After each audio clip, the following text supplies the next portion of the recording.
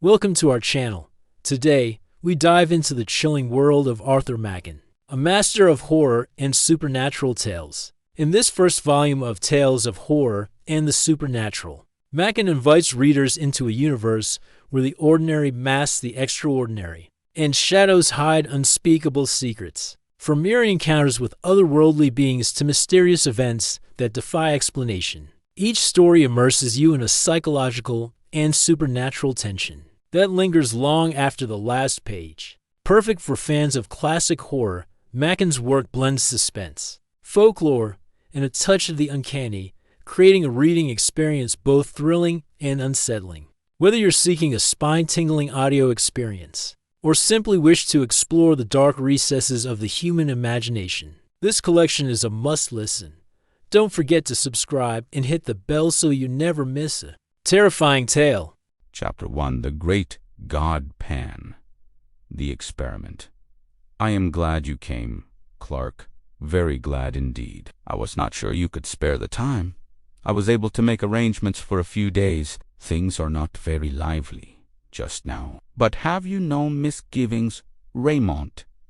Is it absolutely safe? The two men were slowly pacing the terrace in front of Dr. Raymond's house. The sun still hung above the western mountain line, but it shone with a dull red glow that cast no shadows, and all the air was quiet. A sweet breath came from the great wood on the hillside above, and with it, at intervals, the soft, murmuring call of the wild doves. Below, in the long, lovely valley, the river wound in and out between the lonely hills, and as the sun hovered and vanished into the west, a faint mist, pure white, began to rise from the banks. Dr. Ramont turned sharply to his friend.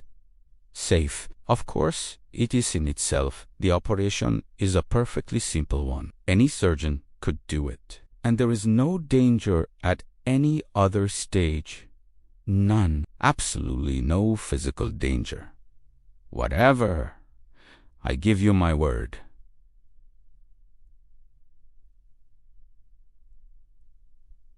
You are always timid, Clark. Always. But you know my history. I have devoted myself to transcendental medicine for the last 20 years. I have heard myself called quack and charlatan and impostor, but all the while I knew I was on the right path. 5 years ago, I reached the goal, and since then every day has been a preparation for what we shall do. Tonight, I should like to believe it is all true. Clark knit his brows and looked doubtfully at Dr. Raymond. Are you perfectly sure, Raymond, that your theory is not a phantasmagoria splendid vision? Certainly, but a mere vision after all. Dr. Raymond stopped in his walk and turned sharply. He was a middle-aged man, gaunt and thin, of a pale yellow complexion. But as he answered Clark and faced him, there was a flush on his cheek. Look about you, Clark. You see the mountain and hill, following after hill, as wave on wave. You see the woods and orchards, the fields of ripe corn, and the meadows reaching to the reed beds by the river. You see me standing here beside you, and hear my voice. But I tell you that all these things, yes, from that star that has just shone out in the sky to the solid ground beneath our feet, I say that all these are but dreams and shadows, the shadows that hide the real world from our eyes. There is a real world, but it is beyond this glamour and this vision, beyond these chases in a race, dreams in a career, beyond them all. As beyond the veil, I do not know whether any human being has ever lifted that veil, but I do know, Clark, that you and I shall see it lifted this very night from before another's eyes. You may think all this strange nonsense. It may be strange, but it is true, and the ancients knew what lifting the veil means. They called it seeing the God Pan. Clark shivered. The white mist gathering over the river was chilly. "It is wonderful indeed," he said. "We are standing on the brink of a strange world. Raymond, if what you say is true, I suppose the knife is absolutely necessary?" "Yes, a slight lesion in the gray matter. That is all. A trifling rearrangement of certain cells. A microscopical alteration that would escape the attention of 99 brain specialists out of 100. I don't want to bother you with shop, Clark. I might give you mass of technical detail which would sound very imposing and would leave you as enlightened as you are now. But I suppose you have read casually in out-of-the-way corners of your paper that immense strides have been made recently in the physiology of the brain. I saw a paragraph the other day about Digby's theory and Brown. Faber's discoveries. Theories and discoveries. Where they are standing now. I stood 15 years ago, and I need not tell you that I have not been standing still for the last 15 years. It will be enough if I say that 5 years ago I made the discovery to which I alluded when I said that. Then I reached the goal. After years of labor, after years of toiling and groping in the dark, after days and nights of disappointment and sometimes of despair, in which I used now and then to tremble and grow cold with the thought that perhaps there were others seeking. For what I sought at last, after so long, a pang of sudden joy thrilled my soul, and I knew the long journey was at an end. By what seemed then, and still seems a chance, the suggestion of a moment, idle thought followed up upon familiar lines and paths that I had tracked 100 times already. The great truth burst upon me, and I saw, mapped out in lines of light, a whole world, a sphere unknown, continents and islands and great oceans, in which no ship has sailed to my belief since man first lifted up his eyes and beheld the sun and the stars of heaven and the quiet earth beneath. You will think all this high-flown language,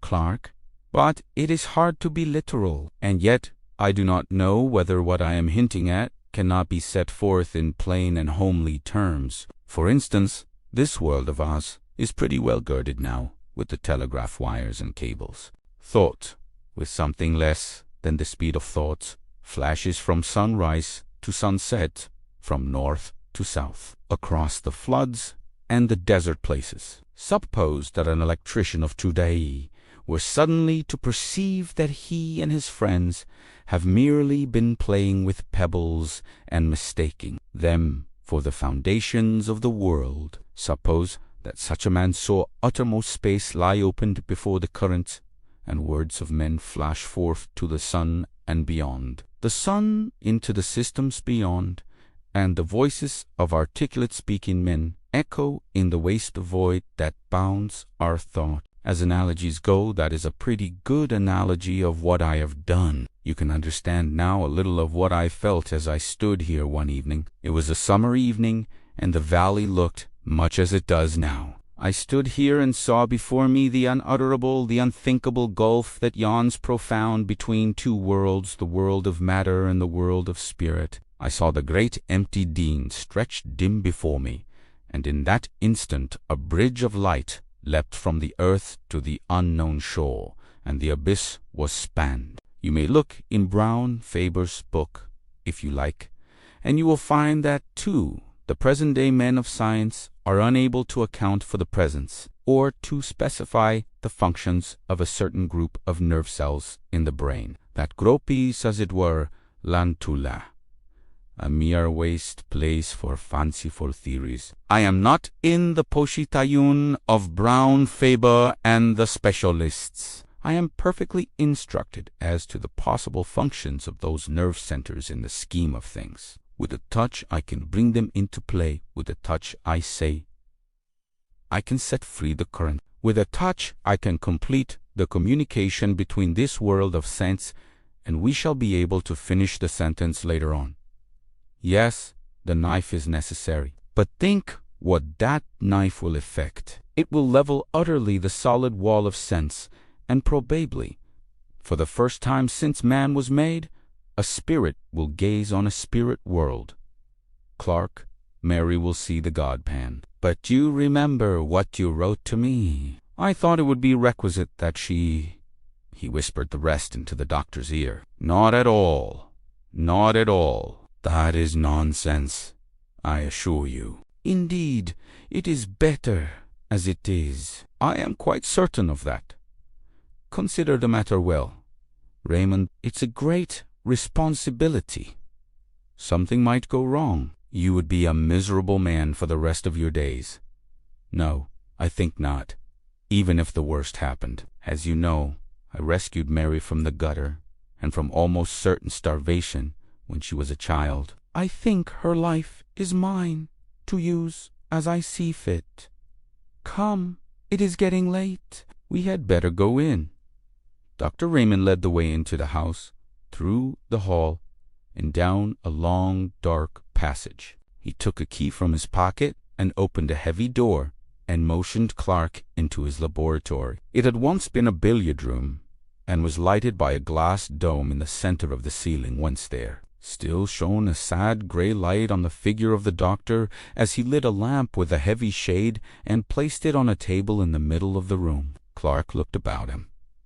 Scarcely a foot of wall remained bare. There were shelves all around, laden with bottles and phials of all shapes and colors, and at one end stood a little Chippendale bookcase. Raymond pointed to this. "You see that parchment Oswald Crollius? He was one of the first to show me the way, though I don't think he ever found it himself. That is a strange saying of his. In every grain of wheat there lies hidden the soul of a star." There was not much furniture in the laboratory. The table in the center, a stone slab with a drain in one corner, the 2 armchairs on which Raymond and Clark were sitting. That was all, except an odd-looking chair at the furthest end of the room. Clark looked at it and raised his eyebrows. "Yes, that is the chair," said Raymond. "We may as well place it in position." He got up and wheeled the chair to the light and began raising and lowering it, letting down the seat, setting the back at various angles, and adjusting the foot. It looked comfortable enough, and Clark passed his hand over the soft green velvet as the doctor manipulated the levers. "Now, Clark, make yourself quite comfortable. I have a couple of hours' work before me. I was obliged to leave certain matters to the last."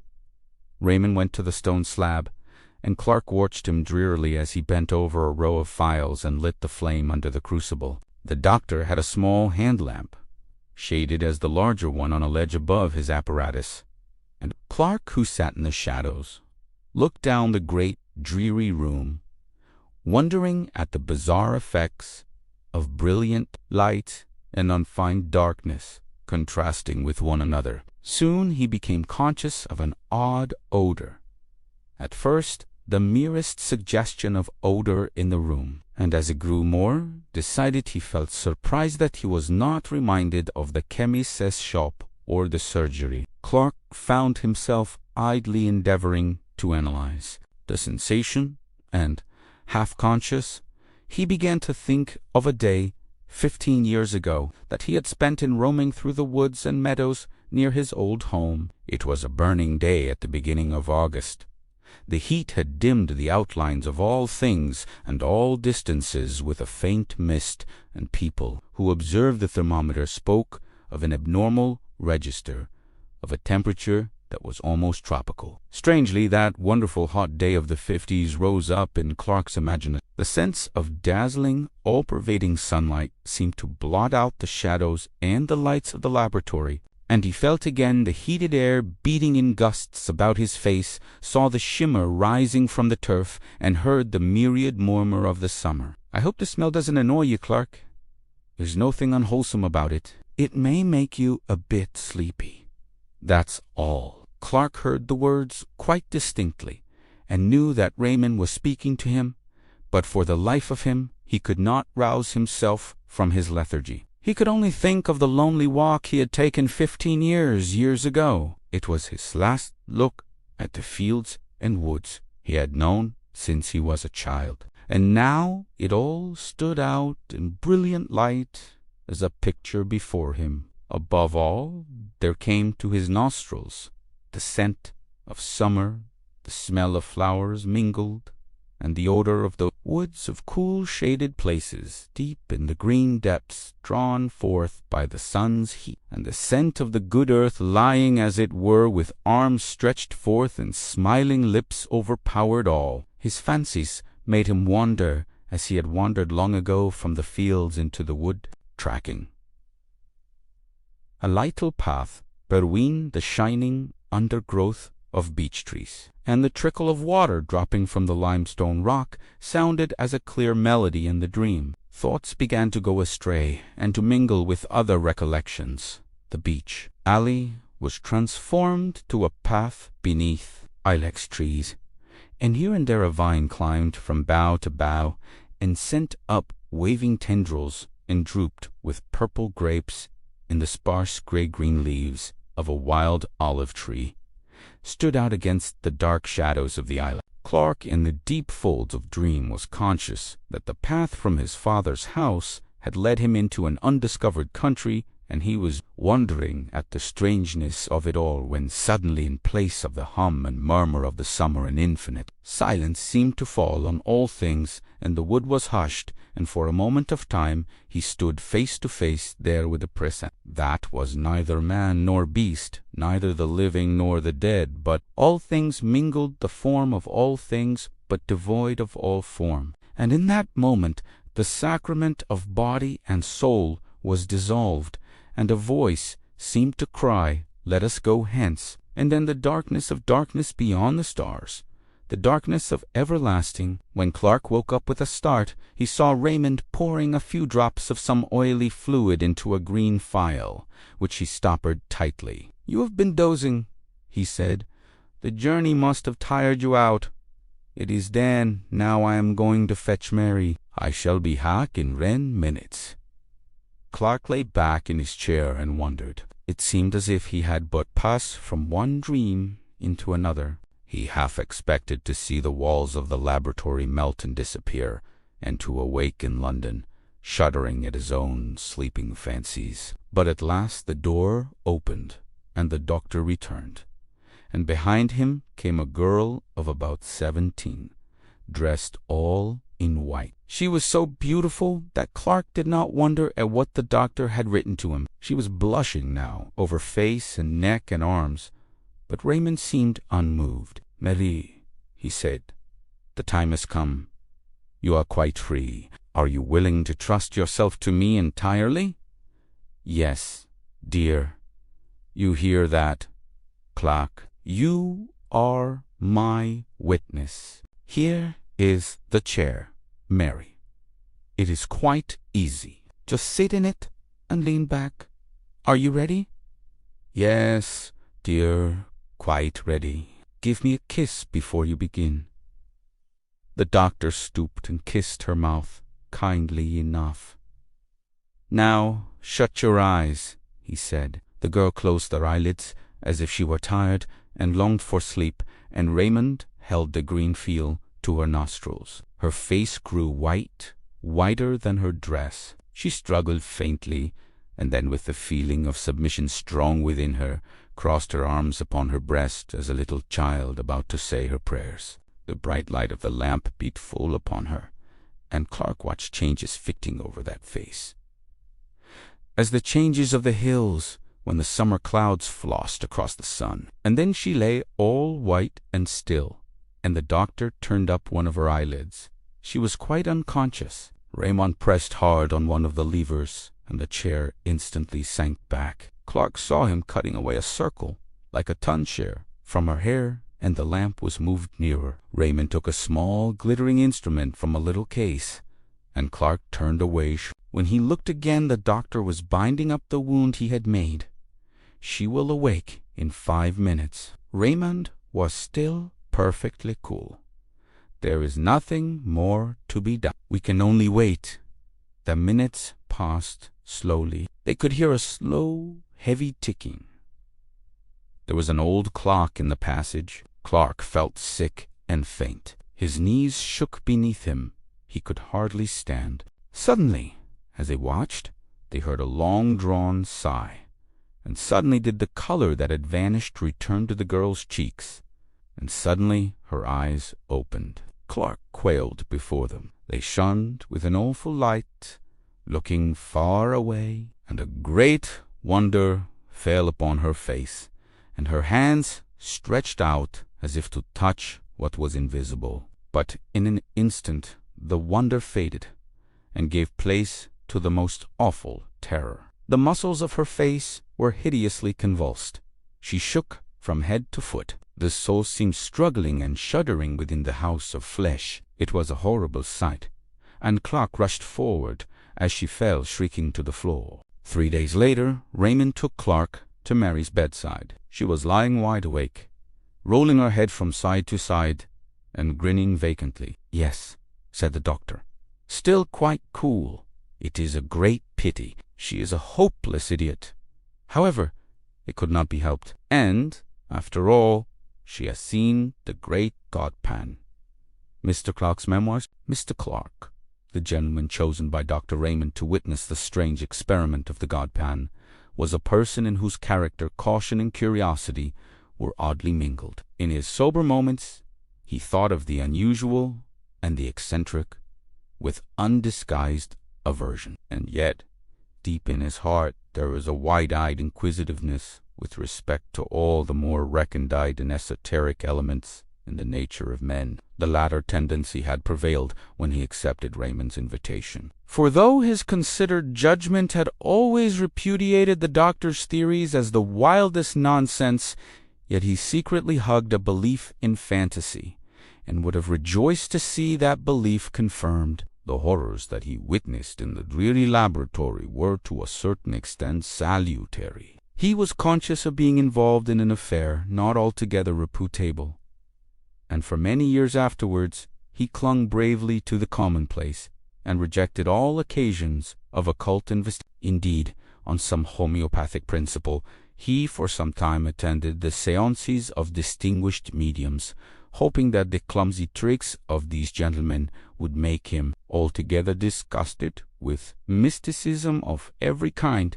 But the remedy, though caustic, was not efficacious. Clark knew that he still pined for the unseen, and little by little the old Passion began to reassert itself, as the face of Mary, shuddering and convulsed with an unknowable terror, faded slowly from his memory. Occupied all day in pursuits both serious and lucrative, the temptation to relax in the evening was too great, especially in the winter months, when the fire cast a warm glow over his snug bachelor apartment, and a bottle of some choice claret stood ready by his elbow. His dinner digested, he would make a brief pretense of reading the evening paper, but the mere catalogue of news soon palled upon him, and Clark would find himself casting glances of warm desire in the direction of an old Japanese bureau which stood at a pleasant distance from the hearth, like a boy before a jam-closet.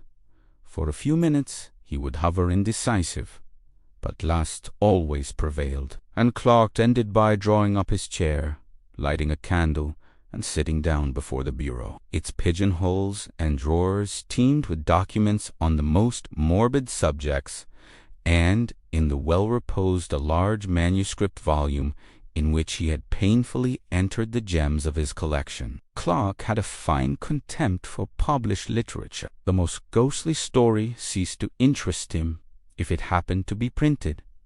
His sole pleasure was in the reading, compiling, and rearranging what he called his memoirs to prove the existence of the devil. And engaged in this pursuit, the evening seemed to fly, and the night appeared too short. On one particular evening, an ugly December night, black with fog and raw with frost, Clark hurried over his dinner, and scarcely deigned to observe his customary ritual of taking up the paper and laying it down again. He paced 2 or 3 times up and down the room, and opened a bureau, stood still a moment, and sat down. He leant back absorbed in one of those dreams to which he was subject, and at length drew out his book, and opened it at the last entry. There were 3 or 4 pages densely covered with Clark's round, set penmanship, and at the beginning he had written in a somewhat larger hand, "Singular narrative told me by my friend Dr. Phillips. He assures me that all the facts related therein are strictly and wholly true, but refuses to give either the surnames of the persons concerned or the place where these extraordinary events occurred." Mr. Clark began to read over the account for the 10th time, glancing now and then at the pencil notes he had made when it was told him by his friend. It was one of his humors to pride himself on a certain literary ability. He thought well of his style, and took pains in arranging the circumstances in dramatic order. He read the following story. The persons concerned in this statement are Helen V., who, if she is still alive, must now be a woman of 23, Rachel M., since deceased, who was a year younger than the above, and Trevor A. W., an imbecile, aged. These persons were at the period of the story inhabitants of a village on the border of Wales, a place of some importance in the time of the Roman occupation, but now a scattered hamlet of not more than 500 souls. It is situated on rising ground, about 6 miles from the sea, and is sheltered by a large and picturesque forest. Some 11 years ago, Helen V. came to the village under rather peculiar circumstances. It is understood that she, being an orphan, was adopted in her infancy by a distant relative, who brought her up in his own house till she was 12 years old. Thinking, however, that it would be better for the child to have playmates of her own age, he advertised in several local papers for a good home in a comfortable farmhouse for a girl of 12, and this advertisement was answered by Mr. R., a well-to-do farmer in the above-mentioned village. His references proving satisfactory, the gentleman sent his adopted daughter to Mr. R.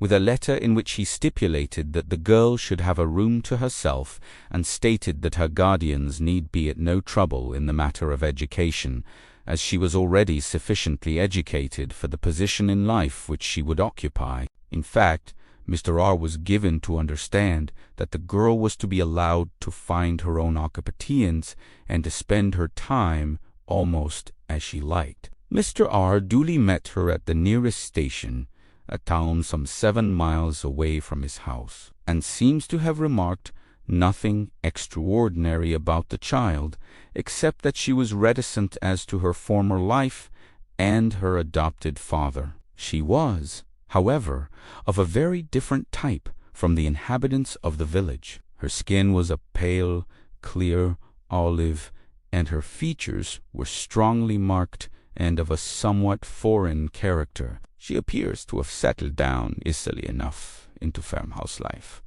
and became a favorite with the children, who sometimes went with her on her rambles in the forest, for this was her amusement. Mr. R. states that B. has known her to go out by herself directly after their early breakfast and not return till after dusk, and that, feeling uneasy at a young girl being out alone for so many hours, he communicated with her adopted father, who replied in a brief note that Helen must do as she chose. In the winter, when the forest paths are impassable, she spent most of her time in her bedroom, where she slept alone.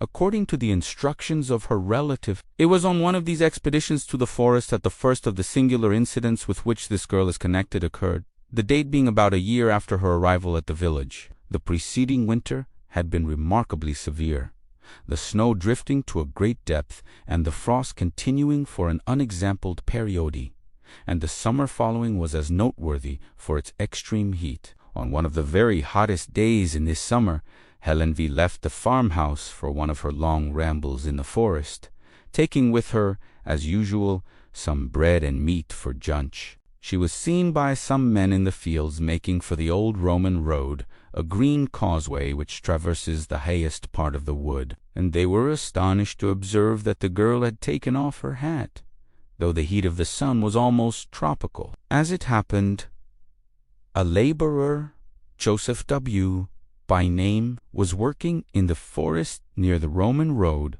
and at 12 o'clock his little son, Trevor, brought the man bis dinner of bread and cheese. After the meal, the boy, who was about 7 years old at the time, left his father our work and, as he said, went to look for flowers in the wood, and the man, who could hear him shouting with delight over his discoveries, felt no uneasiness. Suddenly, however, he was horrified at hearing the most dreadful screams, evidently the result of great terror proceeding from the direction in which his son had gone, and he hastily threw down his tools and ran to see what had happened. Tracing his path by the sound, he met the little boy, who was running headlong and was evidently terribly frightened, and on questioning him, the man at last elicited that, after picking a posy of flowers, he felt tired and lay down on the grass and fell asleep. He was suddenly awakened, as he stated,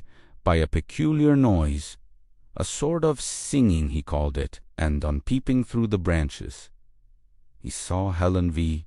playing on the grass with a strange, naked man, whom he seemed unable to describe more fully. He said he felt dreadfully frightened and ran away crying for his father. Joseph W. proceeded in the direction indicated by his son and found Helen V. sitting on the grass in the middle of a glade or open space left by charcoal burners. He angrily charged her with frightening his little boy, but she entirely denied the accusation and laughed at the child's story of a strange man, to which he himself did not attach much credence. Joseph W. came to the conclusion that the boy had woken up with a sudden fright, as children sometimes do, but Trevor persisted in his story, and continued in such evident distress that at last his father took him home, hoping that his mother would be able to soothe him. For many weeks, however, the boy gave his parents much anxiety. He became nervous and strange in his manner, refusing to leave the cottage by himself, and constantly alarming the household by waking in the night with cries of the man in the wood. Father, strange. In course of time, however, the impression seemed to have worn off, and about 3 months later he accompanied his father to the house of a gentleman in the neighborhood for whom Joseph W. occasionally did work. The man was shown into the study, and the little boy was left sitting in the hall, and a few minutes later, while the gentleman was giving W. his instructions, they were both horrified by a piercing shriek and the sound of a fall, and rushing out they found the child lying senseless on the floor, his face contorted with terror. The doctor was immediately summoned, and after some examination he pronounced the child to be suffering from a kind of fit, apparently produced by a sudden shock. The boy was taken to one of the bedrooms, and after some time recovered consciousness, but only to pass into a condition described by the medical man as one of violent hysteria. The doctor exhibited a strong sedative, and in the course of 2 hours pronounced him fit to walk home.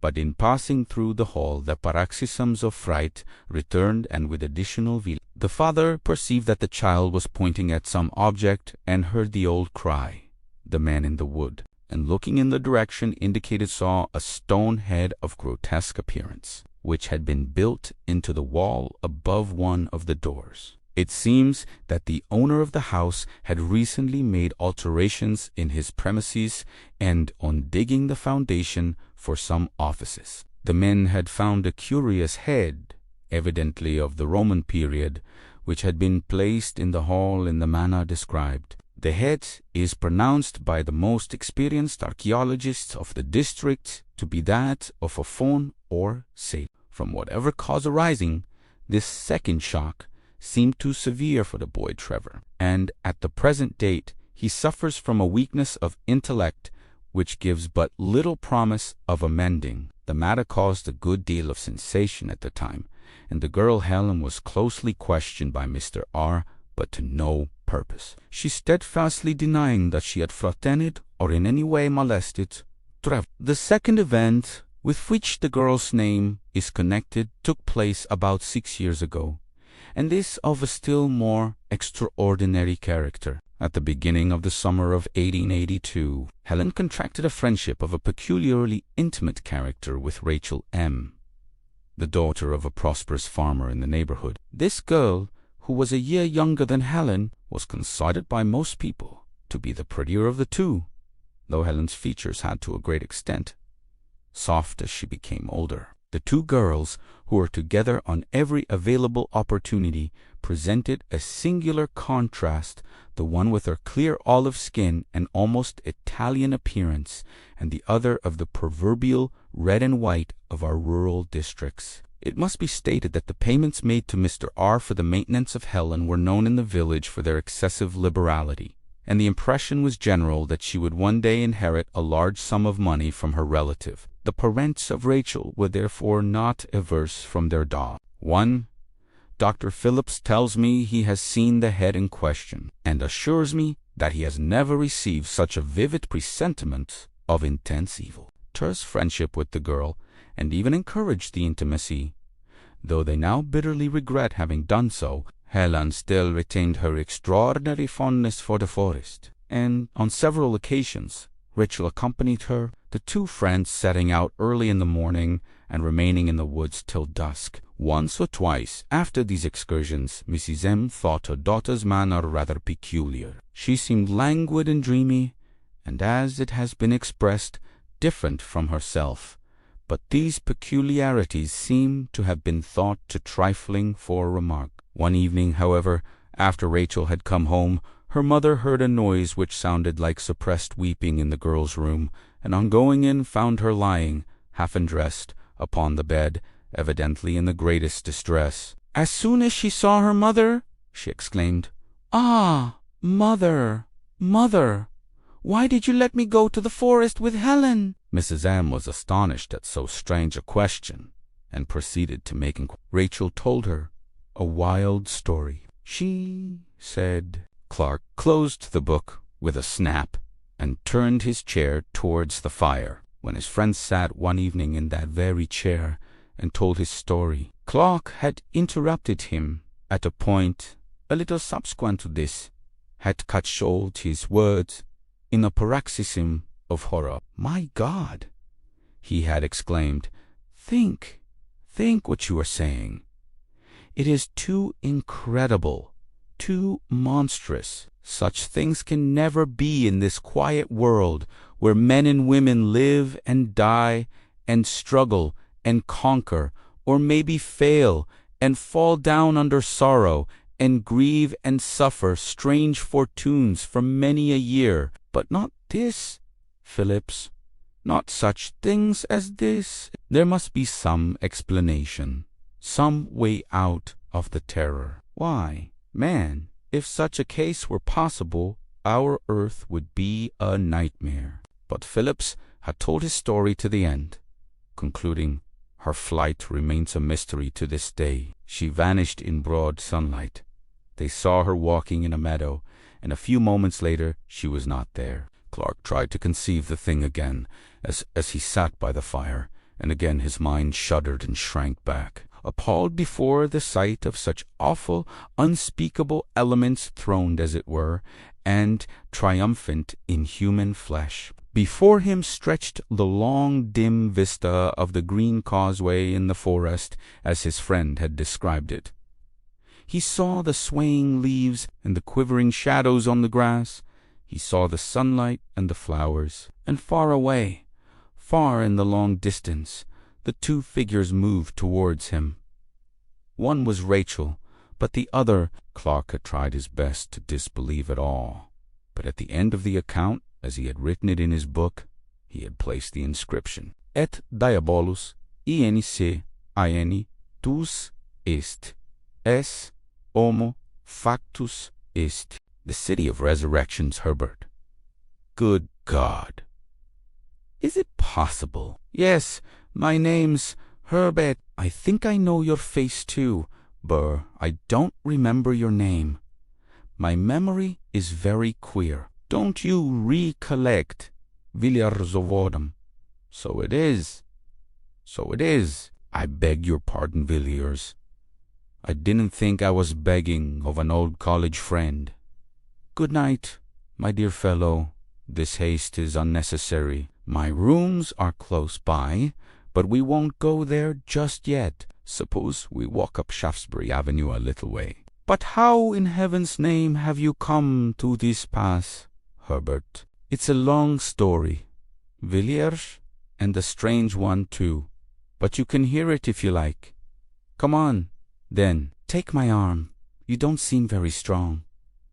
The ill-assorted pair moved slowly up Rupert Street, the one in dirty, evil-looking rags, and the other attired in the regulation uniform of a man about town, trim, glossy, and eminently well. Villiers had emerged from his restaurant after an excellent dinner of many courses, assisted by an ingratiating little flask of Chianti, and, in that frame of mind, which was with him almost chronic, had delayed a moment by the door, peering round in the dimly lighted Stretton Scotch of those mysterious incidents and persons with which the streets of London teem in every quarter and at every hour. Villiers prided himself as a practised explorer of such obscure mazes and byways of London life, and in this unprofitable pursuit he displayed an assiduity which was worthy of more serious employment. Thus he stood beside the lamp-post, surveying the passers-by with undisguised curiosity, and with that gravity only known to the systematic diner,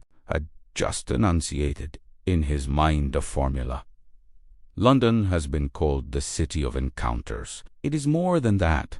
It is the city of resurrections. When these reflections were suddenly interrupted by a piteous whine at his elbow and a deplorable appeal for alms, he looked around in some irritation, and with a sudden shock found himself confronted with the embodied proof of his somewhat stilted fancies. There close beside him, his face altered and disfigured by poverty and disgrace, his body barely covered by greasy, ill-fitting rags, stood his old friend Charles Herbert, who had matriculated on the same day as himself, with whom he had been merry and wise for 12 revolving terms. Different occupations and varying interests had interrupted the friendship, and it was 6 years since Villiers had seen Herbert. And now he looked upon this wreck of a man with grief and dismay, mingled with a certain inquisitiveness as to what dreary chain of circumstance had dragged him down to such a doleful pass. Villiers felt together with compassion all the relish of the amateur in mysteries, and congratulated himself on his leisurely speculations outside the restaurant. They walked down in silence for some time, and more than one passer-by stared in astonishment at the unaccustomed spectacle of a well-dressed man with an unmistakable beggar hanging on to his arm, and observing this, Villiers led the way to an obscure street in Soho. Here he repeated his question. "How on earth has it happened, Herbert? I always understood you would succeed to an excellent position in Dorsetshire. Did your father disinherit you?" "Surely not." "No, Villiers. I came into all the property at my poor father's death. He died a year after I left Oxford. He was a very good father to me, and I mourned his death sincerely enough.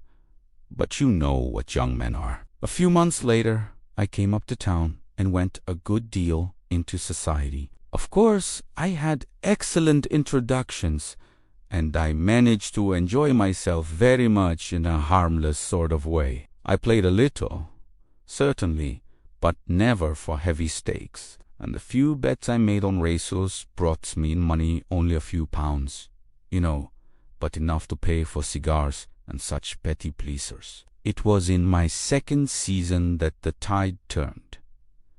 Of course you have heard of my marriage." "No, I never heard anything about it." "Yes, I married.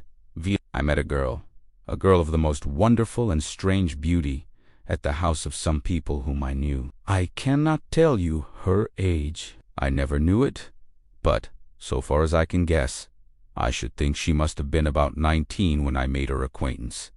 My friends had come to know her at Florence. She told them she was an orphan, the child of an English father and an Italian mother, and she charmed them as she charmed me. The first time I saw her was at an evening party. I was standing by the door talking to a friend when suddenly above the hum and babble of conversation I heard a voice which seemed to thrill to my heart. She was singing an Italian song. I was introduced to Bear that evening, and in 3 months I married Helen.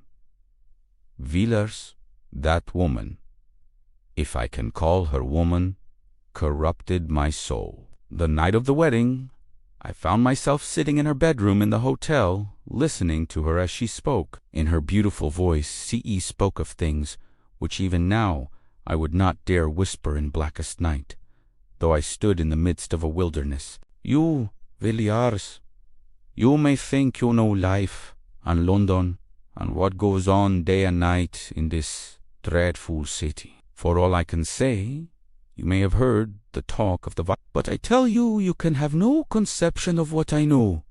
Not in your most fantastic, hideous dreams can you have imaged forth the faintest shadow of what I have heard and seen. I have seen the incredible, such horrors that even I myself sometimes stop in the middle of the street and ask whether it is possible for a man to hold such things and live. In a year, Villiers I was a ruined man, embodying soul.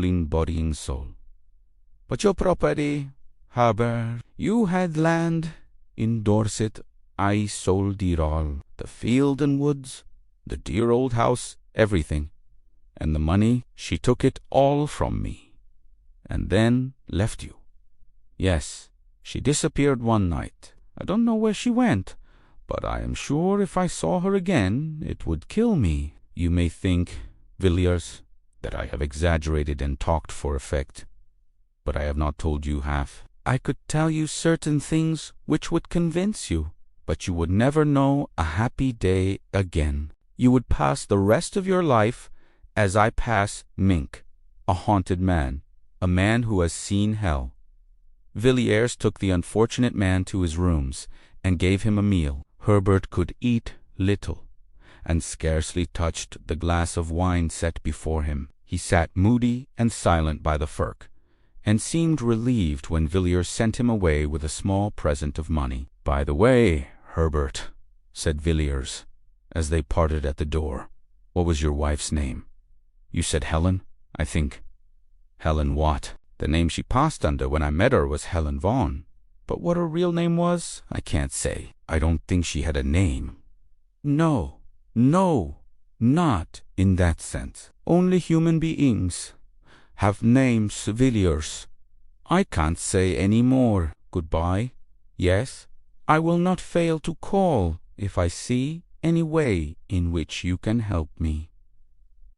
Good night." The man went out into the bitter night, and Villiers returned to his fireside. There was something about Herbert which shocked him inexpressibly. Not his poor rags, nor the marks which poverty had set upon his face, but rather an indefinite terror which hung about him like a mist. He had acknowledged that he himself was not devoid of blame. The woman, he had avowed, had corrupted him body and soul, and Villiers felt that this man, once his friend, had been an actor in scenes evil beyond the power of words. Elie's story needed no confirmation. He himself was the embodied proof of it. Villiers mused curiously over the story he had heard, and wondered whether he had heard both the first and the last of it. No, he thought. Certainly not the last. Probably only the beginning. A case like this is like a nest of Chinese boxers. You open one after another and find a quainter workmanship in every box. Most likely poor Herbert is merely one of the outside boxers. There are stranger ones to follow. Villiers could not take his mind away from Herbert and his story, which seemed to grow wilder as the night wore on. The fire began to burn low, and the chilly air of the morning crept into the room. Villiers got up with a glance over his shoulder, and shivering slightly, went to bed. A few days later he saw at his club a gentleman of his acquaintance, named Austen, who was famous for his intimate knowledge of London life, both in its tenebrous and luminous phases. Villiers still full of his encounter in Soho and its consequences. Thought Austen might possibly be able to shed some light on Herbert's history, and so after some casual talk, he suddenly put the question, "Do you happen to know anything of a man named Herbert Charles Herberti?" Austen turned round sharply and stared at Villiers with some astonishment. "Charles Herberti? Weren't you in town 3 years ago?" "No." "Then you have not heard of the Paul Street case. It caused a good deal of sensation at the time." "What was the case?" "Well, a gentleman, a man of very good position, was found dead, stark dead, in the area of a certain house in Paul Street, off Tottenham Court Road. Of course, the police did not make the discovery. If you happen to be starting up all night and have a light in your window, the constable will ring the bell, but if you happen to be lying dead in somebody's arca, you will be left alone. In this instance, as in many others, the alarm was raised by some kind of vagabond. I don't mean a calm montramp, or a public house loafer, but a gentleman whose business or pleasure or both made him a spectator of the London streets at 5 o'clock in the morning. This individual was, as he said, going home. It did not appear whence or whither, and had occasion to pass through Paul Street between 4 and 5 a.m. Something or other caught his eye at number 20. He said, absurdly enough, that the house had the most unpleasant physiognomy he had ever observed. But, at any rate, he glanced down the area, and was a good deal astonished to see a man lying on the stones, his limbs all huddled together, and his face turned up. Our gentleman thought his face looked peculiarly ghastly, and so set off at a run in search of the nearest policeman. The constable was at first inclined to treat the matter lightly, suspecting common drunkenness. However, he came, and after looking at the man's face, changed his tone quickly enough. The early bird who had picked up this fine worm was sent off for a doctor, and the policeman rang and knocked at the door till a slatternly servant girl came down, looking more than half asleep. The constable pointed out the contents of the area to the maid, who screamed loudly enough to wake up the street, but she knew nothing of the man, had never seen him at the house, and so forth. Meanwhile, the original discoverer had come back with a medical man, and the next thing was to get into the area. The gate was open, so the whole quartet stumped it down the steps. The doctor hardly needed a moment's examination. He said the poor fellow had been dead for several hours, and it was then the case began to get interesting. The dead man had not been robbed, and in one of his pockets were papers identifying him as well as a man of good family and means, a favorite in society, and nobody's enemy so far as could be known. I don't give his name, Villiers, because it has nothing to do with the story, and because it does no good raking up these affairs about the dead when there are no relations living. The next curious point was that the medical men could not agree as to how he met his death. There were some slight bruises on his shoulders, but they were so slight that it looked as if he had been pushed roughly out of the kitchen door and not thrown over the railings from the street or even dragged down the steps. But there were positively no other marks of violence about him,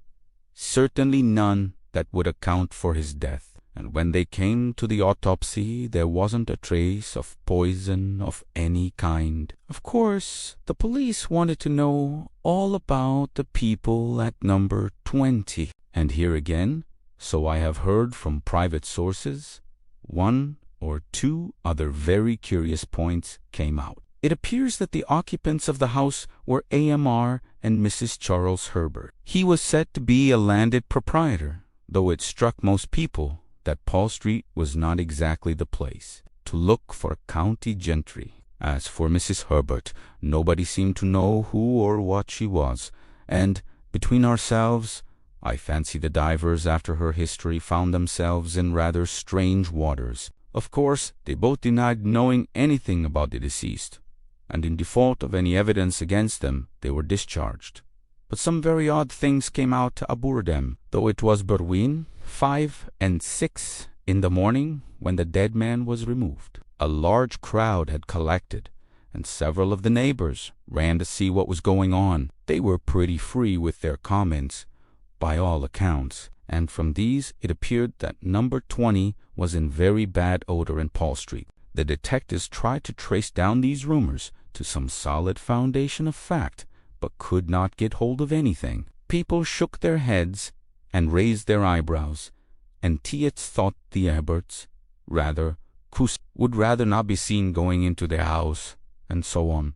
But there was nothing tangible. The authorities were morally certain that the man met his death in some way or another in the house and was thrown out by the kitchen door, but they couldn't prove it, and the absence of any indications of violence or poisoning left them helpless. An odd case, wasn't it? But curiously enough, there's something more that I haven't told you. I happen to know one of the doctors who was consulted as to the cause of death, and some time after the inquest I met him and asked him about it. "Do you really mean to tell me," I said, "that you are baffled by the case, that you actually don't know what the man died of?" "Pardon me," he replied.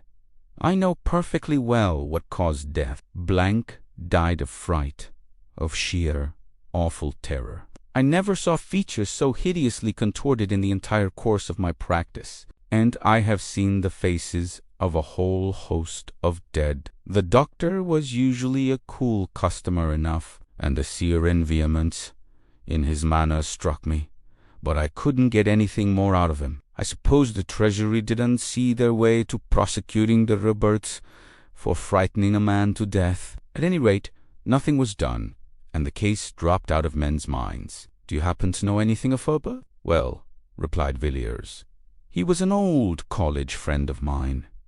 "You don't say so. Have you ever seen his wife?" "No, I haven't. I have lost sight of Herbert for many years." "Years? Queer, isn't it? Parting with a man at the college gate or at Paddington, seeing nothing of him for years, and then finding him pop up his head in such an odd place. But I should like to have seen Mrs. Herbert. People said extraordinary things about her."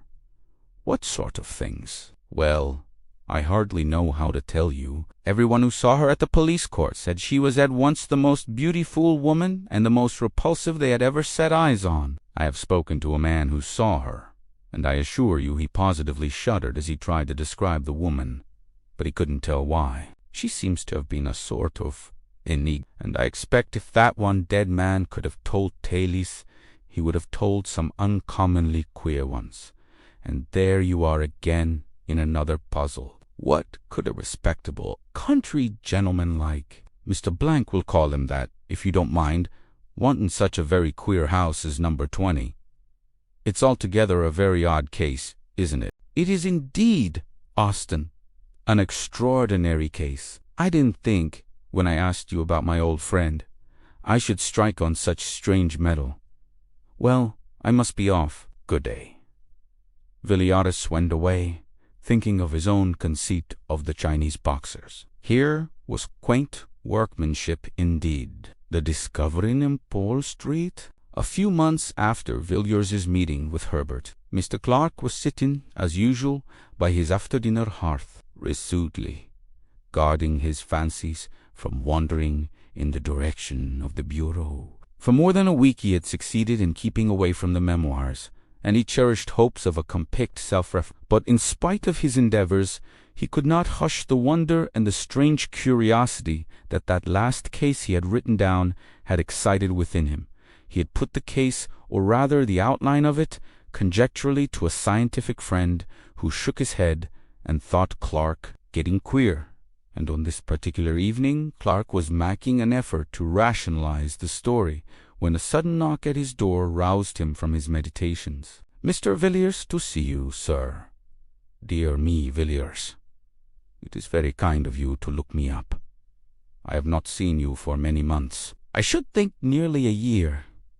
Come in, come in. And how are you, Villiers? Want any advice about investments?" "No, thanks. I fancy everything I have in that way is pretty safe." "No, Clark, I've really come to consult you about a rather curious matter that has been brought under my notice of late. I am afraid you will think it all rather absurd when I tell my tale. I sometimes think so myself, and that's just why I made up my mind to come to you, as I know you're a practical man. Mr. Villiers was ignorant of the memoirs to prove the existence of the devil. Well, Villiers, I shall be happy to give you my advice, to the best of my ability. What is the nature of the case? It's an extraordinary thing, altogether. You know my ways. I always keep my eyes open in the streets, and in my time I have chanced upon some queer customers and queer cases too. But this, I think, beats all. I was coming out of a restaurant one nasty winter night about 3 months ago. I had had a capital dinner and a good bottle of Chianti, and I stood for a moment on the pavement, thinking what a mystery there is about London streets and the companies that pass along them. A bottle of red wine encourages these fancies, Clark, and I dare say I should have thought a page of small type, but I was cut short by a beggar who had come behind me and was making the usual appeals. Of course, I looked round, and this beggar turned out to be what was left of an old friend of mine, a man named Herbert. I asked him how he had come to such a wretched pass, and he told me. We walked up and down one of those long, dark Soho streets, and there I listened to his story. He said he had married a beautiful girl, some years younger than himself, and, as he put it, she had corrupted him body and soul. He wouldn't go into details. He said he dared not, that what he had seen and heard haunted him by night and day, and when I looked in his face I knew he was speaking the truth. There was something about the man that made me shiver. I don't know why, but it was there. I gave him a little money and sent him away, and I assure you that when he was gone I gasped for breath. His presence seemed to chill one's blood. Isn't all this just a little fanciful, Villiers? I suppose the poor fellow had made an imprudent marriage, and, in plain English, gone to the bad. Well, listen to this. Villiers told Clark the story he had heard from Austin. You see, he concluded, there can be but little doubt that this Mr. Blank, whoever he was, died of sheer terror. He saw something so awful, so terrible, that it cut short his life. And what he saw, he most certainly saw in that house, which, somehow or other, had got a bad name in the neighborhood. I had the curiosity to go and look at the place for myself. It's a saddening kind of street.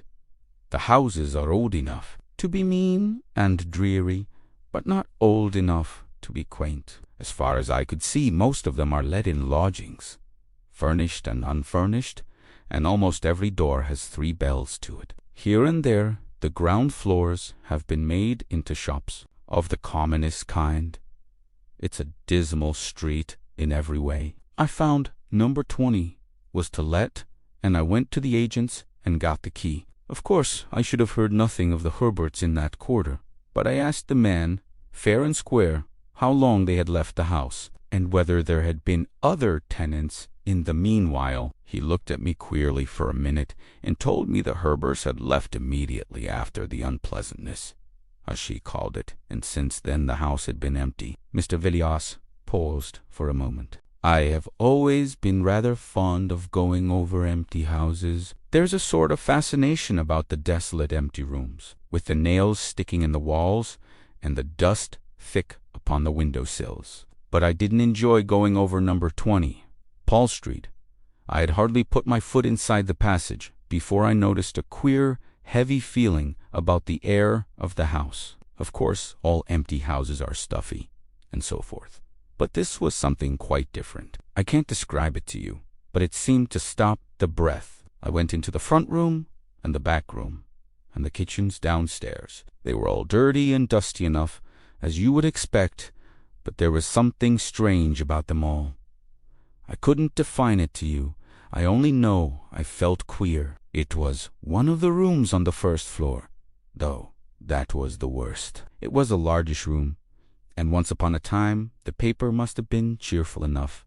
But when I saw it, paint, paper, and everything were most doleful, but the room was full of horror. One felt my teeth grinding as I put my hand on the door, and when I went in, I thought I should have fallen fainting to the floor. However, I pulled myself together and stood against the end wall, wondering what on earth there could be about the room to make my limbs tremble, and my heart beat as if I were at the hour of death. In one corner there was a pile of newspapers littered about on the floor, and I began looking at them. They were papers of 3 or 4 years ago, some of them half-torn, and some crumpled as if they had been used for packing. I turned the whole pile over, and amongst them I found a curious drawing.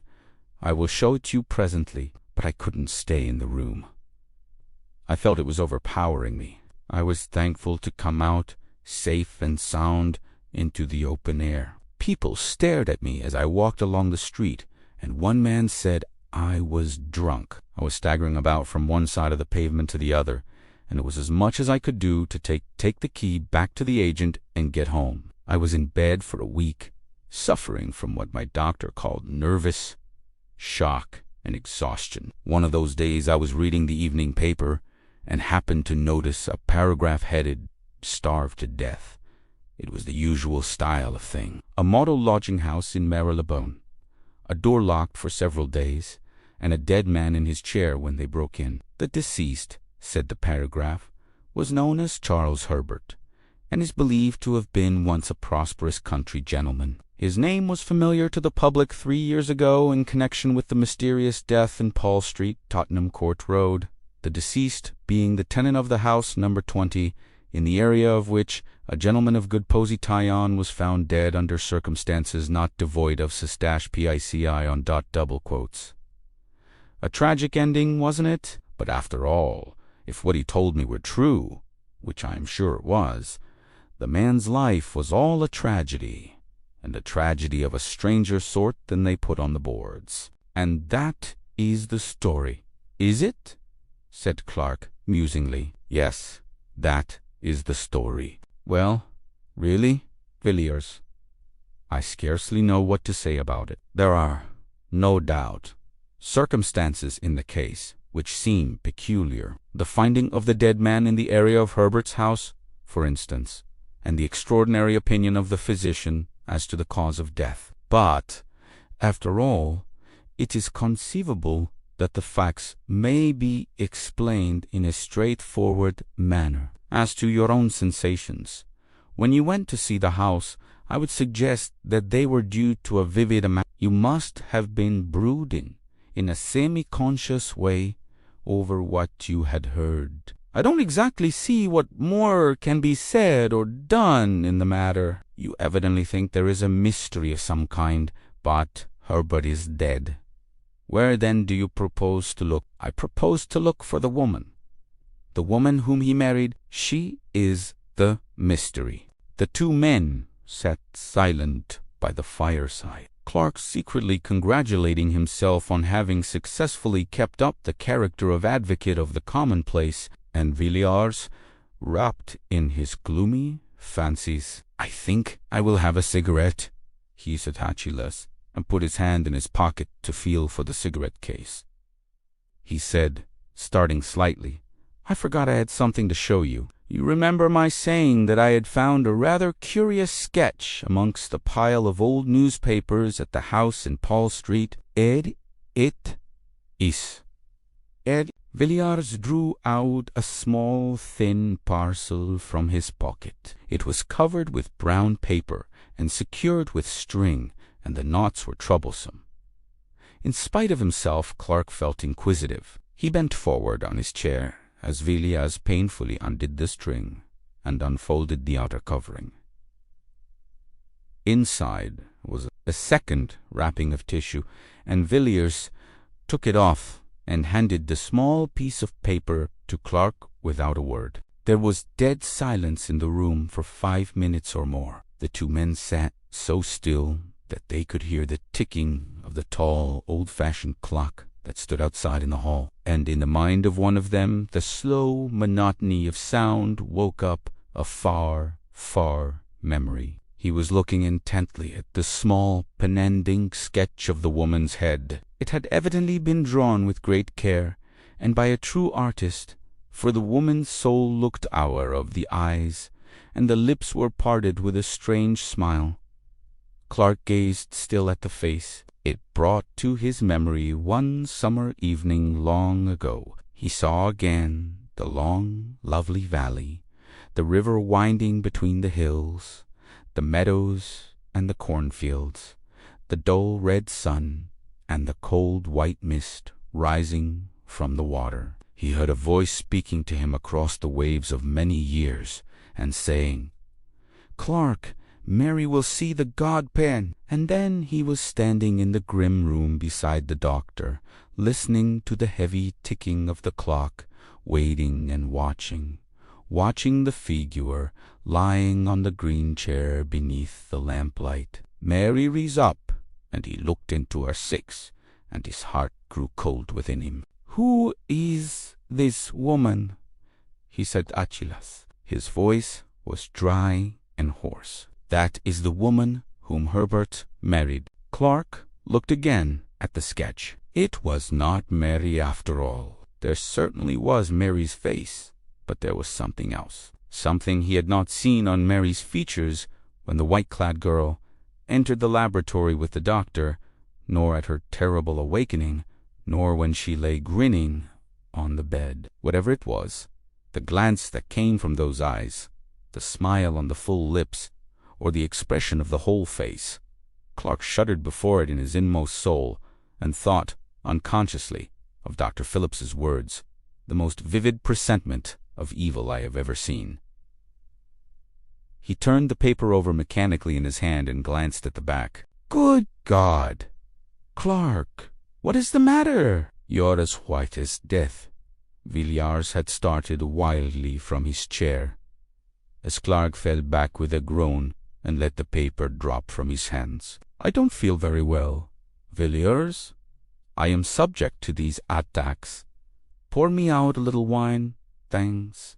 That will do. I shall feel better in a few minutes." Villiers picked up the fallen sketch and turned it over as Clark had done. "You saw that?" he said. "That's how I identified it as being a portrait of Herbert's wife, or I should say his widow. How do you feel now?" "Better, thanks. It was only a passing faintness." "I don't think I quite catch your meaning. What did you say enabled you to identify the picture?" "This word Helen Wrighton. On the back. Didn't I tell you her name was Helen?" "Yes, Helen Vaughan." Clark groaned. "There could be no shadow of doubt." "Now, don't you agree with me," said Villiers, "that in the story I have told you tonight, and in the part this woman plays in it, there are some very strange points?" "Yes, Villiers," Clark muttered. "It is a strange story indeed. A strange story indeed. You must give me time to think it over." "I may be able to help you, or I may not. Must you be going now?" "Well, good night, Villiers. Good night. Come and see me in the course of a week." The letter of advice. "Do you know, Austin," said Villiers, as the two friends were pacing sedately along Piccadilly one pleasant morning in May, "do you know, I am convinced that what you told me about Paul Street and the Herberts is a mere episode in an extraordinary history. I may as well confess to you that when I asked you about Herbert a few months ago, I had just seen him. You had seen him." "Where?" "He begged of me in the street one night. He was in the most pitiable plight, but I recognized the man, and I got him to tell me his history, or at least the outline of it. In brief, it amounted to this: he had been ruined by his wife. In what manner, he would not tell me. He would only say that she had destroyed him, body and soul. The man is dead now, and what has become of his wife? Ah, that's what I should like to know, and I mean to find her sooner or later." "I know a man named Clark," a dry fellow, in fact, a man of business, but shrewd enough. You understand my meaning. Not shrewd in the mere business sense of the word, but a man who really knows something about men and life. Well, I laid the case before him, and he was evidently impressed. He said it needed consideration, and asked me to come again in the course of a week. A few days later, I received this extraordinary letter. Austen took the envelope, drew out the letter, and read it curiously. It ran as follows. My dear Villiers, I have thought over the matter on which you consulted me the other night, and my advice to you is this. Throw the portrait into the fire. Blot out the story from your mind. Never give it another thought, Villiers, or you will be sorry. You will think, no doubt, that I am in possession of some secret information, and to a certain extent that is the case. But I only know a little. I am like a traveler who has peered over an abyss and has drawn back in terror. What I know is strange enough and horrible enough, but beyond my knowledge there are depths and horrors more frightful still, more incredible than any tale told of winter nights about the fire. I have resolved, and nothing shall shake that resolve, to explore no it farther, and if you value your happiness, you will make the same determination. Come and see me by all means, but we will talk on more cheerful topics than this. Austen folded the letter methodically and returned it to Villiers. It is certainly an extraordinary letter, he said. What does he mean by the portrait? Ah, I forgot to tell you. I have been to Paul Street and have made a discovery. Villiers told his story as he had told it to Clark, and Austen listened in silence. He seemed puzzled. How very curious that you should experience such an unpleasant sensation in that room, he said at length. I hardly gather that it was a mere matter of the imagination, a feeling of repulsion, in short. No, it was more physical than mental. It was as if I were inhaling at every breath some deadly fume which seemed to penetrate to every nerve and bone and sinew of my body. I felt racked from head to foot.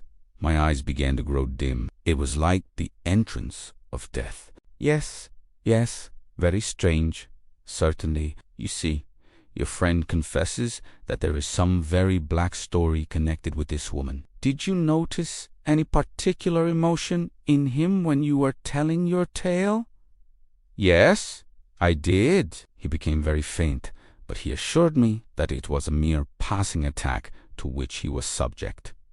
Did you believe him? I did at the time, but I don't now. He heard what I had to say with a good deal of indifference, till I showed him the portrait. It was then he was seized with the attack of which I spoke. He looked ghastly, I assure you. Then he must have seen the woman before. But there might be another explanation. It might have been the name, and not the face, which was familiar to him.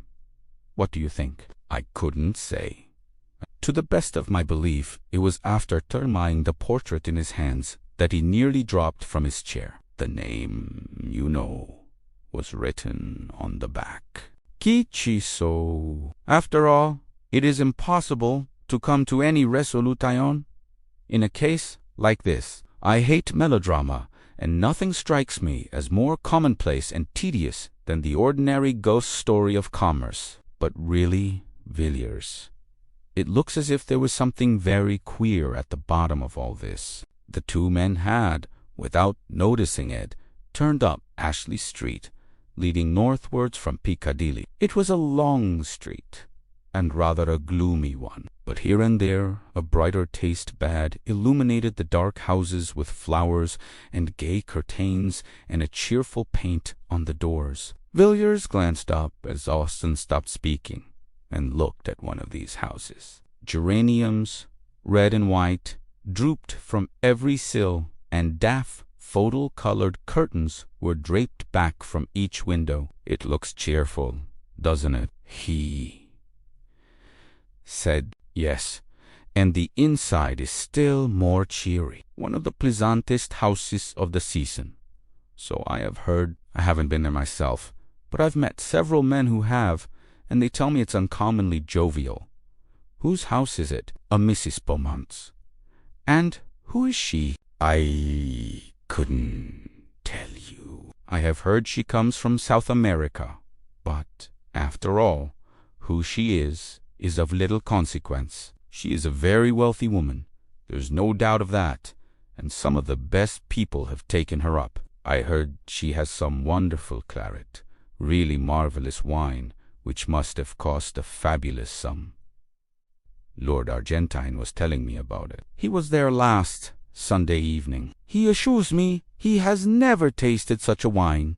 An Argentine, as you know, is an expert. By the way, that reminds me, she must be an oldish sort of woman, this Mrs. Beaumont. Argentine asked her how old the wine was, and what do you think she said? About 1,000 years?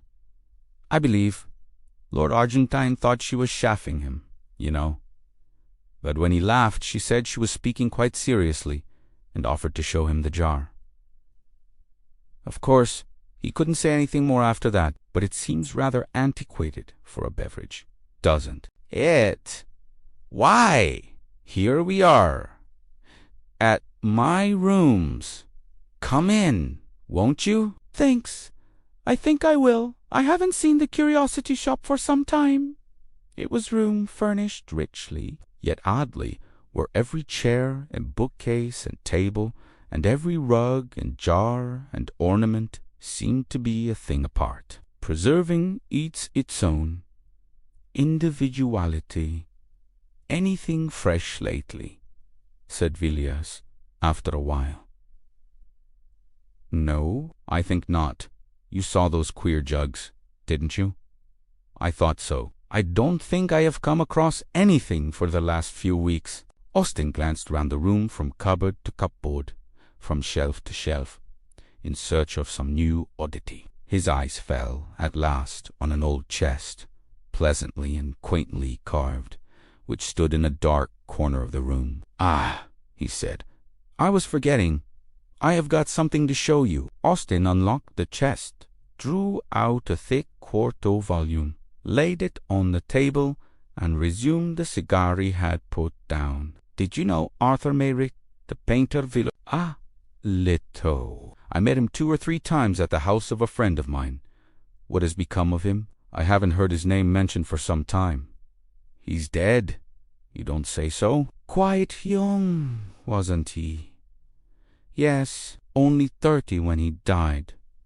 What did he die of? I don't know. He was an intimate friend of mine, and a thoroughly good fellow. He used to come here and talk to me for hours, and he was one of the best talkers I have met. He could even talk about painting, and that's more than can be said of most painters. About 18 months ago, he was feeling rather overworked, and partly at my suggestion, he went off on a sort of roving expedition, with no very definite end or aim about it. I believe New York was to be his first port, but I never heard from him. 3 months ago I got this book, with a very civil letter from an English doctor practicing at Buenos Aires, stating that he had attended the late Mr. Merrick during his illness, and that the deceased had expressed an earnest wish that the enclosed packet should be sent to me after his death. That was all. And haven't you written for further particulars? I have been thinking of doing so. You would advise me to write to the doctor? Certainly. And what about the book? It was sealed up when I got it. I don't think the doctor had seen it. Is it something very rare? Merrick was a collector. Perhaps. No, I think not. Hardly a collector. Now, what do you think of those Ainu jugs?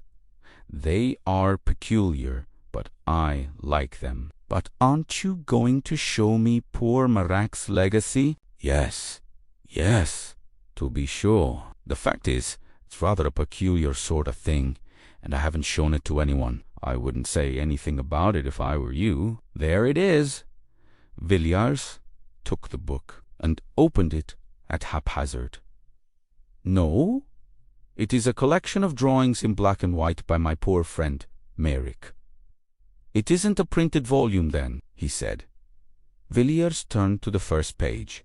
It was blank. The second bore a brief inscription, which he read, Silece per, dim universus, enisis an hora sicratos iest, lucet nocturnis, ignibas, corasa, egipanum, ondique personatur. Orienta it cantas, tibiarem, it tinitis, symbolorum, per oram maritimum. On the third page was a design which made Villiers start and look up at Austen. He was gazing abstractedly out of the window. Villiers turned page after page, absorbed in spite of himself. In the frightful Walpurgis night, a vival strange, monstrous evil that the dead artist had set forth in hard black and white. The figures of fauns and satyrs and Egyptians danced before his eyes.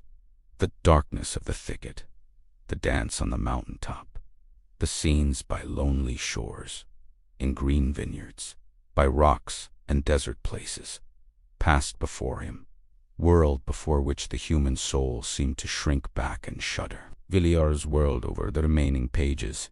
He had seen enough, but the picture on the last leaf caught his eye as he almost closed the book. "Austen! Well, what is it? Do you know who that is?" It was a woman's face, alone on the white page. "Know who it is? No, of course not." "I do. It is Mrs. Herbert." "Who is it? Are you sure?" "I am perfectly certain of it.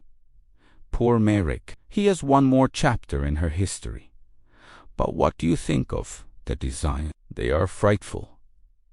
"Lock the book up again, Austen." "If I were you, I would burn it." "It must be a terrible companion, even though it be in a chest." "Yes, they are singular drawings. But I wonder what connection there could be between Merrick and Mrs. Herbert, or what link between her and these designs." "Ah, who can say? It is possible that the matter may end here, and we shall never know. But in my own opinion this Helen Vaughan, or Mrs. Herbert, is only the beginning. She will come back to London, Austen. Depend upon it, she will come back, and we shall hear more about her then. I don't think it will be very pleasant news. Tiaga is suicides." Lord Argentine was a great favorite in London society. At 20 he had been a poor man, decked with the surname of an illustrious family, but forced to con a livelihood as best he could, and the most speculative of money-lenders would not have entrusted him with £50 on the chance of his ever changing his name for a title and his poverty for a great fortune. His father had been near enough to the fountain of good things to secure one of the family livings, but the son, even if he had taken orders, would scarcely have obtained so much as this, and moreover felt no vocation for the ecclesiastical estate. Thus he fronted the world with no better armor than the bachelor's gown and the wits of a younger son's grandson,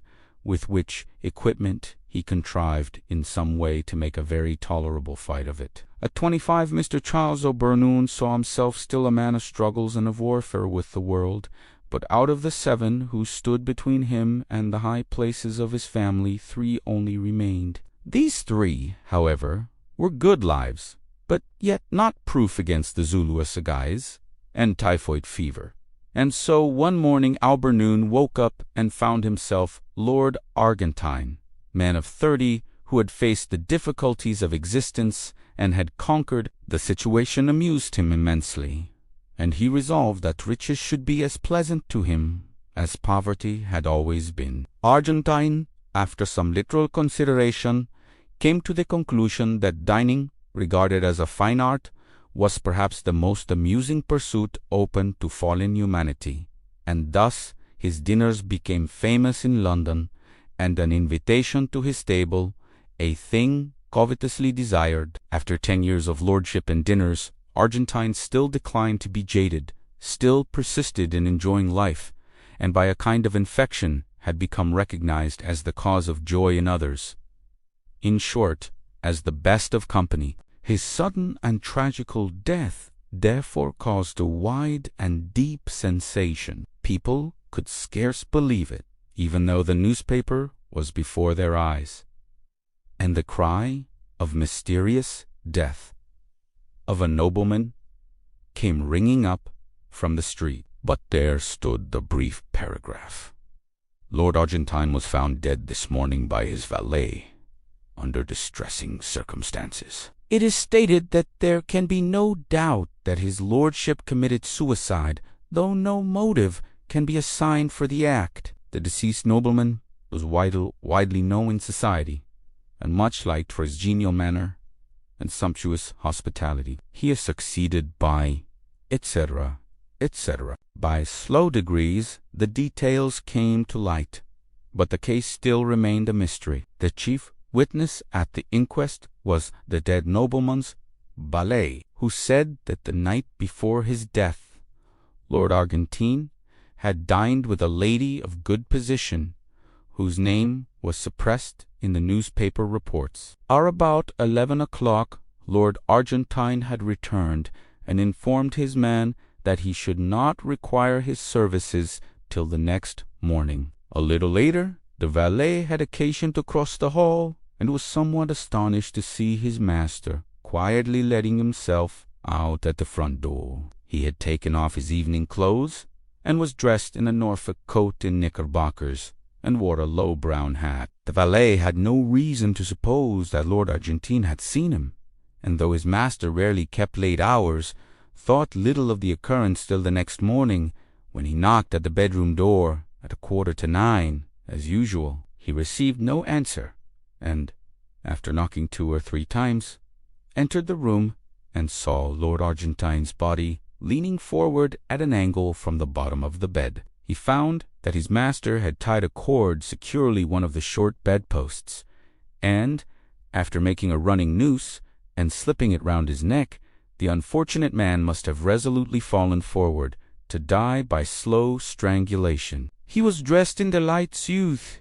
in which the valet had seen him go out, and the doctor who was summoned pronounced that life had been extinct for more than 4 hours. All papers, letters, and so forth seemed in perfect order, and nothing was discovered which pointed in the most remote way to any scandal, either great or small. Here the evidence ended. Nothing more could be discovered. Several persons had been present at the dinner party at which Lord Argentine had assisted, and to all these he seemed in his usual genial spirits. The valet, indeed, said he thought his master appeared a little excited when he came home. Per hicor dot fest, that the alteration in his manner was very slight, hardly noticeable. Indeed, it seemed hopeless to seek for any clue, and the suggestion that Lord Argentine had been suddenly attacked by acute suicidal mania was generally accepted. It was otherwise, however, when within 3 weeks 3 more gentlemen, one of them a nobleman, and the 2 others men of good position and ample means, perished miserably in almost precisely the same manner. Lord Swanlow was found one morning in his dressing-room, hanging from a peg affixed to the wall, and Mr. Collier Stewart and Mr. Harricks had chosen to die as Lord Argentine. There was no explanation in either case. A few bald facts: a living man in the evening, and a dead body with a black swollen face in the morning. The police had been forced to confess themselves powerless to arrest or to explain the sordid murders of Whitechapel. But before the horrible suicides of Piccadilly and Mayfair, they were dumbfounded. For not even the mere ferocity which did duty as an explanation of the crimes of the East End could be of service in the West. Each of these men who had resolved to die a tortured, shameful death was rich, prosperous, and to all appearances in love with the world.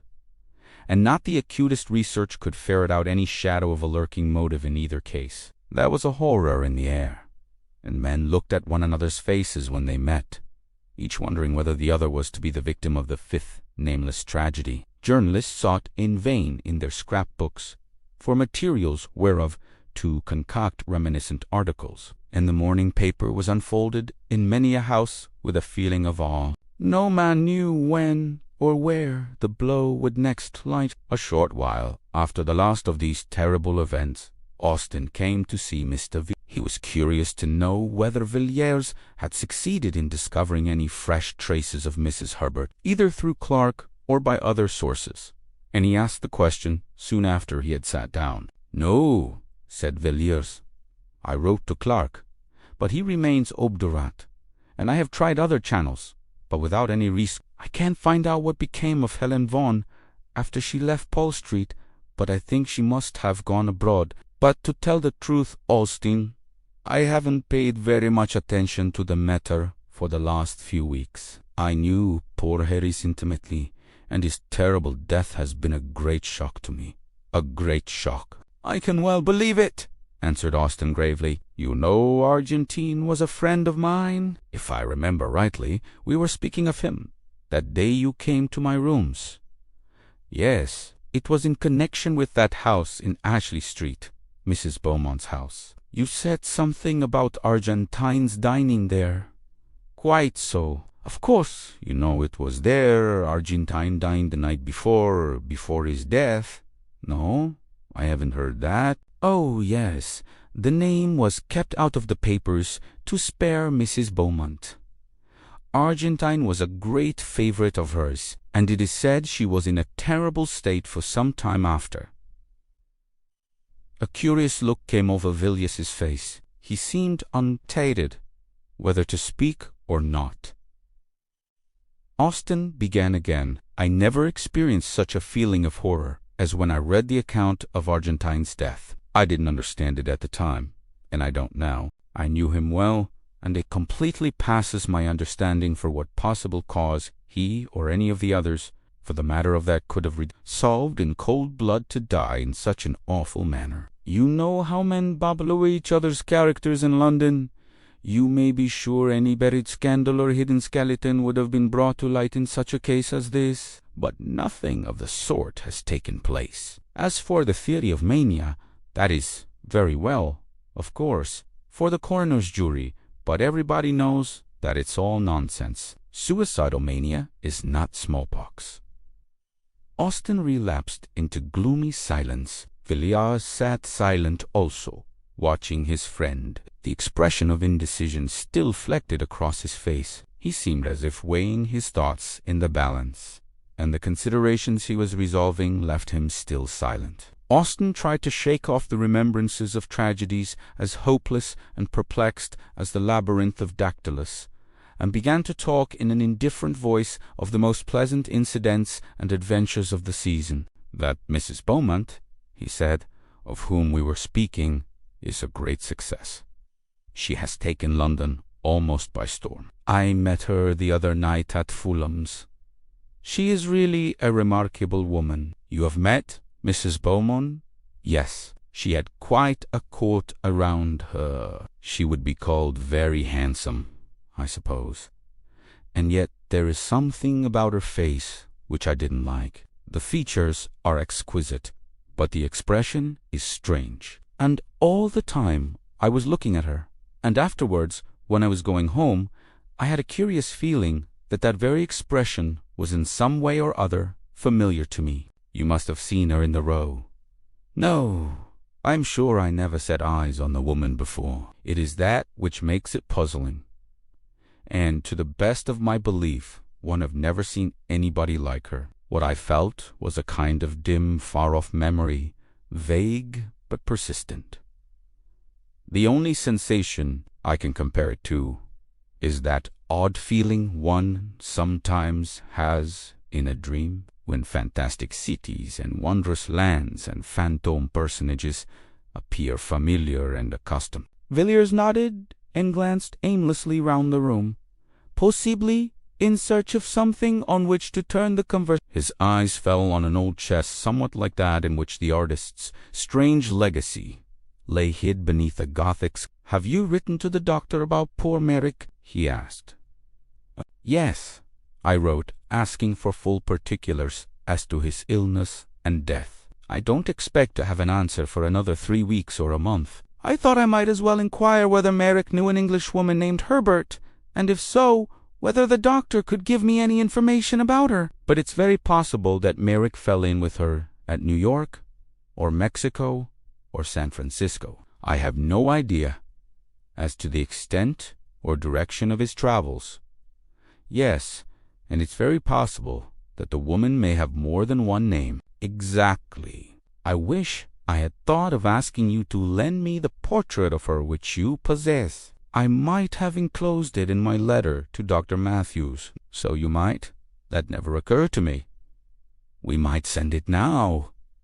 Hark, what are those boys calling? While the two men had been talking together, a confused noise of shouting had been gradually growing louder. The noise rose from the eastward and swelled down Piccadilly, drawing nearer and nearer, a very torrent of sound, surging up streets usually quiet, and making every window a frame for a face, curious or excited. The cries and voices came echoing up the silent street where Villiers lived, growing more distinct as they advanced, and, as Villiers spoke, an answer rang off from the pavement. The West End horrors. Another awful suicide. Full details. Austen rushed down the stairs and bought a paper and read out the paragraph to Villiers as the uproar in the street rose and fell. The window was open, and the air seemed full of noise and terror. Another gentleman has fallen a victim to the terrible epidemic of suicide which for the last month has prevailed in the West End. Mr. C.D. Crashaw of Stoke House, Fulham, and King's Pomeroy, Devon, was found, after a prolonged search, hanging from the branch of a tree in his garden at 1 o'clock today. The deceased gentleman dined last night at the Carlton Club and seemed in his usual health and spirits. He left the club at about 10 o'clock and was seen walking leisurely up St. James's Street.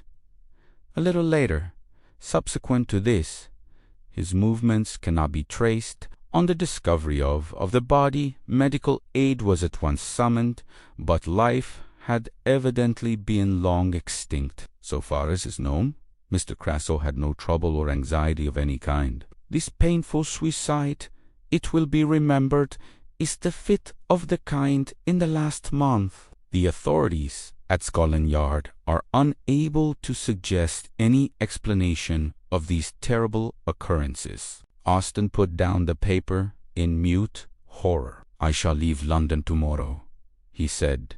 It is a city of nightmares. How awful this is. Mr. Villiers, was sitting by the window, quietly looking out into the street. He had listened to the newspaper report attentively, and the hint of indecision was no longer on his face. "Wait a moment, Austen," he replied.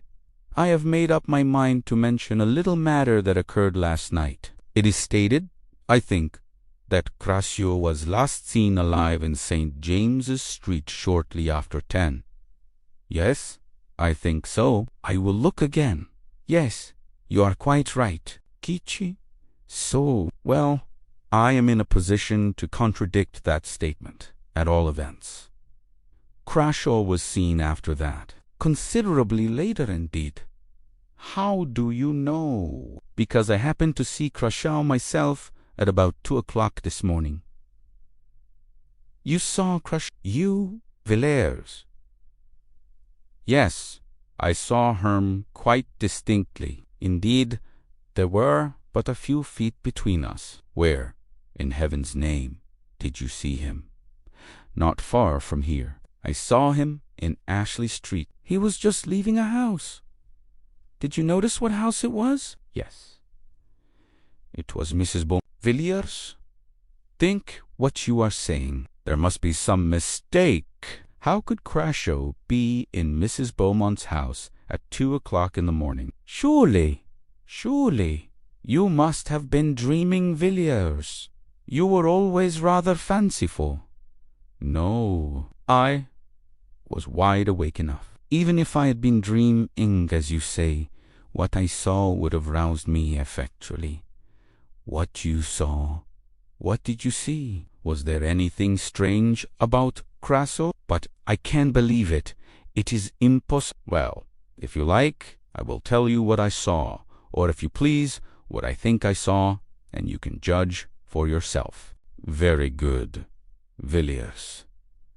The noise and clamor of the street had died away, though now and then the sound of shouting still came from the distance, and the dull, leaden silence seemed like the quiet after an earthquake or a storm. Villiers turned from the window and began speaking. I was at a house near Regent's Park last night, and when I came away the fancy took me to walk home instead of taking a hansom. It was a clear, pleasant night enough, and after a few minutes I had the streets pretty much to myself. It's a curious thing, Austin, to be alone in London at night. The gas lamps stretching away in perspective, and the dead silence, and then perhaps the rush and clatter of a hansom on the stones, and the fire starting up under the horses' hoofs. I walked along pretty briskly, for I was feeling a little tired of being out in the night, and as the clocks were striking 2, I turned down Ashley Street, which, you know, is on my way. It was quieter than ever there, and the lamps were fewer. Altogether, it looked as dark and gloomy as a forest in winter. I had done about half the length of the street when I heard a door closed very softly, and naturally I looked up to see who was abroad like myself at such an hour. As it happens, there is a street lamp close to the house in question, and I saw a man standing on the step. He had just shut the door, and his face was towards me, and I recognized Crashaw directly. I never knew him to speak to, but I had often seen him, and I am positive that I was not mistaken in my man. I looked into his face for a moment, and then I will confess the truth he seer off at a good run, and kept it up till I was within my own door. Why? Why?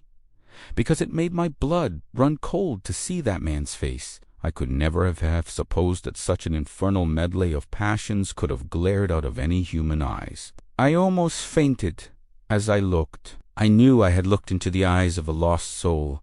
Austin, the man's outward form remained, but all hell was within it, furious lust and hate that was like fire, and the loss of all hope and horror that seemed to shriek. Aloud through the night, though his teeth were sure, and the utter blackness of despair. I am sure he did not see me. He saw nothing that you or I can see, but he saw what I hope we never shall. I do not know when he died. I suppose in an hour, or perhaps 2, but when I passed down Ashley Street and heard the closing door, that man no longer belonged to this world. It was a devil's face I looked upon. There was an interval of silence in the room when Villiers ceased speaking. The light was failing, and all the tumult of an hour ago was quite hushed. Austin had bent his head at the close of the story, and his hand covered his eyes. "What can it mean?" he said at length. "Who knows, Austin? Who knows? It's a black business, but I think we had better keep it to ourselves, for the present, at any rate. I will see if I cannot learn anything about that house through private channels of information, and if I do light upon anything, I will let you know. The encounter in Soho." 3 weeks later, Austin received a note from Villiers, asking him to call either that afternoon or the next. He chose the nearer date, and found Villiers sitting, as usual, by the window, apparently lost in meditation on the drowsy traffic of the street. There was a bamboo table by his side, a fantastic thing, enriched with gilding and queer painted scenes, and on it lay a little pile of papers arranged and docketed as neatly as anything in Mr. Clark's office. "Well, Villiers, have you made any discoveries in the last 3 weeks?" "I think so. I have here two memoranda, which struck me as singular, and there is a statement to which I shall call your attention.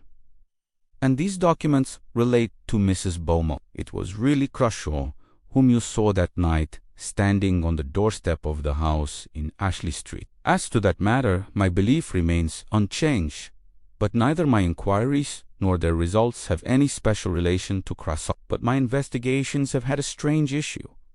I have found out who Mrs. Beaumont is, who she is. In what way do you mean? I mean that you and I know her better under another name. What name is that? Herbert. Herbert. Austen repeated the word, dazed with astonishment. Yes, Mrs. Herbert of Paul Street, Helen Vaughan of earlier adventures. Unknown to me, you had reason to recognize the expression of her face. When you go home, look at the face in Merrick's Book of Horrors, and you will know the sources of your recollection. And you have proof of this? Yes, the best of proof. I have seen Mrs. Beaumont, or shall we say Mrs. Herbert.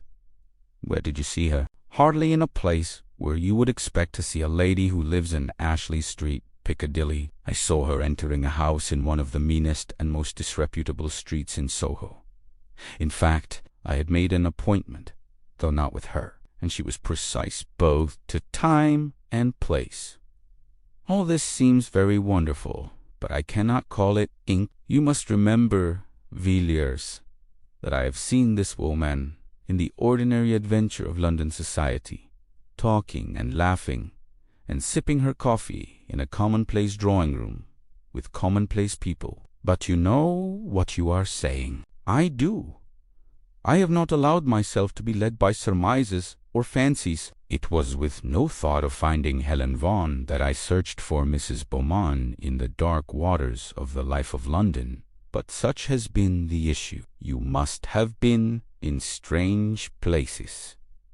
Yes, I have been in very strange places. It would have been useless, you know, to go to Ashley Street and ask Mrs. Beaumont to give me a short sketch of her previous history. No, assuming, as I had to assume, that her record was not of the cleanest. It would be pretty certain that at some previous time she must have moved in circles not quite so refined as her present ones. If you see mud on the top of a stream, you may be sure that it was once at the bottom.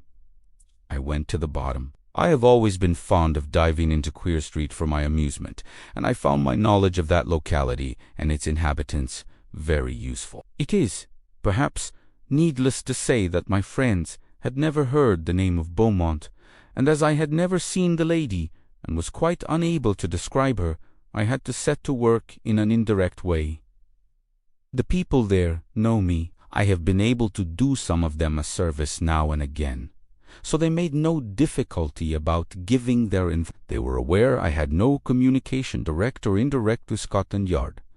I had to cast out a good many lines, though, before I got what I wanted, and when I landed the fish I did not for a moment suppose it was my fish. But I listened to what I was told out of a constitutional liking for useless information, and I found myself in possession of a very curious story, though, as I imagined, not the story I was looking for. It was to this effect. Some 5 or 6 years ago, a woman named Raymond suddenly made her appearance in the neighborhood to which I am referring. She was described to me as being quite young, probably not more than 17 or 18, very handsome, and looking as if she came from the country. I should be wrong in saying that she found her level in going to this particular quarter or associating with these people, for, from what I was told, I should think the worst den in London far too good for her. The person from whom I got my information, as you may suppose, no great Puritan, shuddered and grew sick in telling me of the nameless infamies which were laid to her charge. After living there for a year, or perhaps a little more, she disappeared as suddenly as she came, and they saw nothing of her till about the time of the Paul Street case. At first she came to her old haunts, only occasionally, then more frequently, and finally took up her abode there as before, and remained for 6 or 8 months. It's of no use my going into details as to the life that woman led. If you want particulars, you can look at Merrick's Legacy. Those designs were not drawn from his imagination. She again disappeared, and the people of the place saw nothing of her till a few months ago. My informant told me that she had taken some rooms in a house which he pointed out, and these rooms she was in the habit of visiting 2 or 3 times a week, and always at 10 in the morning. I was led to expect that one of these visits would be paid on a certain day, about a week ago, and I accordingly managed to be on the lookout in company with my cicerone at 9:45, and the hour and the lady came with equal punctuality. My friend and I were standing under an archway, a little way back from the street, but she saw us and gave me a glance that I shall be long in forgetting. That look was quite enough for me. I knew Miss Raymond to be Mrs. Herbert. As for Mrs. Beaumont, she had quite gone out of my head. She went into the house, and I watched it till 4 o'clock, when she came out, and then I followed her. It was a long chase, and I had to be very careful to keep a long way in the background, and yet not lose sight of the woman. She took me down to the Strand, and then to Westminster, and then up St. James's Street and along Piccadilly. I felt quickerish when I saw her turn up Ashley Street. The thought that Mrs. Herbert was Mrs. Beaumont came into my mind, but it seemed too improbable to be true. I waited at the corner, keeping my eye on her all the time, and I took particular care to note the house at which she stopped. It was the house with the gay curtains, the house of flowers, the house out of which Creusot came the night he hanged himself in his garden. I was just going away with my discovery when I saw an empty carriage come round and draw up in front of the house, and I came to the conclusion that Mrs. Herbert was going out for a drive, and I was right. I took a hansom and followed the carriage into the park. There, as it happened, I met a man I know, and we stood talking together a little distance from the carriageway to which I had my back. We had not been there for 10 minutes when my friend took off his hat, and I glanced round and saw the lady I had been following all day.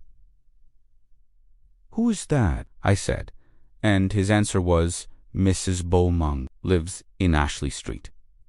Of course, there could be no doubt after that. I don't know whether she saw me, but I don't think she did. I went home at once, and, on consideration, I thought that I had a sufficiently good case with which to go to Clark. Why to Clark? Because I am sure that Clark is in possession of facts about this woman, facts of which I know nothing. Well, what then? Mr. Villiers leaned back in his chair and looked reflectively at Austen for a moment before he answered. My idea was that Clark and I should call on Mrs. Beaumont. You would never go into such a house as that. No, Villiers, you cannot do it. Besides, consider what result. I will tell you soon. But I was going to say that my information does not end here. It has been completed in an extraordinary manner. Look at this neat little packet of manuscript. It is paginated, you see, and I have indulged in the civil coquetry of a ribbon of red tape. It has almost a legal air, hasn't it? Run your eye over it, Austen. It is an account of the entertainment Mrs. Beaumont provided for her choicer guests. The man who wrote this escaped with his life, but I do not think he will live many years. The doctors tell him he must have sustained some severe shock to the nerves. Austen took the manuscript, but never read it. Opening the neat pages at haphazard, his eye was caught by a word and a phrase that followed it, and, sick at heart, with white lips and a cold sweat pouring like water from his temples, he flung the paper. Don't take it away, Villiers. Never speak of this again. Are you made of stone, man? Why, the dread and horror of death itself. The thoughts of the man who stands in the keen morning air on the black platform, bound, the bell tolling in his ears, and waits for the harsh rattle of the bolt, are as nothing compared to this. I will not read it. I should never sleep again. Very good.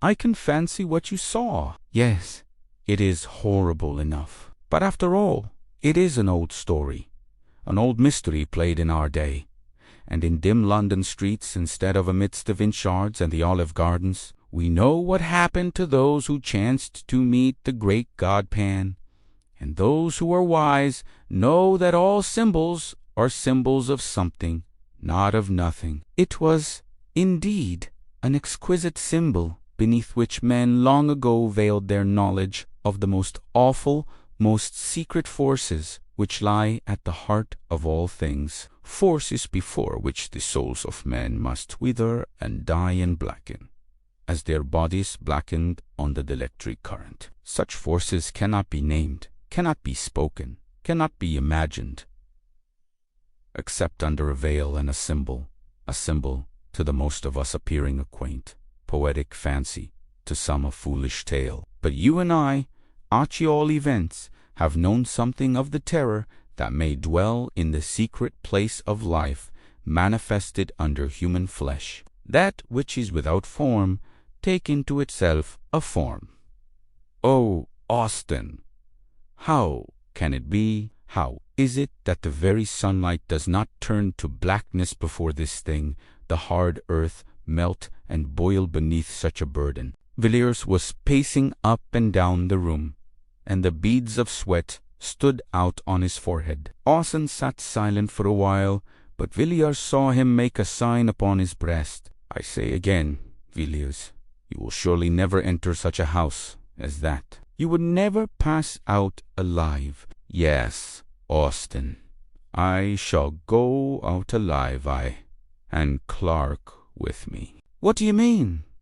You cannot, you would not dare. Wait a moment.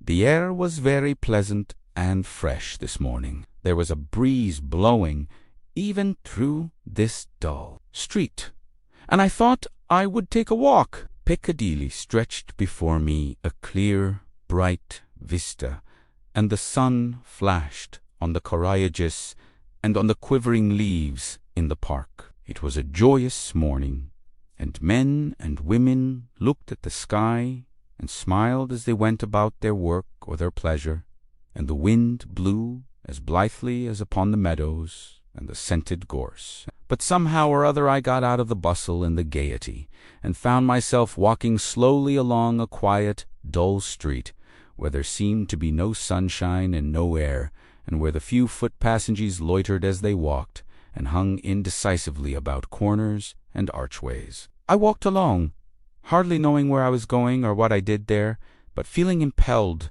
as one sometimes is, to explore still further with a vague idea of reaching some unknown goal. Thus I forged up the street, noting the small traffic of the milk shop, and wondering at the incongruous medley of penny pipes, black tobacco, sweets, newspapers, and comic songs, which here and there jostled one another in the short compass of a single window. I think it was a cold shudder that suddenly passed through me that first told me that I had found what I wanted. I looked up from the pavement and stopped before a dusty shop, above which the lettering had faded, where the red bricks of 200 years ago had grimed to black, where the windows had gathered to themselves the fog and the dirt of winters innumerable. I saw what I required, but I think it was 5 minutes before I had steadied myself and could walk in and ask for it in a cool voice and with a calm face. I think there must even then have been a tremor in my words, for the old man who came out from his back parlor and fumbled slowly amongst his goods looked oddly at me.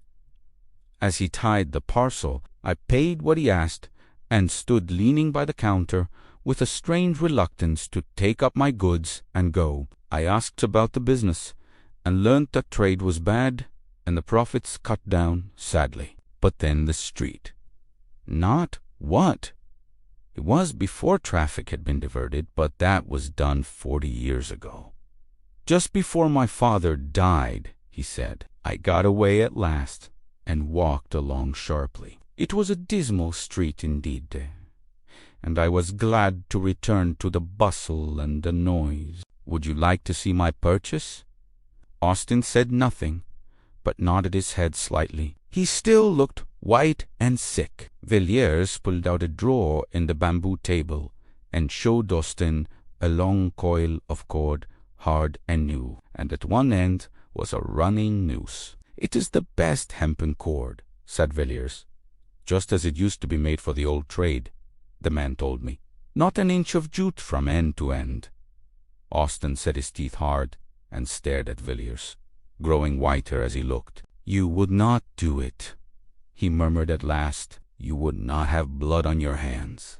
"My God," he exclaimed with sudden vehemence, "you cannot mean this, Villiers, that you will make yourself a hangman. No. I shall offer a choice, and leave Helen Vaughan alone with this cord in a locked room for 15 minutes. If when we go it is not donc, I shall call the nearest policeman. That is all. I must go now. I cannot stay here any longer. I cannot bear this. Good night." The door shut, but in a moment it was opened again, and Austin stood, white and ghastly, in the entrance. "Good night, Austin. I was forgetting," he said, "that I too have something to tell. I have received a letter from Dr. Harding of Buenos Aires. He says that he attended Marek for 3 weeks before his death. And does he say what carried him off in the prime of life? It was not fever. No, it was not fever. According to the doctor, it was an utter collapse of the whole system, probably caused by some severe shock. But he states that the patient would tell him nothing, and that he was consequently at some disadvantage in treating the case. Is there anything more? Yes. Dr. Harding ends his letter by saying, "I think this is all the information I can give you about your poor friend." He had not been long in Buenos Aires, and knew scarcely anyone, with the exception of a person who did not bear the best of characters, and has since left a Mrs. von Teaga, a fragment, amongst the papers of the well-known physician, Dr. Robert Matheson, of Ashley Street, Piccadilly, who died suddenly of apoplectic seizure. At the beginning of 1892, a leaf of manuscript paper was found, covered with pencil. These notes were in Latin, much abbreviated, and had evidently been made in great haste. The MS was only deciphered with great difficulty, and some words have, up to the present time, evaded all the efforts of the expert employed. The date, 25 July 1888, is written on the right-hand corner of the MS. The following is a translation of Dr. Matheson's manuscript. Whether science would benefit by these brief notes if they could be published, I do not know, but rather doubt. But certainly I shall never take the responsibility of publishing or divulging one word of what is here written, not only on account of my oath freely given to those 2 persons who were and freely Gwen sent, but also because the details are too abominable. It is probable that, upon mature consideration, and after weighing the good and evil, I shall one day destroy this paper, or at least leave it under seal to my friend D, trusting in his discretion to use it or to burn it, as he may think fit. As was befitting, I did all that my knowledge suggested to make sure that I was suffering under no delusion. At first, astounded Ike could hardly think, but in a minute's time I was sure that my pulse was steady and regular, and that I was in my real and true senses. I then fixed my eyes quietly on what was before me. Though horror and revolting nausea rose up within me, and an odor of corruption choked my breath, I remained firm. I was then privileged or accursed, I dare not say which, to see that which was on the bed, lying there black like ink, transformed before my eyes. The skin and the flesh and the muscles and the bones and the firm structure of the human body that I had thought to be unchangeable and permanent as adamant began to melt and dissolve. I knew that the body may be separated into its elements by external agencies, but I should have refused to believe what I saw, for here there was some internal force, of which I knew nothing, that caused dissolution and change. Here, too, was all the work by which man had been made repeated before my eyes. I saw the form waver from sex to sex, dividing itself from itself, and then again reunited. Then I saw the body descend to the beasts, whence it ascended, and that which was on the heights go down to the depths, even to the abyss of all being. The principle of life, which makes organism, always remained, while the outward form changed. The light within the room had turned to blackness, not the darkness of night, in which objects are seen dimly, for I could see clearly and without difficulty, but it was the negation of light. Objects were presented to my eyes, if I may say so, without any medium, in such a manner that if there had been a prism in the room, I should have seen no colors represented in it. I watched, and at last I saw nothing but a substance as jelly. Then the ladder was ascended again there. The MS is yellow. For one instant I saw a form shaped in dimness before me, which I will not farther describe, but the symbol of this form may be seen in ancient sculptures and in paintings which survived beneath the lava, too foul to be spoken of, as a horrible and unspeakable shape. Neither man nor beast was changed into human form. There came finally death. I who saw all this, not without great horror and loathing of soul, here write my name, declaring all that I have said on this paper to be true. Robert Machen, med doctor. Such, Raymond, is the story of what I know and what I have seen. The burden of it was too heavy for me to bear alone, and yet I could tell it to none but you. Villiers, who was with me at the last, knows nothing of that awful secret of the wood, of how what we both saw die lay upon the smooth, sweet turf amidst the summer flowers, half in sun and half in shadow, and holding the girl Rachel's hand, cold and summoned those companions, and shaped in solid form upon the earth we tread on. The horror which we can but hint at, which we can only name under a figure. I would not tell Villiers of this, nor of that resemblance. Why, which struck me as, with a blow upon my heart, when I saw the portrait which filled the cup of terror at the end. What this can mean, I dare not guess. One know that what I saw perish was not Mary, and yet in the last agony Mary's eyes looked into mine. Whether there be anyone who can show the last link in this chain of awful mystery, I do not know, but if there be anyone who can do this, you, Raymond, are the man, and if you know the secret, it rests with you to tell it or not, as you please. I am writing this letter to you immediately on my getting back to town.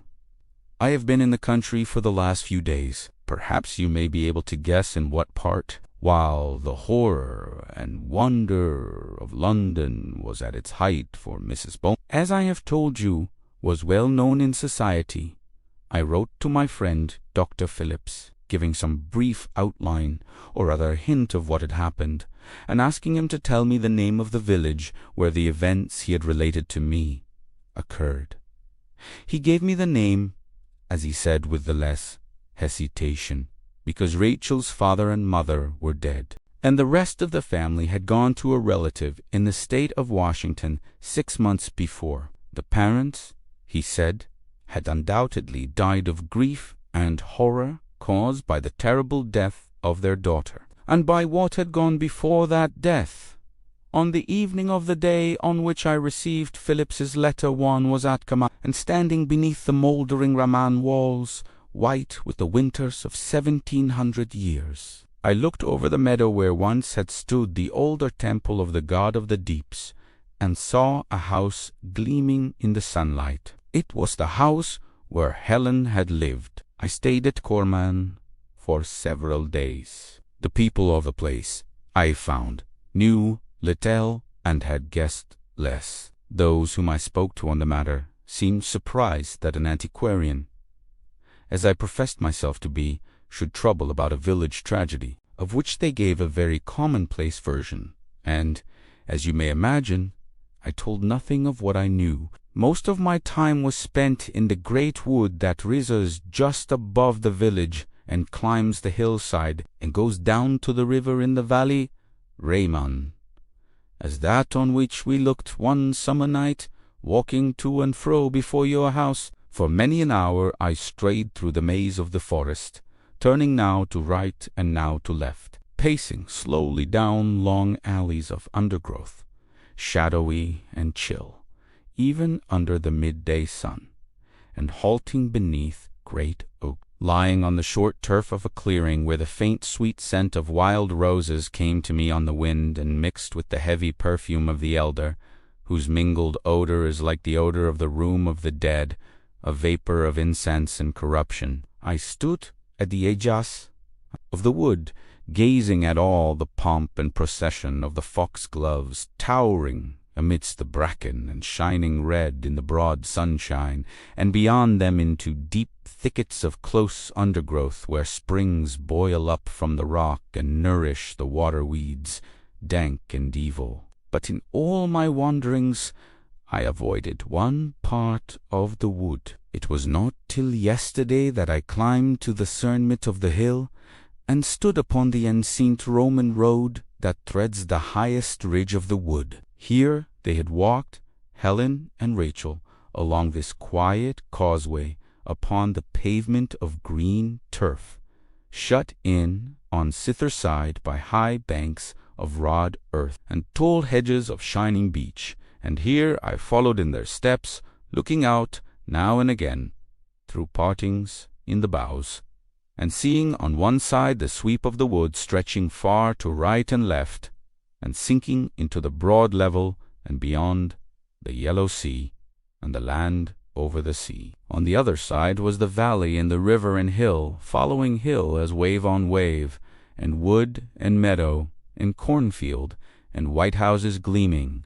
and a great wall of mountain, and far blue peaks in the north. And so at last I came to the place. The track went up a gentle slope and widened out into an open space with a wall of thick undergrowth around it, and then, narrowing again, passed on into the distance and the faint blue mist of summer heat. And into this pleasant summer glade Rachel passed the gar, and left it, who shall say where? I did not stay long there. In a small town near Corman there is a museum containing for the most part Roman remains which have been found in the neighborhood at various times. On the day after my arrival at Corman, I walked over to the town in question and took the opportunity of inspecting this museum. After I had seen most of the sculptured stones, the coffins, rings, coins, and fragments of tessellated pavement which the place contains, I was shown a small square pillar of white stone which had been recently discovered in the wood of which I have been speaking, and, as I found on inquiry, in that open space where the Roman road broadens out. On one side of the pillar was an inscription of which I took a note. Some of the letters have been defaced, but I do not think there can be any doubt as to those which I supply. The inscription is as follows: Divom nadente ifel o ives osis vitae proptorn tios quas vie dis vive imbera tu the grega nodens dega or the gredipo orabis. Flavius Senilus has erected this pillar on account of the marriage which he saw beneath the shade.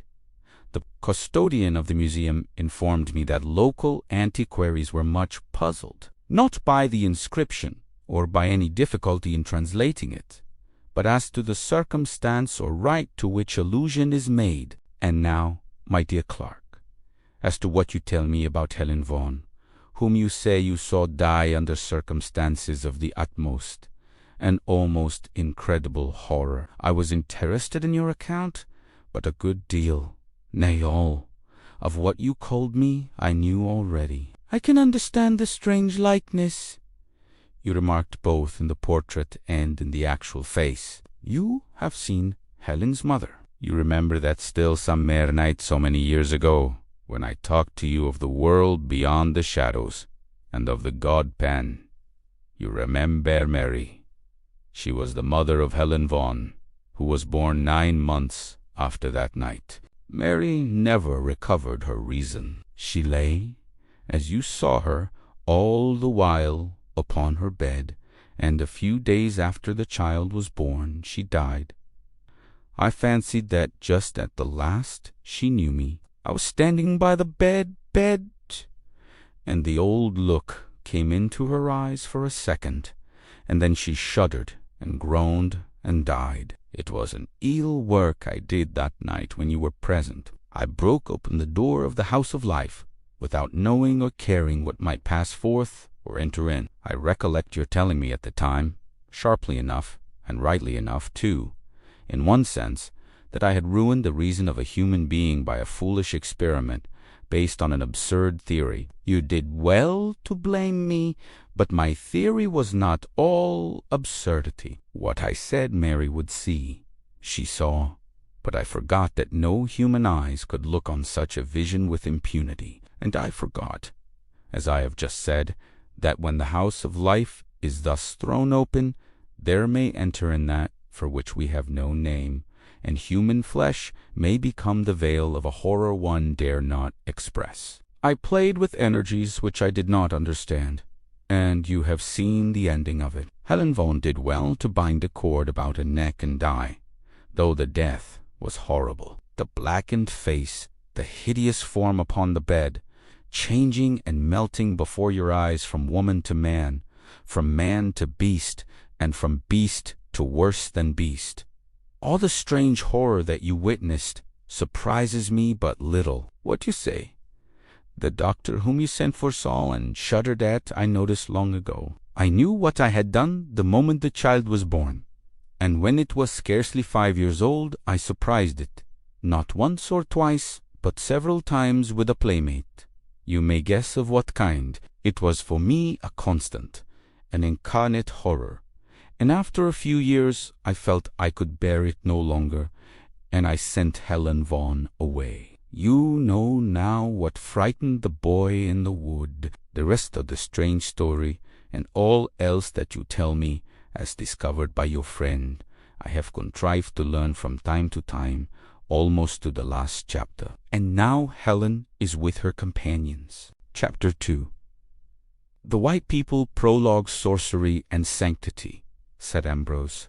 These are the only realities. Each is an ecstasy, a withdrawal from the common life. Cotgrave listened, interested. He had been brought by a friend to this mouldering house in a northern suburb, through an old garden to the room where Ambrose the recluse dozed and dreamed over his books. Yes, he went on, magic is justified of her children. There are many, I think, who eat dry crusts and drink water with a joy infinitely sharper than anything within the experience of the practical epicure. You are speaking of the saints, yes, and of the sinners too. I think you are falling into the very general error of confining the spiritual world to the supremely good. But the supremely wicked, necessarily, have their portion in it. The merely carnal, sensual man can no more be a great sinner than he can be a great saint. Most of us are just indifferent, mixed-up creatures. We muddle through the world without realizing the meaning and the inner sense of things, and consequently our wickedness and our goodness are alike secondary, unimportant. And you think the great sinner, then, will be an ascetic, as well as the great saint. Great people of all kinds forsake the imperfect copies and go for the perfect originals. I have no doubt but that many of the very highest among the saints have never done a good action, using the words in their ordinary sense. And, on the other hand, there have been those who have sounded the very depths of sin, who all their lives have never done an ill deed. He went out of the room for a moment, and Cotgrave, in high delight, turned to his friend and thanked him for the introduction. "He's grand," he said. "I never saw that kind of lunatic before." Ambrose returned with more whiskey and helped the two men in a liberal manner. He abused the teetotal sect with ferocity, as he handed the seltzer and pouring out a glass of water for himself, was about to resume his monologue when Corgrave broke in. "I can't stand it, you know," he said. "Your paradoxes are too monstrous. A man may be a great sinner and yet never do anything sinful." "Come, you're quite wrong," said Ambrose. "I never make... I wish I could. I merely said that a man may have an exquisite taste in Romance Conti, and yet never have even smelt for ale. That's all, and it's more like a truism than a paradox, isn't it? Your surprise at my remark is due to the fact that you haven't realized what sin is." "Oh, yes, there is a sort of connection between sin with a capital letter, and actions which are commonly called sinful, with murder, theft, adultery, and so forth. Much the same connection that there is between a B, C, and fine literature. But I believe that the misconception, it is all but universal, arises in great measure from our looking at the matter through social spectacles. We think that a man who does evil to us and to his neighbors must be very evil. So he is, from a social standpoint. But can't you realize that evil in its essence is a lonely thing, a passion of the solitary, individual soul? Really, the average murderer, qua murderer, is not by any means a sinner in the true sense of the word. He is simply a wild beast that we have to get rid of to save our own necks from his knife. I should class him rather with tigers than with sinners. It seems a little strange. I think not. The murderer murders not from positive qualities, but from negative ones. He lacks something which non-murderers possess. Evil, of course, is wholly positive only. It is on the wrong side. You may believe me that sin in its proper sense is very rare. It is probable that there have been far fewer sinners than saints. Yes, your standpoint is all very well for practical social purposes. We are naturally inclined to think that a person who is very disagreeable to us must be a very great sinner. It is very disagreeable to have one's pocket picked, and we pronounce the thief to be a very great sinner. In truth, he is merely an undeveloped man.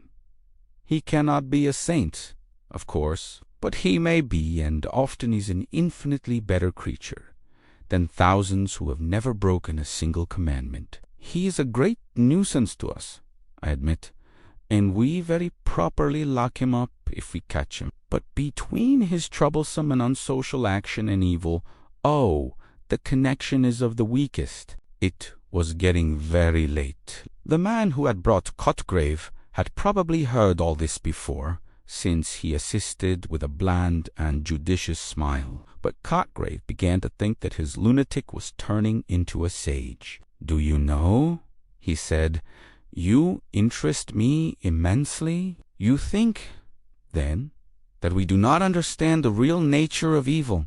"No, I don't think we do. We overestimate it and we underestimate it. We take the very numerous infractions of our social bylaws, the very necessary and very proper regulations which keep the human company, together, and we get frightened at the prevalence of sin and evil. But this is really nonsense. Take theft, for example. Have you any horror at the thought of Robin Hood, of the Highland Catarins of the 17th century, or the most troopers of the company promoters of our day? Then, on the other hand, underrate evil. We attach such an enormous importance to the sin of meddling with our pockets and our wives that we have quite forgotten the awfulness of real sin. "And what is sin?" said Cotgrave. "I think I must reply to your question by another. What would your feelings be, seriously, if your cat or your dog began to talk to you and to dispute with you in human AC sense? You would be overwhelmed with horror. I am sure of it. And if the roses in your garden sang a weird song, you would go mad. And suppose the stones in the road began to swell and grow before your eyes, And if the pebble that you noticed at night had shot out stony blossoms in the morning, well, these examples may give you some notion of what sin really is. "Look here," said the third man, hitherto placid. "You two seem pretty well wound up. But I'm going home. I've missed my tram, and I shall have to walk." Ambrose and Korgiev seemed to settle down more profoundly when the other had gone out into the early misty morning and the pale light of the lamps. "You astonish me," said Cotgrave.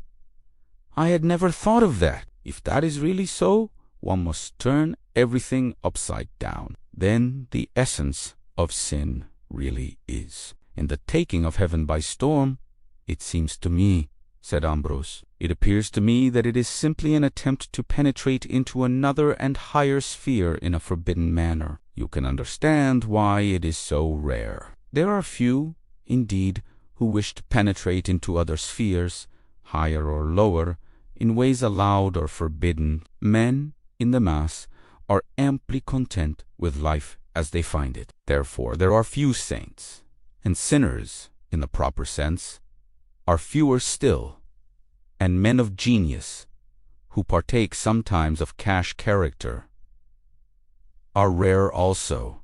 Yes, on the whole, it is, perhaps, harder to be a great sinner than a great saint. There is something profoundly unnatural about your sin." "Is that what you mean?" "Exactly. Holiness requires as great, or almost as great, an effort. But holiness works on lines that were natural. Once, it is an effort to recover the ecstasy that was before the fall. But sin is an effort to gain the ecstasy and the knowledge that pertain alone to angels. And in making this effort, man becomes a demon. I told you that the mere murderer is not therefore a sinner. That is true, but this sinner is sometimes a murderer. Gilles de Rais is an instance. So you see that while the good and the evil are unnatural to man as he now is to man, the social, civilized being, evil, is unnatural in a much deeper sense than good. The saint endeavors to recover a gift which he has lost. The sinner tries to obtain something which was never his. In brief, he repeats the fall. "But you are a Catholic," said Cotgrave. "Yes, I am a member of the persecuted Anglican Church." "Then how about those texts which seem to reckon a sin that which you would set down as a mere trivial dereliction?" "Yes, but in one place the word sorcerers comes in the same sentence, doesn't it? That seems to me to give the keynote. Consider, can you imagine for a moment that a false statement which saves an innocent man's life is a sin? No, very good.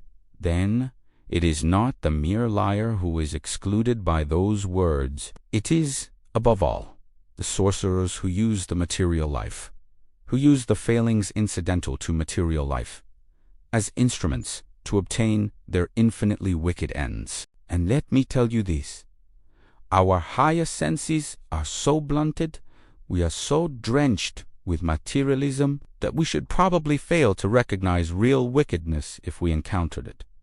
But shouldn't we experience a certain horror, a terror, such as you hinted we would experience if a rose tree sang in the mere presence of an evil man? We should, if we were natural. Children and women feel this horror you speak of. Even animals experience it. But with most of us, convention and civilization and education have blinded and deafened and obscured the natural reason. No, sometimes we may recognize evil by its hatred of the good. One doesn't need much penetration to guess at the influence which dictated, quite unconsciously, the Blackwood Review of Keats. But this is purely incidental, and, as a rule, I suspect that the hierarchs of Tophet pass quite unnoticed, or, perhaps, in certain cases, as good but mistaken men.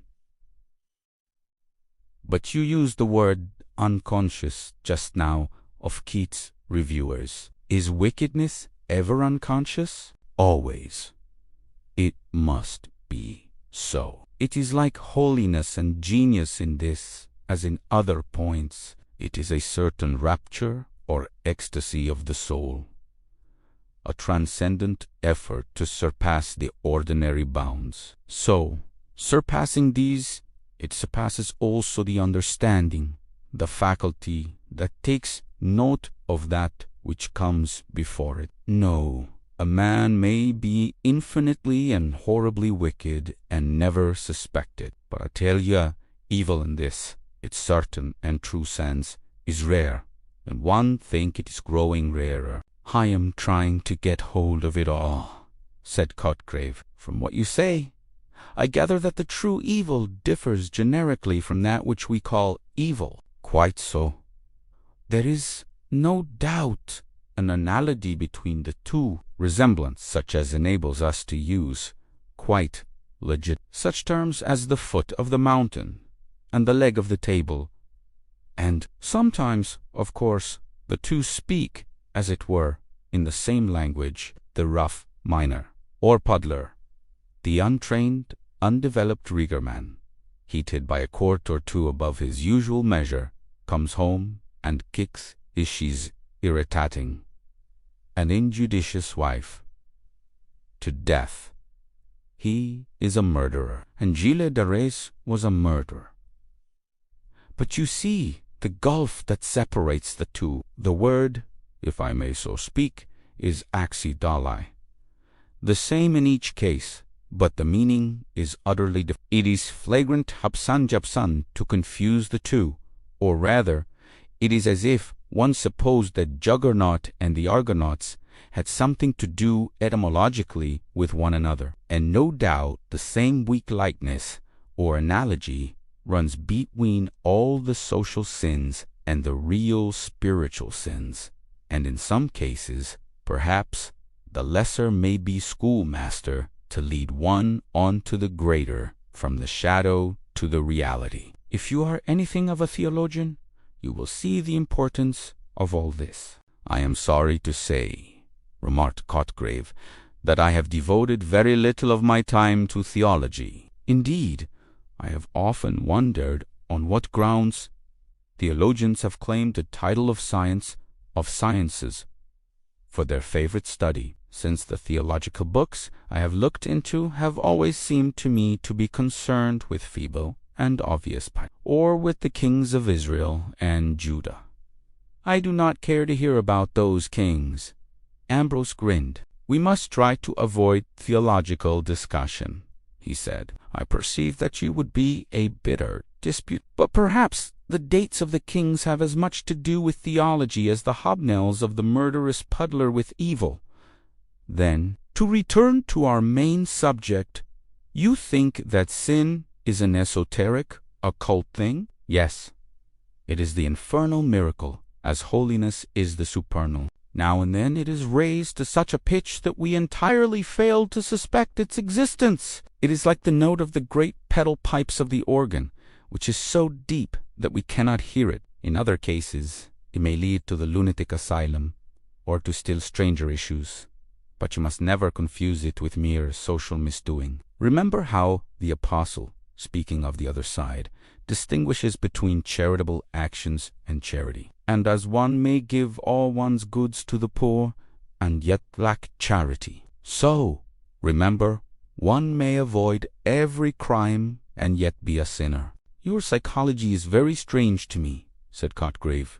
Brr, I confess I like it, and I suppose that one might fairly deduce from your premises the conclusion that the real sinner might very possibly strike the observer as a harmless personage enough. Certainly, because the true evil has nothing to do with social life or social laws, or, if it has, only incidentally, and it is a lonely passion of the soul, or a passion of the lonely soul, whichever you like. If, by chance, we understand it and grasp its full significance, then, indeed, it will fill us with horror and with awe. But this emotion is widely distinguished from the fear and the disgust with which we regard the ordinary criminal. since this latter is largely or entirely founded on the regard which we have for our own skins or purses. We hate a murderer, because we know that we should hate to be murdered or to have anyone that we like murdered. So, on the other side, we venerate the saints, but we don't like them as we like our friends. Can you persuade yourself that you would have enjoyed St. Paul's company? Do you think that you and I would have got on with Sir Galahad? So with the sinners, as with the saints. If you met a very evil man and recognized his evil, he would no doubt fill you with horror and awe. But there is no reason why you should dislike him. On the contrary, it is quite possible that if you could succeed in putting the sin out of your mind, you might find the sinner capital company, and in a little while you might have to reason yourself back into horror. Still, how awful it is. If the roses and the lilies suddenly sang on this coming morning, if the furniture began to move in procession, as in de Maupassant's tale, I am glad you have come back to that comparison, said Cotgrave, because I wanted to ask you what it is that corresponds in humanity to these imaginary feats of inanimate things. In a word, what is sin? You have given me, I know, an abstract definition, but I should like a concrete example. I told you it was very rare, said Ambrose, who appeared willing to avoid the giving of a direct answer. The materialism of the age, which has done a good deal to suppress sanctity, has done perhaps more to suppress evil. We find Descartes so very comfortable that we have no inclination either for ascents or descents. It would seem as if the scholar who decided to specialize in Tophet would be reduced to purely antiquarian researches. No paleontologist could show you live pterodactyl, and yet you, I think, have specialized, and I believe that your researches have descended to our modern times. You are really interested, I see. Well, I confess that I have dabbled a little, and if you like, I can show you something that bears on the very curious subject we have been discussing. Ambrose took a candle and went away to a far, dim corner of the room. Cotgrave saw him open a venerable bureau that stood there, and from some secret recess he drew out a parcel and came back to the window where they had been sitting. Ambrose undid a wrapping of paper and produced a green book. "You will take care of it," he said. "Don't leave it lying about. It is one of the choicer pieces in my collection, and I should be very sorry if it were lost." He fondled the faded binding. "I knew the girl who wrote this," he said. "When you read it, you will see how it illustrates the talk we have had tonight. There is a sequel to, but I won't talk of that. There was an odd article in one of the reviews some months ago." He began again, with the air of a man who changes the subject. It was written by a doctor, Dr. Corin, I think, was the name. He says that a lady, watching her little girl playing at the drawing-room window, suddenly saw the heavy sash give way and fall on the child's fingers. The lady fainted, I think. But at any rate, the doctor was summoned, and when he had dressed the child's wounded and maimed fingers, he was summoned to the mother. She was groaning with pain, and it was found that 3 fingers of her hand, corresponding with those that had been injured on the child's hand, were swollen and inflamed, and later, in the doctor's language, purulent sloughing set in. Ambrose still handled delicately the green volume. "Well, here it is," he said at last, parting with difficulty, it seemed, from his treasure. "You will bring it back as soon as you have read it," he said, as they went out into the hall, into the old garden, faint with the odor of white lilies. There was a broad red band in the east, as Cotgrave yearned to go, and from the high ground where he stood he saw that awful spectacle of London in a dream. Teaga, i green book. The morocco binding of the book was faded, and the color had grown faint, but there were no stains, nor bruises, nor marks of usage. The book looked as if it had been bought on a visit to London some 70 or 80 years ago, and had somehow been forgotten and suffered to lie away out of sight, there was an old, delicate, lingering odor about it. Such an odor as sometimes haunts an ancient piece of furniture for a century or more. The end papers inside the binding were oddly decorated with colored patterns and faded gold. It looked small, but the paper was fine, and there were many leaves closely covered with minute, painfully formed. I found this book. The manuscript began in a drawer in the old bureau that stands on the landing. It was a very rainy day, and I could not go out, so in the afternoon I got a candle and rummaged in the bureau. Nearly all the drawers were full of old dresses, but one of the small ones looked empty, and I found this book hidden right at the back. I wanted a book like this, so I took it right in. It is full of secrets. I have a great many other books of secrets I've written hidden in a safe place, and I am going to write here many of the old secrets and some new ones. But there are some I shall not put down at all. I must not write down the real names of the days and rooms which I found out a year ago, nor the way to make the Aklo letters, or the Kion language, or the great beautiful circles, nor the Mao games, nor the chief songs. I may write something about all these things, but not the way to do them, for peculiar reasons. And I must not say who the nymphs are, or the dolls, or Gillo, or what Vulas mean. All these are most secret secrets, and I am glad when I remember what they are, and how many wonderful languages I know. But there are some things that I call the secrets of the secrets that I dare not think of unless I am quite alone, and then I shut my eyes and put my hands over them and whisper the word and the Allah. I only do this at night in my room or in certain woods that I know, but I must not describe them, as they are secret woods. Then there are the ceremonies, which are all of them important, but some are more delightful than others. There are the white ceremonies, and the green ceremonies, and the scarlet ceremonies. The scarlet ceremonies are the best, but there is only one place where they can be performed properly, though there is a very nice imitation which I have done in other places. Besides these, I have the dances and the comedy, and I have done the comedy sometimes when the others were looking, and they didn't understand anything about it. I was very little when I first knew about these things, when I was very small, and Mother was alive. I can remember remembering things before that,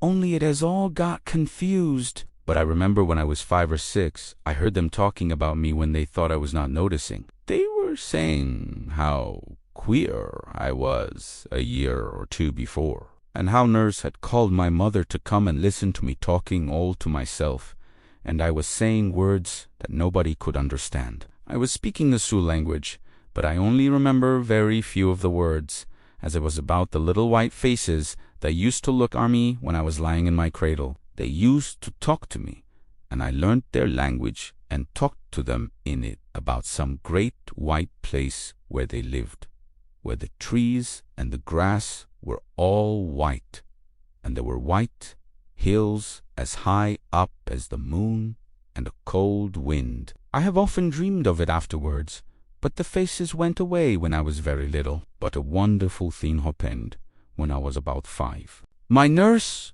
was carrying me on her shoulder. There was a field of yellow corn, and we went through it. It was very hot. Then we came to a path through a wood, and a tall man came after us, and went with us till we came to a place where there was a deep pool, and it was very dark and shady. Nurse put me down on a soft moss under a tree, and she said, "She can't get to the pond now." So they left me there, and I sat quite still and watched. And out of the water and out of the wood came 2 wonderful white people, and they began to play and dance and sing.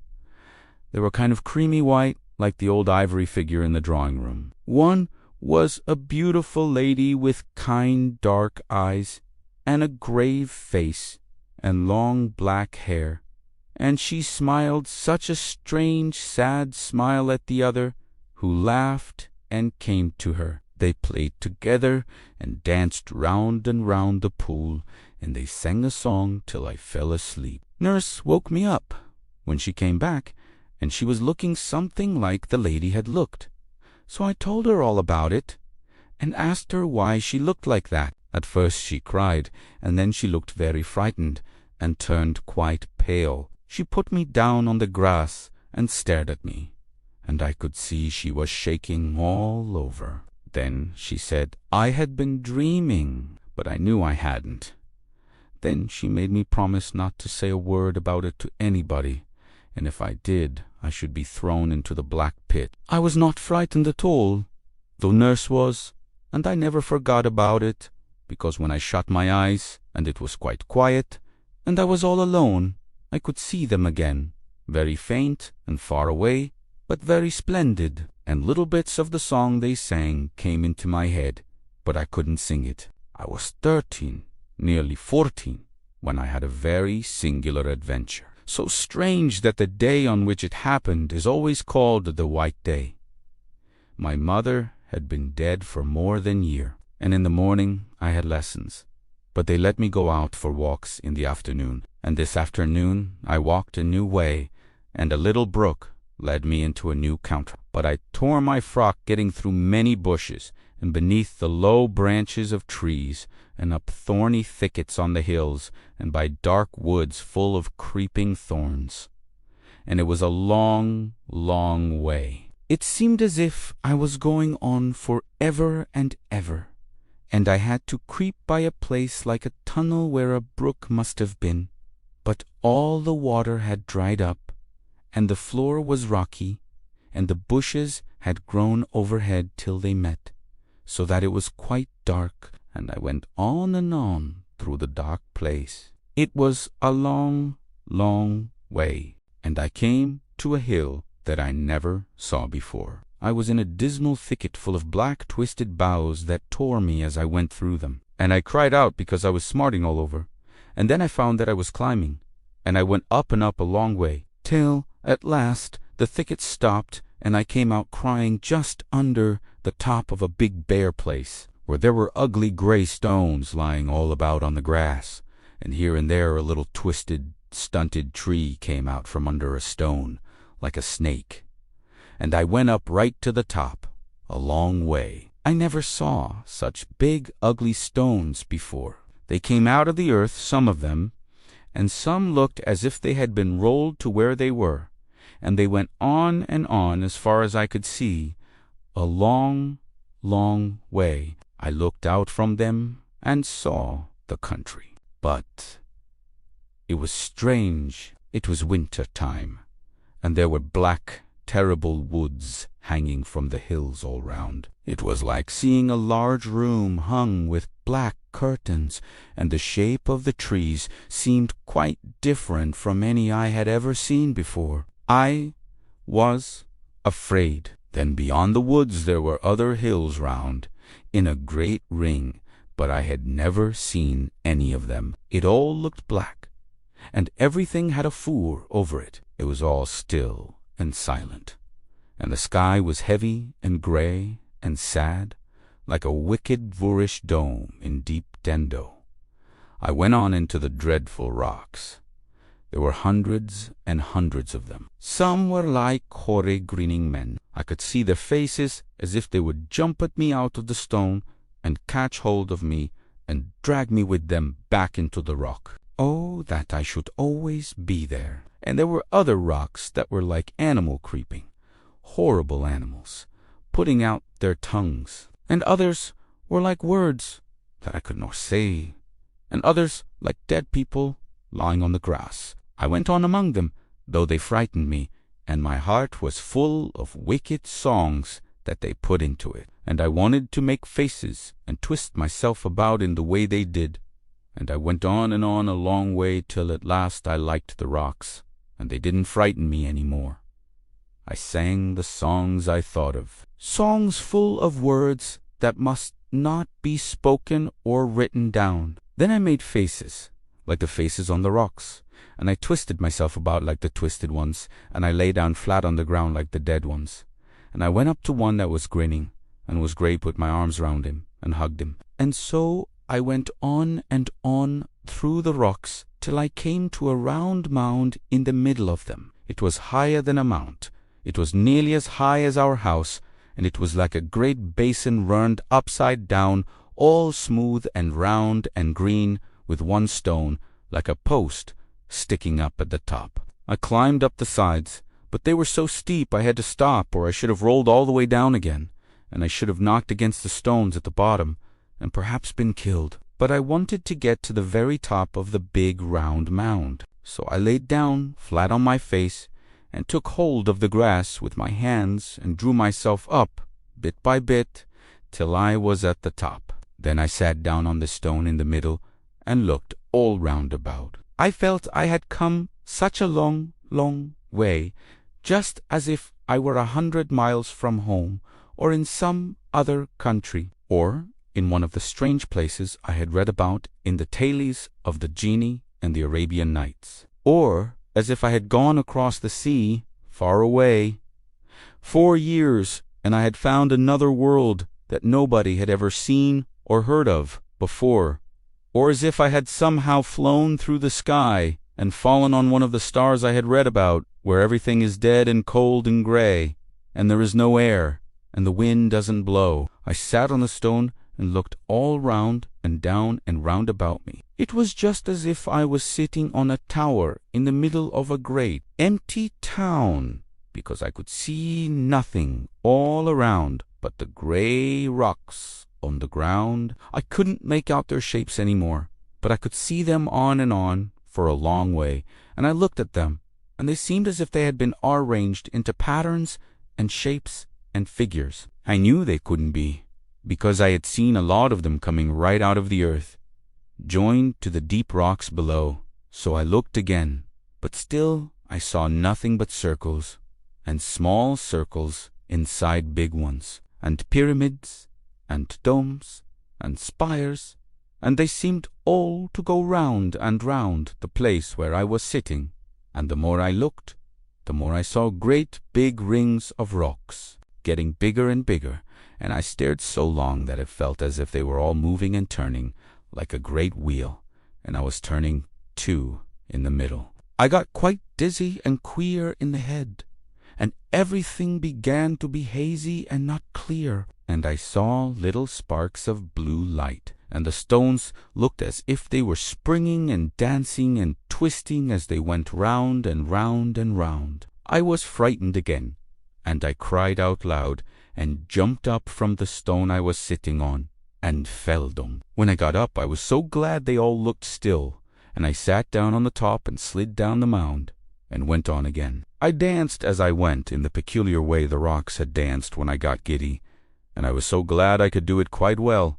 and I danced and danced along and sang extraordinary songs that came into my head. At last I came to the edge of that great flat hill, and there were no more rocks, and the way went again through a dark thicket in a hollow. It was just as bad as the other one I went through climbing up, but I didn't mind this one, because I was so glad I had seen those singular dances and could imitate them. I went down, creeping through the bushes, and a tall nettle stung me on my leg and made me burn, but I didn't mind it, and I tingled with the boughs and the thorns, but I only laughed and sang. Then I got out of the thicket into a close valley, a little secret place like a dark passage that nobody ever knows of, because it was so narrow and deep, and the woods were so thick round it. There is a steep bank with trees hanging over it, and there the ferns keep green all through the winter when they are dead and brown upon the hill.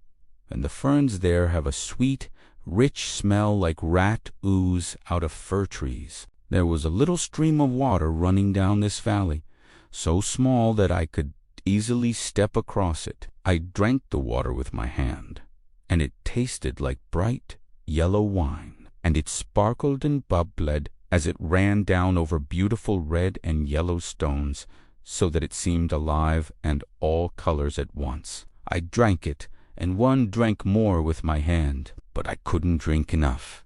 So I lay down and bent my head and sucked the water up with my lips. It tasted much better, drinking it that way, and a ripple would come to my mouth and give me a kiss, and I laughed and drank again and pretended there was a nymph like the one in the old picture at home, who lived in the water and was kissing me? So I bent low down to the water and put my lips softly to it and whispered to the nymph that I would come again. I felt sure it would not be common water. I was so glad when I got up and went on, and I danced again and went up and up the valley under hanging hills. And when I came to the top, the ground rose up in front of me, tall and steep as a wall, and there was nothing but the green wall and the sky. Thought ev, forever and forever, world without end. Amen. And I thought I must have really found the end of the world, because it was like the end of everything, as if there could be nothing at all beyond except the kingdom of four, where the light goes when it is per hour, and the water goes when the sun takes it away. I began to think of all the long, long way I had journeyed, how I had found a brook and followed it on, and gone through bushes and thorny thickets and dark woods full of creeping thorns. Then I had crept up a tunnel under trees and climbed a thicket and seen all the grey rocks and sat in the middle of them when they turned round. And then I had gone on through the grey rocks and come down the hill through the stinging thicker and up the dark valley, all a long, long way. I wondered how I should get home again, if I could ever find the way, and if my home was there any more, or if it were turned and everybody in it into grey rocks, as in the Arabian Nights. So I sat down on the grass and thought what I should do next. I was tired, and my feet were hot with walking, and as I looked about I saw there was a wonderful well just under the high, steep wall of grass. All the ground round it was covered with bright, green, dripping moss. There was every kind of moss there, moss like beautiful little ferns, and like palms and fir trees, and it was all green as jewelry, and drops of water hung on it like deep. And in the middle was the great well, deep and shining and beautiful, so clear it looked as if I could touch the red sand at the bottom, but it was far below. I stood by it and looked in, as if I were looking in a glass. At the bottom of the well, in the middle of it, the red grains of sand were moving and stirring all the time, and I saw how the water bubbled up, but at the top it was quite smooth, and full and brimming. It was a great well, large like a bath, and with the shining, glittering green moss about it.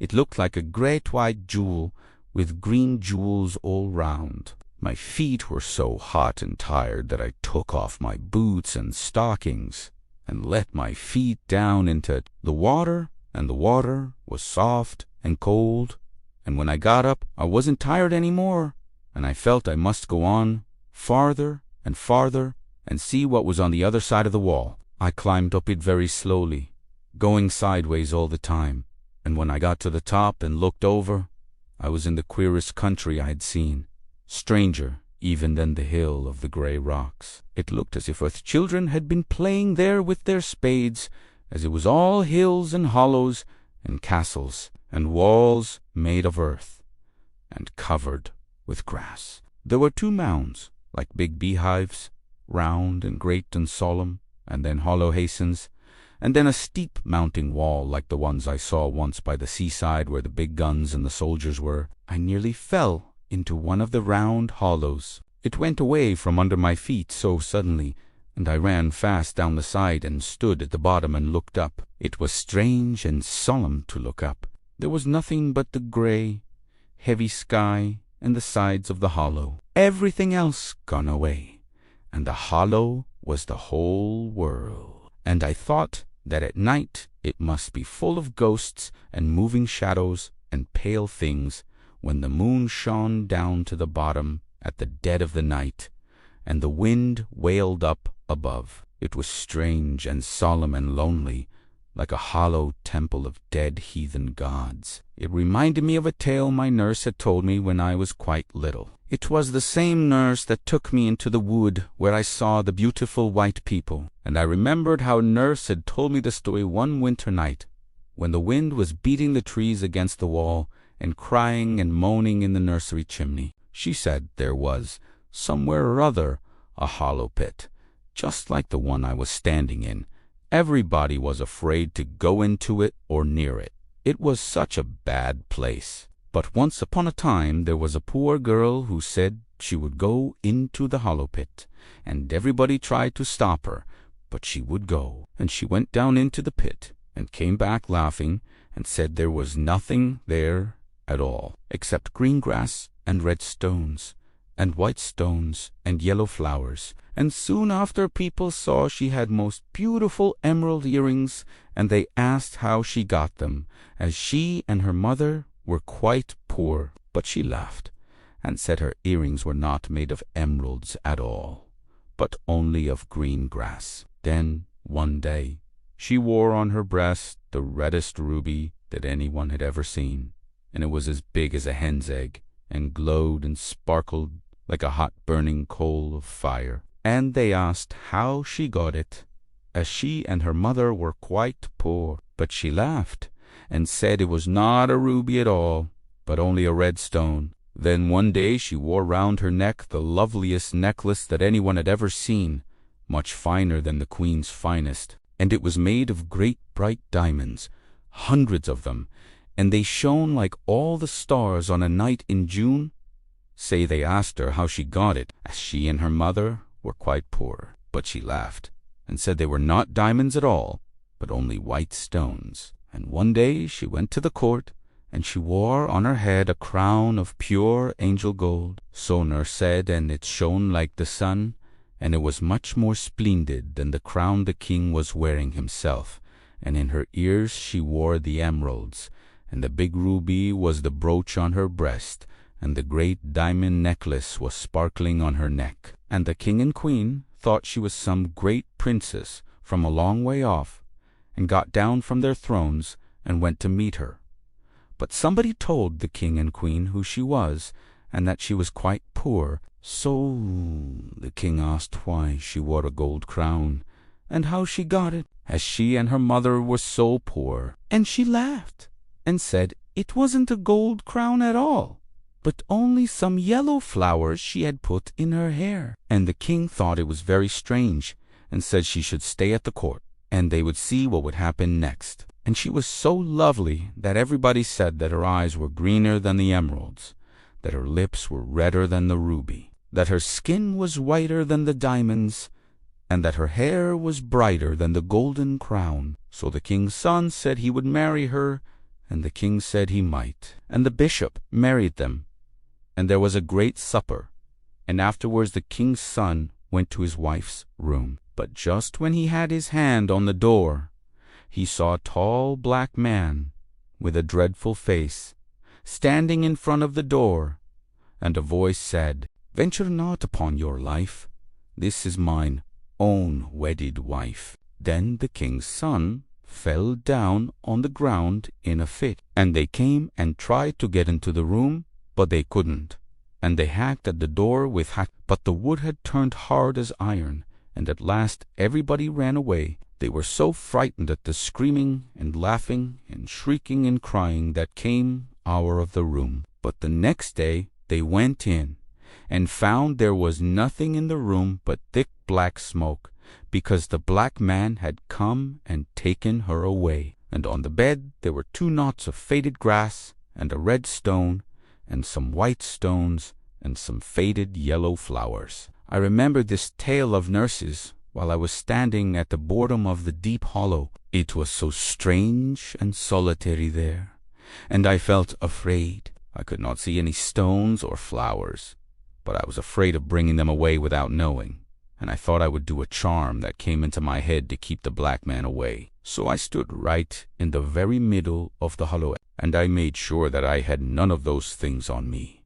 And then I walked round the place and touched my eyes and my lips and my hair in a peculiar manner, and whispered some queer words that nurse taught me to keep bad things away. Then I felt safe, and climbed up out of the hollow, and went on through all those mounds and hollows and walls, till I came to the end, which was high above all the rest, and I could see that all the different shapes of the earth were arranged in patterns, something like the grey rocks, only the pattern was different. It was getting late, and the air was indistinct, but it looked from where I was, standing something like two great figures of people lying on the grass. And I went on, and at last I found a certain wood, which is too secret to be described, and nobody knows of the passage into it, which I found out in a very curious manner, by seeing some little animal run into the wood through it. So I went in after the animal by a very narrow, dark way, under thorns and bushes, and it was almost dark when I came to a kind of open place in the middle, and there I saw the most wonderful sight I have ever seen, but it was only for a minute, as I ran away directly, and crept out of the wood by the sage I had come by, and ran as fast as ever I could, because I was afraid. What I had seen was so wonderful and so strange and beautiful. But I wanted to get home and think of it, and I did not know what might not happen if I stayed by the wood. I was hot all over and trembling, and my heart was beating, and strange cries that I could not help came from me as I ran from the wood. I was glad that a great white moon came up from over a round hill and showed me the way. So I went back through the mounds and hollows, and down the close valley and up through the thicket over the place of the grey rocks. And so, at last, I got home again. My father was busy in his study, and the servants had not told about my not coming home, though they were frightened, and wondered what they ought to do.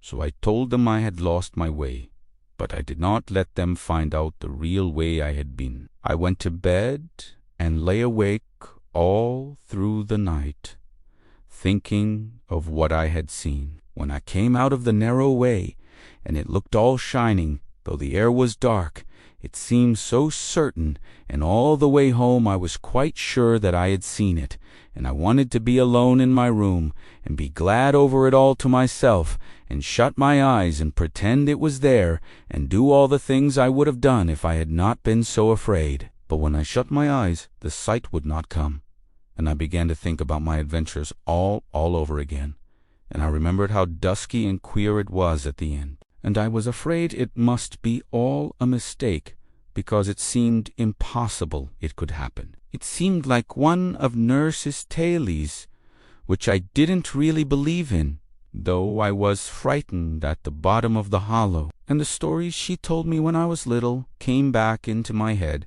and I wondered whether it was really there what I thought I had seen, or whether any of her tales could have happened a long time ago. It was so queer. I lay awake there in my room at the back of the house, and the moon was shining on the other side towards the river, so the bright light did not fall upon the wall, and the house was quite still. I had heard my father come upstairs, and just after the clock struck 12, and after the house was still and empty, as if there was nobody in it. And though it was all dark and indistinct in my room, a pale glimmering kind of light shone in through the white blind, and once I got up and looked out, and there was a great black shadow of the house covering the garden, looking like a prison where men are hanged. And then beyond it was all white, and the wood shone white with black gulfs between the trees. It was still and clear, and there were no clouds in the sky. I wanted to think of what I had seen, but I couldn't, and I began to think of all the tales that Nurse had told me so long ago that I thought I had forgotten. But they all came back, and mixed up with the thickers, and the grey rocks, and the hollows in the earth, and the secret wood, till I hardly knew what was new and what was old, or whether it was not all dreaming. And then I remembered that hot summer afternoon, so long ago, when Nurse left me by myself in the shade, and the white people came out of the water and out of the wood, and played and danced and sang, and I began to fancy that Nurse told me about something like it before I saw them, only I couldn't recollect exactly what she told me. Then I wondered whether she had been the white lady. As I remembered, she was just as white and beautiful, and had the same dark eyes and black hair. And sometimes she smiled and looked like the lady had looked when she was telling me some of her stories, beginning with Once Upon a Time, or In the Time of the Fairies. But I thought she couldn't be the lady, as she seemed to have gone a different way into the wood, and I didn't think the man who came after us could be the other, or I couldn't have seen that wonderful secret in the secret wood. I thought of the moon, but it was afterwards, when I was in the middle of the wild land, where the earth was made into the shape of great figures, and it was all walls, and mysterious hollows, and smooth round mounds, that I saw the great white moon come up over a round hill. I was wondering about all these things, till at last I got quite frightened, because I was afraid something had happened to me, and I remembered nurse's tale of the poor girl who went into the hollow pit, and was carried away at last by the black man. I knew I had gone into a hollow pit too, and perhaps it was the same, and I had done something dreadful. So I did the charm over again, and touched my eyes and my lips and my hair in a peculiar manner, and said the old words from the fairy language, so that I might be sure I had not been carried away. I tried again to see the secret wood, and to creep up the passage and see what I had seen there, but somehow I couldn't, and I kept on thinking of nurse's stories. There was one I remembered about a young man who once upon a time went hunting, and all the day he and his hounds hunted everywhere, and they crossed the rivers and went into all the woods, and went round the marsh, but they couldn't find anything at all, and they hunted all day till the sun sank down and began to set behind the mountain, and the young man was angry because he couldn't find anything, and he was going to turn back,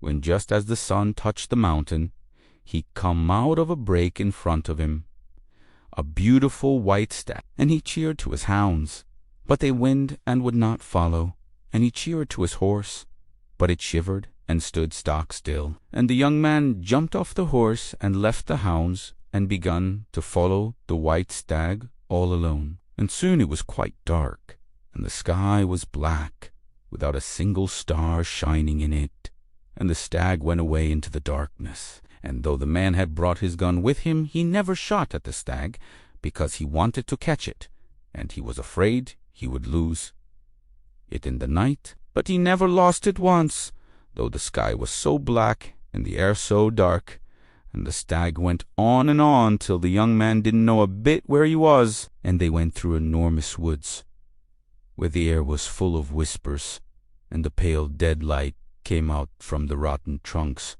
that were lying on the ground. And just as the man thought he had lost the stag, he would see it all white and shining in front of him, and he would run fast to catch it. But the stag always ran faster, so he did not catch it. And they went through the enormous woods, and they swam across rivers, and they waded through black marshes, where the ground bubbled, and the air was full of will-o'-the-wisps, and the stag fled away down into rock-narrow valleys, where the air was like the smell of a vault, and the man went after it. And they went over the great mountains, and the man heard the wind come down from the sky, and the stag went on, and the man went after. At last the sun rose, and the young man found he was in a country that he had never seen before. It was a beautiful valley with a bright stream running through it, and a great big round hill in the middle. And the stag went down the valley towards the hill, and it seemed to be getting tired, and went slower and slower, and though the man was tired too, he began to run faster, and he was sure he would catch the stag at last. But just as they got to the bottom of the hill, and the man stretched out his hand to catch the stag, it vanished into the earth, and the man began to cry. He was so sorry that he had lost it after all his long hunting. But as he was crying, he saw there was a door in the hill just in front of him, and he went in, and it was quite dark, but he went on as he thought he would find the white stag. And all of a sudden it got light, and there was the sky and the sun shining. As sitting, who was the queen of the fairies, and she told a man that she had changed herself into a stag to bring him there because she loved him so much. Then she brought out a great gold cup, covered with jewels from her fairy palace, and she offered him wine in the cup to drink. And he drank, and the more he drank, the more he longed to drink, because the wine was enchanted. So he kissed the lovely lady, and she became his wife. And he stayed all that day and all that night in the hill where she lived, and when he woke he found he was lying on the ground, close to where he had seen the stag first. And his horse was there, and his hounds were there waiting, and he looked up, and the sun sank behind the mountain, and he went home and lived a long time. But he would never kiss any other lady, because he had kissed the queen of the fairies, and he would never drink common wine any more, because he had drunk enchanted wine. And sometimes nurse told me tales that she had heard from her great-grandmother, who was very old, and lived in a cottage on the mountain all alone. And most of these tales were about a hill where people used to meet at night long ago, and they used to play all sorts of strange games and do queer things that nurse told me of. But I couldn't understand.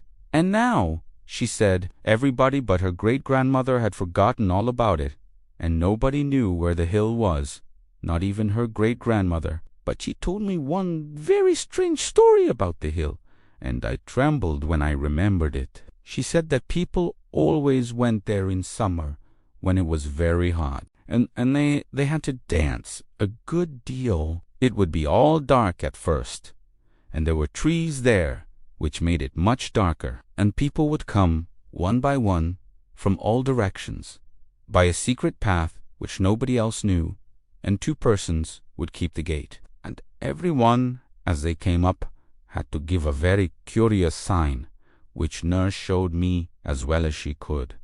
But she said she couldn't show me properly. And all kinds of people would come. There would be gentlefolks and village folks, and some old people and boys and girls, and quite small children who sat and watched. And it would all be dark as they came in, except in one corner where someone was burning something that smelt strong and sweet and made them laugh, and there one would see a glaring of coals and the smoke mounting up red. So they would all come in, and when the last had come there was no door any more, so that no one else could get in, even if they knew there was anything beyond. And once a gentleman who was a stranger and had ridden a long way lost his path at night, and his horse took him into the very middle of the wild country, where everything was upside down, and there were dreadful marshes and great stones everywhere, and holes underfoot, and the trees looked like gibbet posts, because they had great black arms that stretched out across the way. And this strange gentleman was very frightened, and his horse began to shiver all over, and at last it stopped and wouldn't go any farther. And the gentleman gore down and tried to lead the horse, but it wouldn't move, and it was all covered with a sweat like death. So the gentleman went on all alone, going farther and farther into the wild country, till at last he came to a dark place where he heard shouting and singing and crying like nothing he had ever heard before. It all sounded quite close to him, but he couldn't get in, and so he began to call, and while he was calling, something came behind him, and in a minute his mouth and arms and legs were all bound up, and he fell into a swoon. And when he came to himself, B was lying by the roadside, just where he had first lost his way, under a blasted oak with a black trunk, and his horse was tied beside him. So he rode on to the town and told the people there what had happened, and some of them were amazed, but others knew. So when once everybody had come, there was no door at all for anybody else to pass in by, and when they were all inside, round in a ring, touching each other, someone began to sing in the darkness, and someone else would make a noise like thunder with a thing they had on purpose, and on still nights people would hear the thundering noise far, far away beyond the wild land, and some of them, who thought they knew what it was, used to make a sign on their breasts when they woke up in their beds at dead of night and heard that terrible deep noise, like thunder on the mountains, and the noise and the singing would go on and on for a long time, and the people who were in a ring swayed a little to and fro, and the song was in an old, old language that nobody knows now, and the tune was queer. Nurse said her great-grandmother had known someone who remembered a little of it when she was quite a little girl, and Nurse tried to sing some of it to me, and it was so strange a tune that I turned all cold, and my flesh crept as if I had put my hand on something dead. Sometimes it was a man that sang, and sometimes it was a woman, and sometimes the one who sang it did it so well that 2 or 3 of the people who were there fell to the ground, shrieking and tearing with their hands. The singing went on, and the people in the ring kept swaying to and fro for a long time, and at last the moon would rise over a place they called the Toldio, and came up and showed them swinging and swaying from side to side, with the sweet thick smoke curling up from the burning coals and floating in circles all around them. Then they had their supper. A boy and a girl brought it to them. The boy carried a great cup of wine, and the girl carried a cake of bread, and they passed the bread and the wine round and round. But they tasted quite different from common bread and common wine, and changed everybody that tasted them. Then they all rose up and danced, and secret things were brought out of some hiding place, and they played extraordinary games, and danced round and round and round in the moonlight. And sometimes people would suddenly disappear and never be heard of afterwards, and nobody knew what had happened to them. And they drank more of that curious wine, and they made the images and worshipped them. And Nurse showed me how the images were made one day when we were out for a walk, and we passed by a place where there was a lot of wet clay. So Nurse asked me if I would like to know what those things were like that they made on the hill, and one said yes. Then she asked me if I would promise never to tell a living soul a word about it, and if I did I was to be thrown into the black pit with the dead people, and I said I wouldn't tell anybody, and she said the same thing again and again, and I promised. So she took my wooden spade and dug a big lump of clay, and put it in my tin bucket, and told me to say, if anyone wrote us, that I was going to make pies when I went home. Then we went on a little way till we came to a little break, growing right down into the road. And Nurse stopped and looked up the road and down it, and then peeped through the hedge into the field on the other side.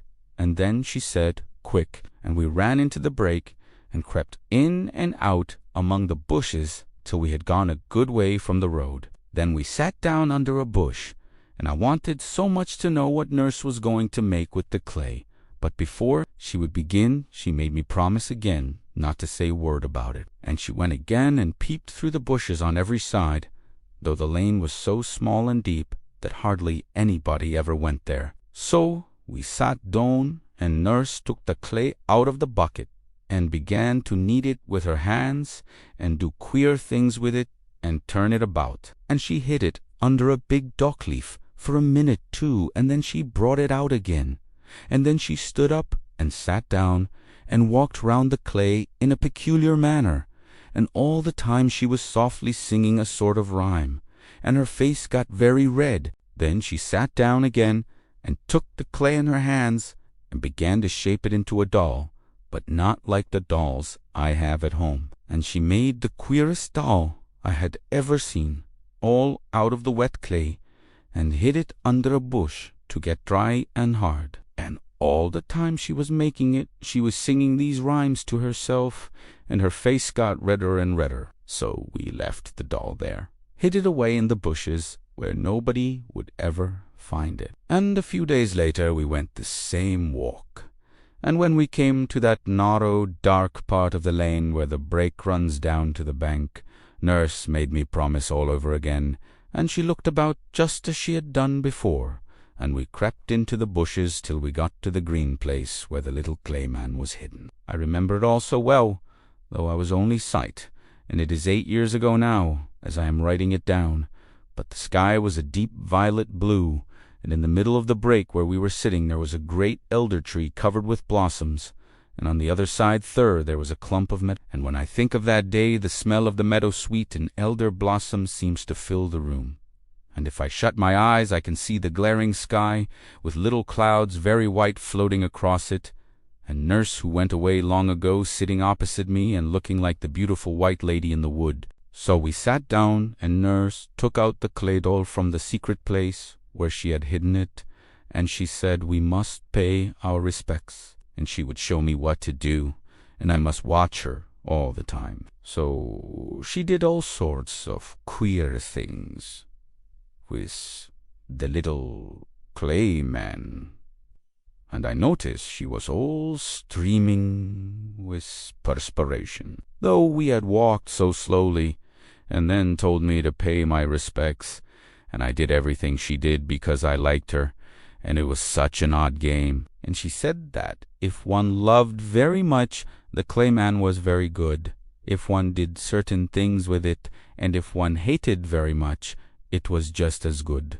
Only one had to do different things, and we played with it a long time, and pretended all sorts of things. Nurse said her great-grandmother had told her all about these images, but what we did was no heron at all, only a game. But she told me a story about these images that frightened me very much, and that was what I remembered that night when I was lying awake in my room in the pale, empty darkness, thinking of what I had seen in the secret wood. Nurse said there was once a young lady of the high gentry who lived in a great castle, and she was so beautiful that all the gentlemen wanted to marry her, because she was the loveliest lady that anybody had ever seen, and she was kind to everybody, and everybody thought she was very good. But though she was polite to all the gentlemen who wished to marry her, she put them off, and said she couldn't make up her mind, and she wasn't sure she wanted to marry anybody at all. And her father,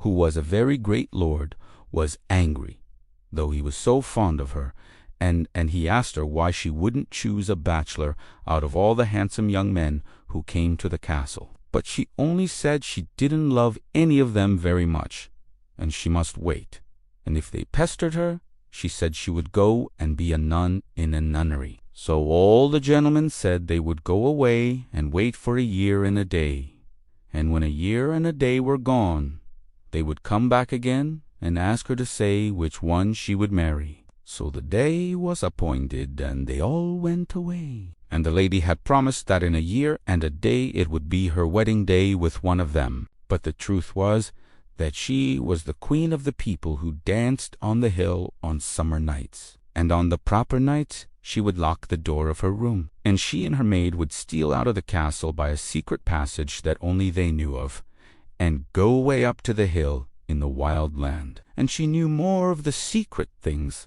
than anyone else, and more than anyone knew before or after, because she would not tell anybody the most secret secrets. She knew how to do all the awful things, how to destroy young men, and how to put a curse on people and other things that I could not understand. And her real name was the Lady Evelyn, but the dancing people called her Kasap, which meant somebody very wise in the old language. And she was whiter than any of them, and taller, and her eyes shone in the dark like burning rubies. And she could sing songs that none of the others could sing, and when she sang, they all fell down on their faces and worshipped her. And she could do what they called the shib show, which was a very wonderful enchantment. She would tell the great lord, her father, that she wanted to go into the woods to gather flowers.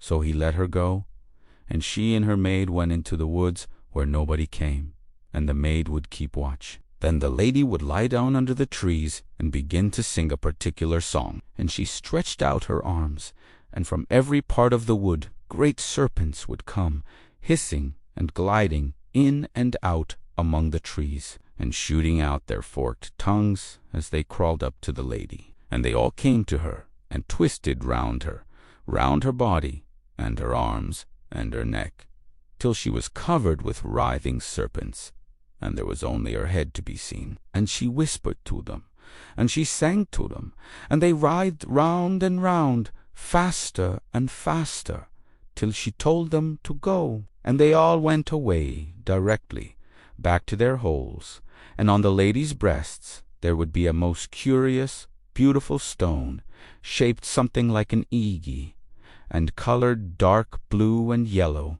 and red and green, marked like a serpent's scales. It was called a glamestone, and with it one could do all sorts of wonderful things. And nurse said her great-grandmother had seen a glamestone with her own eyes, and it was for all the world shiny and scaly, like a snake. And the lady could do a lot of other things as well, but she was quite fixed that she would not be married. And there were a great many gentlemen who wanted to marry her, but there were 5 of them who were chief, and their names were Sir Sinian, Sir John, Sir Oliver, Sir Richard, and Sir Roland. All the others believed she spoke the truth, and that she would choose one of them to be her man when a year and a day was done. It was only Sir Simon, who was very crafty, who thought she was deceiving them all, and he vowed he would watch and try if he could find out anything. And though he was very wise, he very young, and he had a smooth, soft face like a girl's, and he pretended, as the rest did, that he would not come to the castle for a year and a day, and he said he was going away beyond the sea to foreign parts, but he really only went a very little way and came back dressed like a servant girl, and so he got a place in the castle to wash the dishes. And he waited and watched, and he listened and said nothing, and he hid in dark places, and woke up at night and looked out, and he heard things and he saw things that he thought were very strange. And he was so sly that he told the girl that waited on the lady that he was really a young man, and that he had dressed up as a girl because he loved her so very much and wanted to be in the same house with her. And the girl was so pleased that she told him many things, and he was more than ever certain that the Lady Evelyn was deceiving him and the others. And he was so clever and told the servants so many lies that one night he managed to hide in the Lady Evelyn's room behind a coot, and he stayed quite still and never moved. And at last the lady came, and she bent down under the bed and raised up a stone, and there was a hollow place underneath, and out of it she took a waxen image, just like the clay one that I and nurse had made in the break. And all the time her eyes were burning like rubies. And she took the little wax doll up in her arms, and held it to her breasts, and she whispered, and she murmured, and she took it up, and she laid it down again, and she held it high, and she held it low, and she laid it down again, and she said, "Happy is he that begat the bishop, that ordered the clerk, that married the man, that had the wife, that fashioned the hive, that harbored the bee, that gathered the wax, that my own true love was made of." And she brought out of an aumbry a great golden bowl, and she brought out of a closet a great jar of wine, and she poured some of the wine into the bowl, and she laid her mannikin very gently in the wine, and washed it in the wine all over. Then she went to a cupboard and took a small round cake, and laid it on the image's mouth, and then she bore it softly and covered it up. And Sir Simon, who was watching all the time, though he was terribly frightened, saw the lady bend down and stretch out her arms and whisper and sing. And then Sir Simon saw beside her a handsome young man who kissed her on the lips. And they drank wine out of the golden bowl together, and they ate the cake together. But when the sun rose, there was only the little wax doll, and the lady hid it again under the bed in the hollow place. So Sir Simon knew quite well what the lady was, and he waited and he watched till the time she had said was nearly over, and in a week the year and a day would be done. And one night, when he was watching behind the curtains in her room, he saw her making more wax dolls, and she made 5 and hid them away. And the next night she took one out and held it up and filled the golden bowl with water, and took the doll by the neck and held it under the water. Then she said, Sir Dickon, your day is done. You shall be drowned in the water, Juan." And the next day news came to the castle that Sir Richard had been drowned at the ford. And at night she took another doll, and tied a violet cord round its neck, and hung it up on a nail. Then she said, Sir Roland, your life has ended its span. High on a tree I see you hang. And the next day news came to the castle that Sir Roland had been hanged by robbers in the wood. And at night she took another doll and drove her boggin right into its heart. Then she said, Sir Noel, so cease your life, your heart pierced with the knife. And the next day news came to the castle that Sir Oliver had fought in a tavern, and a stranger had stabbed him to the heart. And at night she took another doll and held it to a fire of charcoal till it was melted. Then she said, Sir John, return, and turn to clay. In fire of fever you whisked away.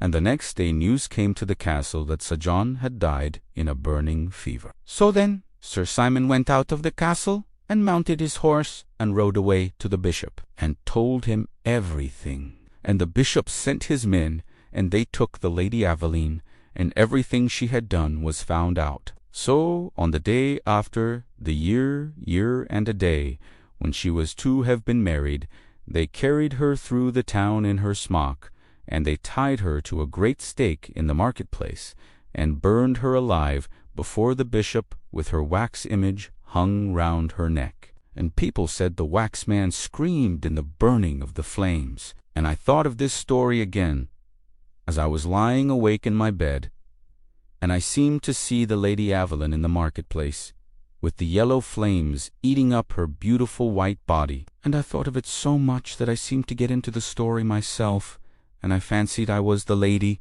and that they were coming to take me to be burnt with fire, with all the people in the town looking at me. And I wondered whether she cared, after all the strange things she had done, and whether it hurt very much to be burned at the stake. I tried again and again to forget nurse's stories, and to remember the secret I had seen that afternoon, and what was in the secret wood, but I could only see the dark and a glimmering in the dark, and then it went away, and I only saw myself running, and then a great moon came up white over a dark round hill. Then all the old stories came back again, and the queer rhymes that nurse used to sing to me. And there was one beginning, Holsi kumsi Helen musti, that she used to sing very softly when she wanted me to go to sleep. And I began to sing it to myself inside of my head, and I went to sleep. The next morning I was very tired and sleepy, and could hardly do my lessons,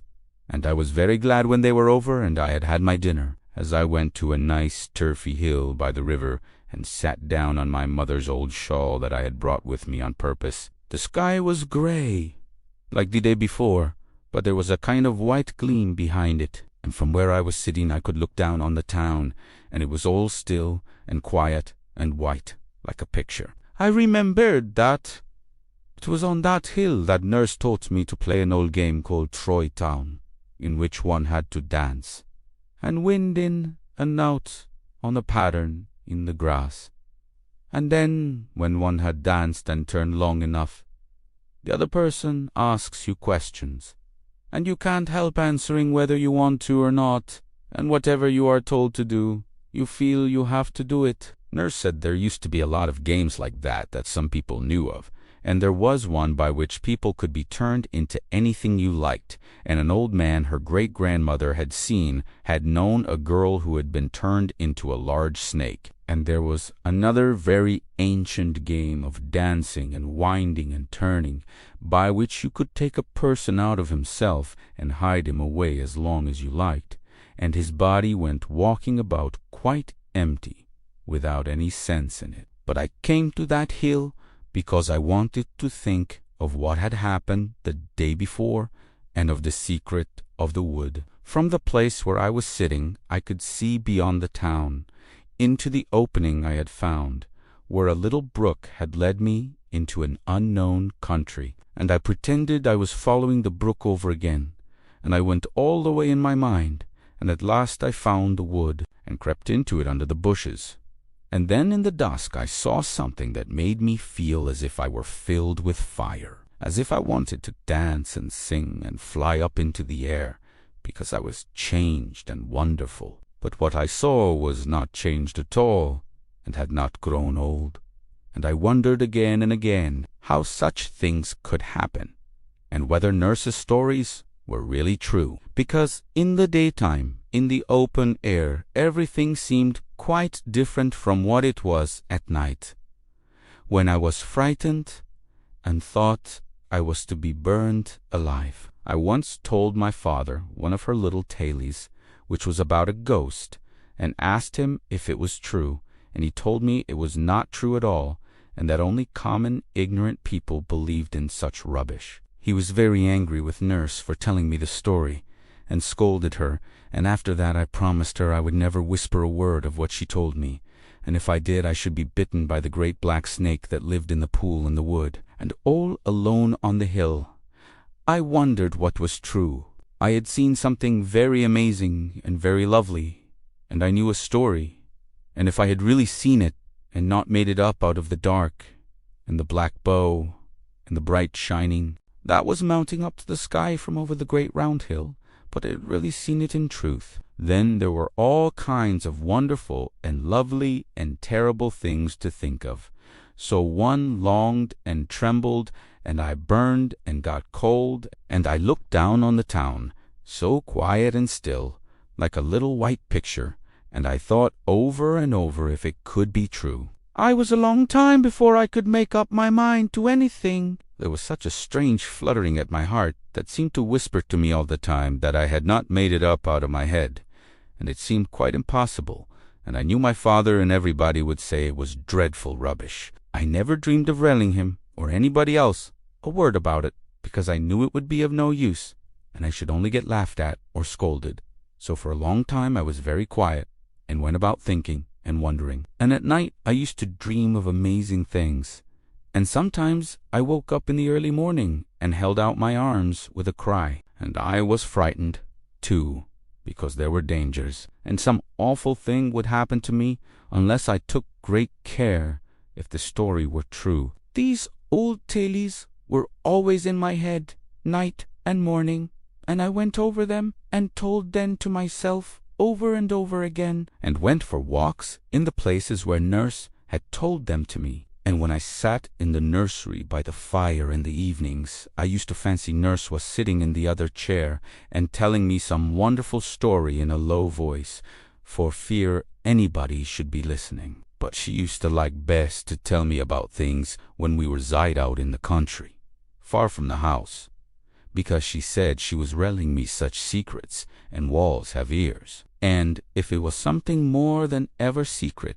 we had to hide in breaks or woods, and I used to think it was such fun creeping along a hedge and going very softly, and then would get behind the bushes or run into the wood all of a sudden when we were sure that none was watching us. So we knew that we had our secrets quite all to ourselves, and nobody else at all knew anything about them. Now and then, when we had hidden ourselves, as I have described, she used to show me all sorts of odd things. One day, I remember, we were in a hazel brake, overlooking the brook, and we were so snug and warm, as though it was April. The sun was quite hot, and the leaves were just coming out. Nurse said she would show me something funny that would make me laugh, and then she showed me, as she said, how one could turn a whole house upside down without anybody being able to find out, and the pots and pans would jump about, and the china would be broken, and the chairs would tumble over of themselves. I tried it one day in the kitchen,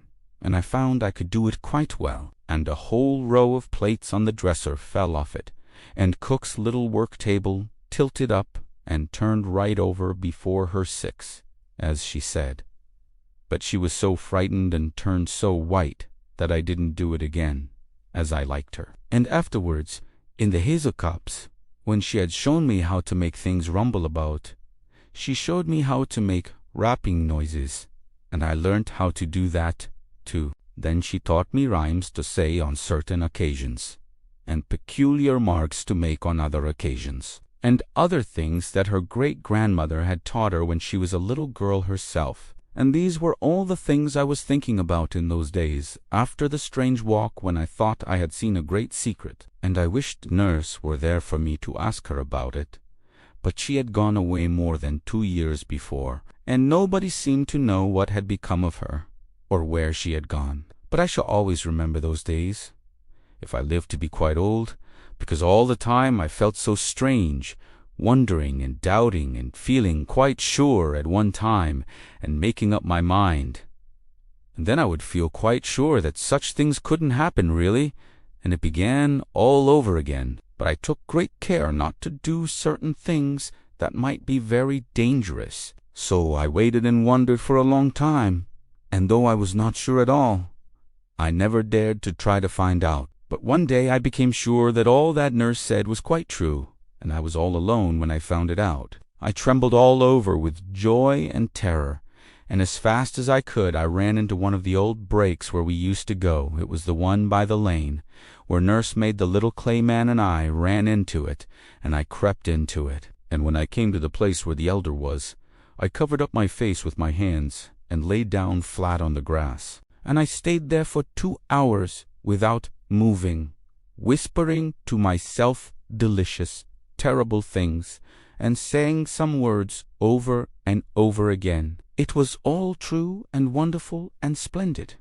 And when I remembered the story, I knew and thought of what I had really seen. I got hot and I got cold, and the air seemed full of scent and flowers and singing. And first I wanted to make a little clay man, like the one nurse had made so long ago, and I had to invent plans and stratagems, and to look about, and to think of things beforehand, because nobody must dream on anything that I was doing or going to do, and I was too old to carry clay about in a tin bucket. At last I thought of a plan, and I brought the wet clay to the break, and did everything that nurse had done, only I made a much finer image than the one she had made. And when it was finished, I did everything that I could imagine, and much more than she did, because it was the likeness of something far better. And a few days later, when I had done my lessons, Carly, I went for the second time by the way of the little brook that had led me into a strange country. And I followed the brook,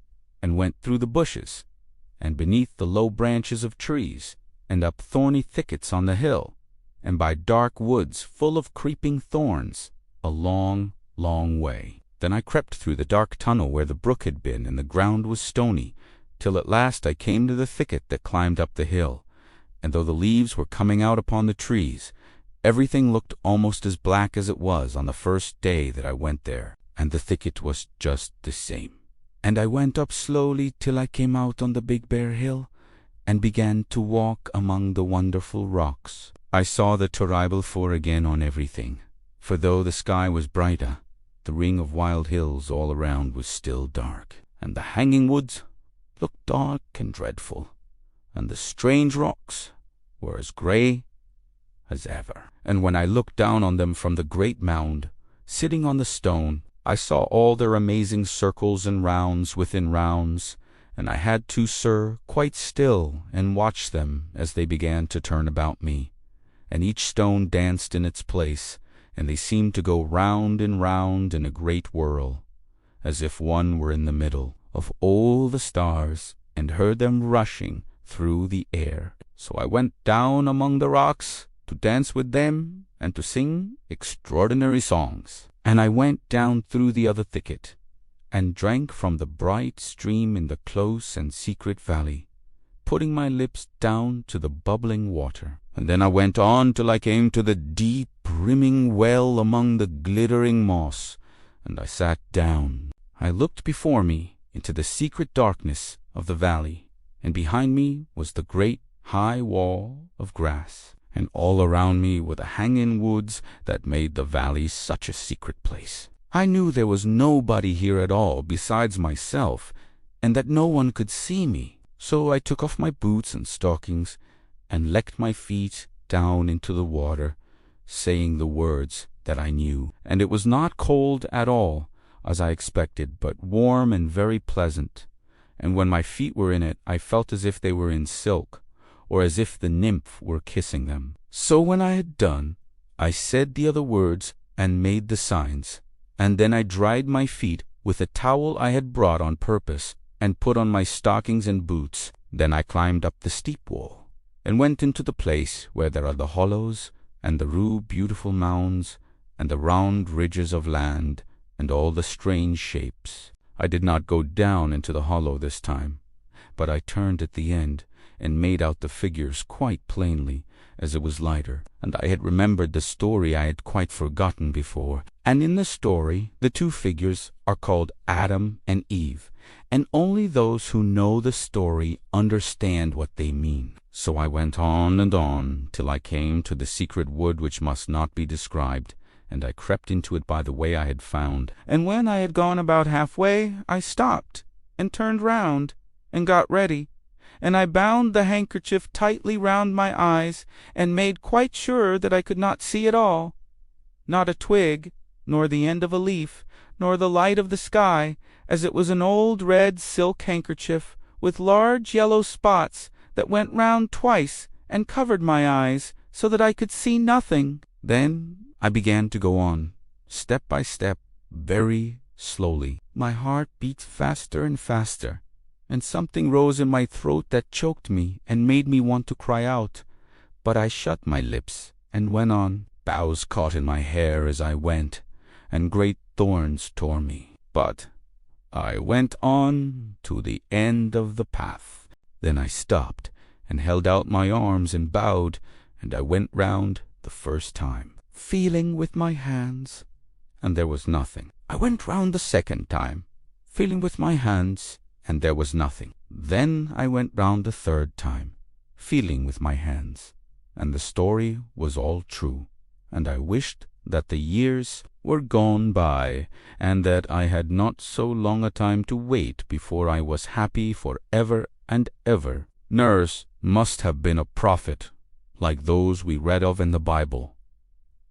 Everything that she said began to come true, and since then other things that she told me of have happened. That was how I came to know that her stories were true, and that I had not made up the secret myself out of my own head. But there was another thing that happened that day. I went a second time to the secret place. It was at the deep brimming well, and when I was standing on the moss, I bent over and looked in, and then I knew who the white lady was that I had seen come out of the water in the wood long ago when I was quite little, and I trembled all over, because that told me other things. Then I remembered how some time after I had seen the white people in the wood, Nurse asked me more about them, and I told her all over again, and she listened, and said nothing for a long, long time, and at last she said, "You will see her again." So I understood what had happened, and what was to happen, and I understood about the nymphs, how I might meet them in all kinds of places,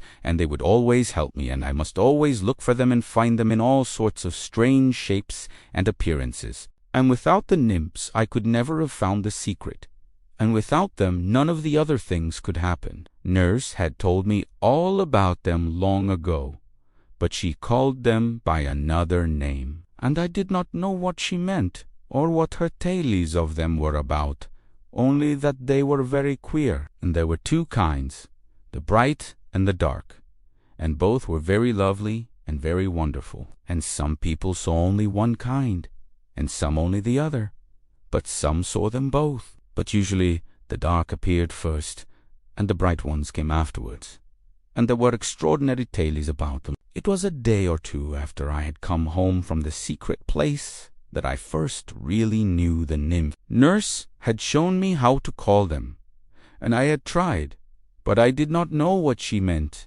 and so I thought it was all nonsense. But I made up my mind I would try again, so I went to the wood where the pool was, where I saw the white people, and I tried again. The dark nymph Alana came, and she turned the pool of water into a pool of fire. Epilogue. "That's a very queer story," said Cotgrave, handing back the green book to the recluse Ambrose. "I see the drift of a good deal, but there are many things that I do not grasp at all. On the last page, for example, what does she mean by nymphs? Well, I think there are references throughout the manuscript to certain processes which have been handed down by tradition from age to age. Certain of these processes are just beginning to come within the purview of science, which has arrived at them, or rather at the steps which lead to them by quite different paths. I have interpreted the reference to nymphs as a reference to one of these processes. And you believe that there are such things. Oh, I think so. Yes, I believe I could give you convincing evidence on that point. I am afraid you have neglected the study of alchemy. It is a pity, for the symbolism, at all events, is very beautiful. And moreover, if you were acquainted with certain books on the subject, I could recall to your mind phrases which might explain a good deal in the manuscript that you have been reading. Yes, but I want to know whether you seriously think that there is any foundation of fact beneath these fancies. Is it not all a department of poetry, a curious dream which man has indulged himself? I can only say that it is no doubt better for the great mass of people to dismiss it all as a dream. But if you ask my veritable belief, that goes quite the other way. No, I should not say belief, but rather knowledge. I may tell you that I have known cases in which men have stumbled quite by accident on certain of these processes, and have been astonished by wholly unexpected results. In the cases I am thinking of, there could have been no possibility of suggestion or subconscious action of any kind. One might as well suppose a schoolboy suggesting the existence of Aeschylus to himself, while he plods mechanically through the But you have noticed the obscurity, Ambrose went on, and in this particular case, it must have been dictated by instinct, since the writer never thought that her manuscripts would fall into other hands. But the practice is universal, and for most excellent reasons. Powerful and sovereign medicines, which are of necessity virulent poisons, also are kept in a locked cabinet. The child may find a key by chance and drink herself dead, but in most cases the search is educational, and the phials contain precious elixirs for him who has patiently fashioned the key for himself. You do not care to go into details? No, frankly, I do not. No, you must remain unconvinced. But you saw how the manuscript illustrated the talk we had last week. Is this girl still alive? No. I was one of those who found her. I knew the father well. He was a lawyer, and had always left her very much to herself. He thought of nothing but deeds and leases, and the news came to him as an awful surprise. She was missing one morning. I suppose it was about a year after she had written what you have read. The servants were called, and they told things and put the only natural interpretation on the perfectly erroneous one. They discovered that green book somewhere in her room, and I found her in the place that she described with so much dread, lying on the ground before the image. It was an image. Yes, it was hidden by the thorns and the thick undergrowth that had surrounded it. It was a wild, lonely country. But you know what it was like by her description, though of course you will understand that the colors have been heightened. A child's imagination always makes the heights higher and the depths deeper than they really are. And she had, unfortunately for herself, something more than imagination. One might say, perhaps, that the picture in her mind, which she succeeded in a measure in putting into words, was the scene as it would have appeared to an imaginative artist. But it is a strange, desolate land. And she was dead. Yes, she had poisoned herself in time. No, there was not a word to be said against her in the ordinary sense. You may recollect a story I told you the other night about a lady who saw her child's fingers crushed by a window.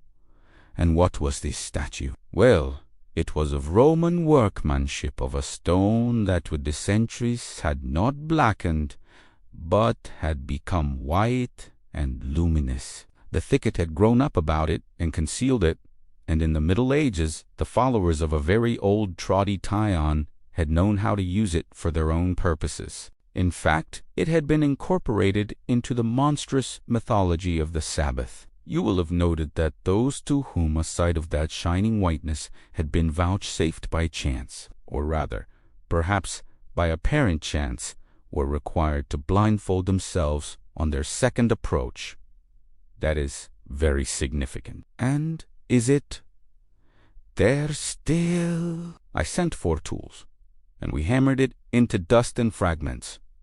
The persistence of tradition never surprises me, Ambrose went on after a pause. I could name many an English parish where such traditions as that girl had listened to in her childhood are still existent in occult but unabated vigor. No, for me, it is the story, not the sequel, which is strange and awful, for I have always believed that wonder is of the soul. Chapter 3. The Inmost Light. One evening in autumn, when the deformities of London were veiled in faint blue mist and its vistas and far-reaching streets seemed splendid, Mr. Charles Salisbury was slowly pacing down Rupert Street, drawing nearer to his favorite restaurant by slow degrees. His eyes were downcast in study of the pavement, and thus it was that, as he passed in at the narrow door, a man who had come up from the lower end of the street jostled against him. I beg your pardon, wasn't looking where I was going. Why, it's Dyson. Yes, quite so. How are you, Salisbury? Quite well. But where have you been, Dyson? I don't think I can have seen you for the last 5 years.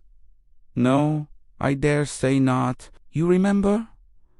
I was getting rather hard up when you came to my place at Charlotte Street. Perfectly. I think I remember your telling me that you owed 5 weeks' rent, and that you had parted with your watch for a comparatively small sum. My dear Salisbury, Eerie, your memory is admirable. Yes, I was hard up, but the curious thing is that soon after you saw me I became harder up. My financial state was described by a friend as stonebroke. I don't approve of slang, mind you, but such was my condition. But suppose we go in, there might be other people who would like to dine. It's human week people. Ness Salisbury, certainly. Come along. I was wondering as I walked down whether the corner table were taken. It has a velvet back, you know. I know the spot.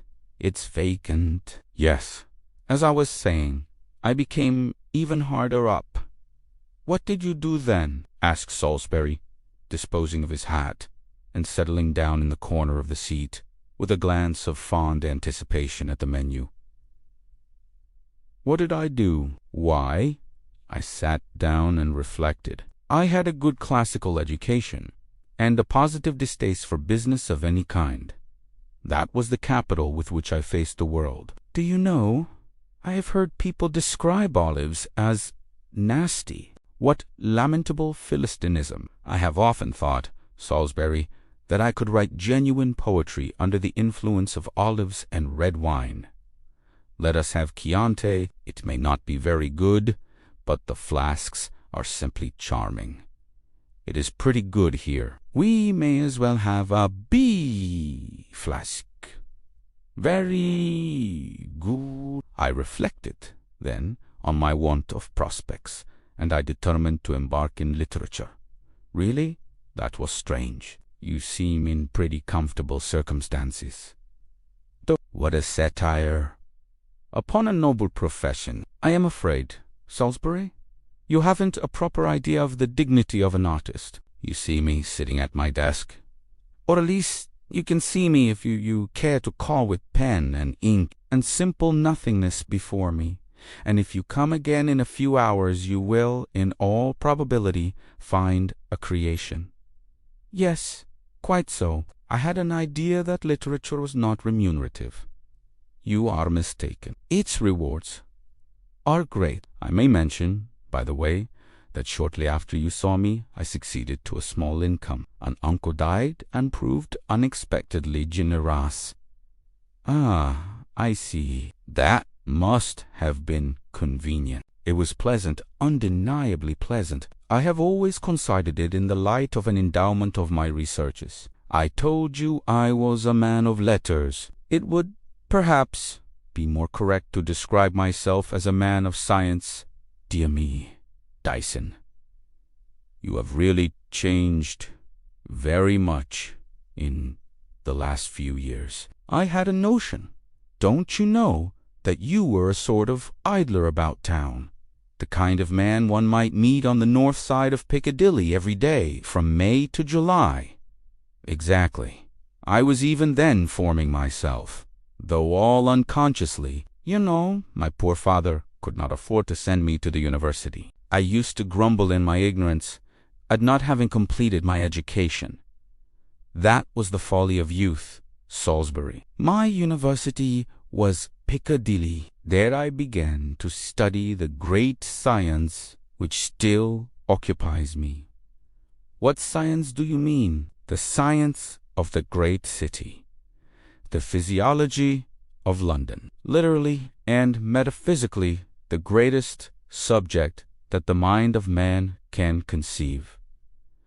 What an admirable salmi this is! Undoubtedly the final end of the pheasant. Yet I feel sometimes positively overwhelmed with the thought of the vastness and complexity of London. Paris a man may get to understand thoroughly with a reasonable amount of study, but London is always a mystery. In Paris, you may say, here live the Acitresses, here the Bohemians, and the Wraiths.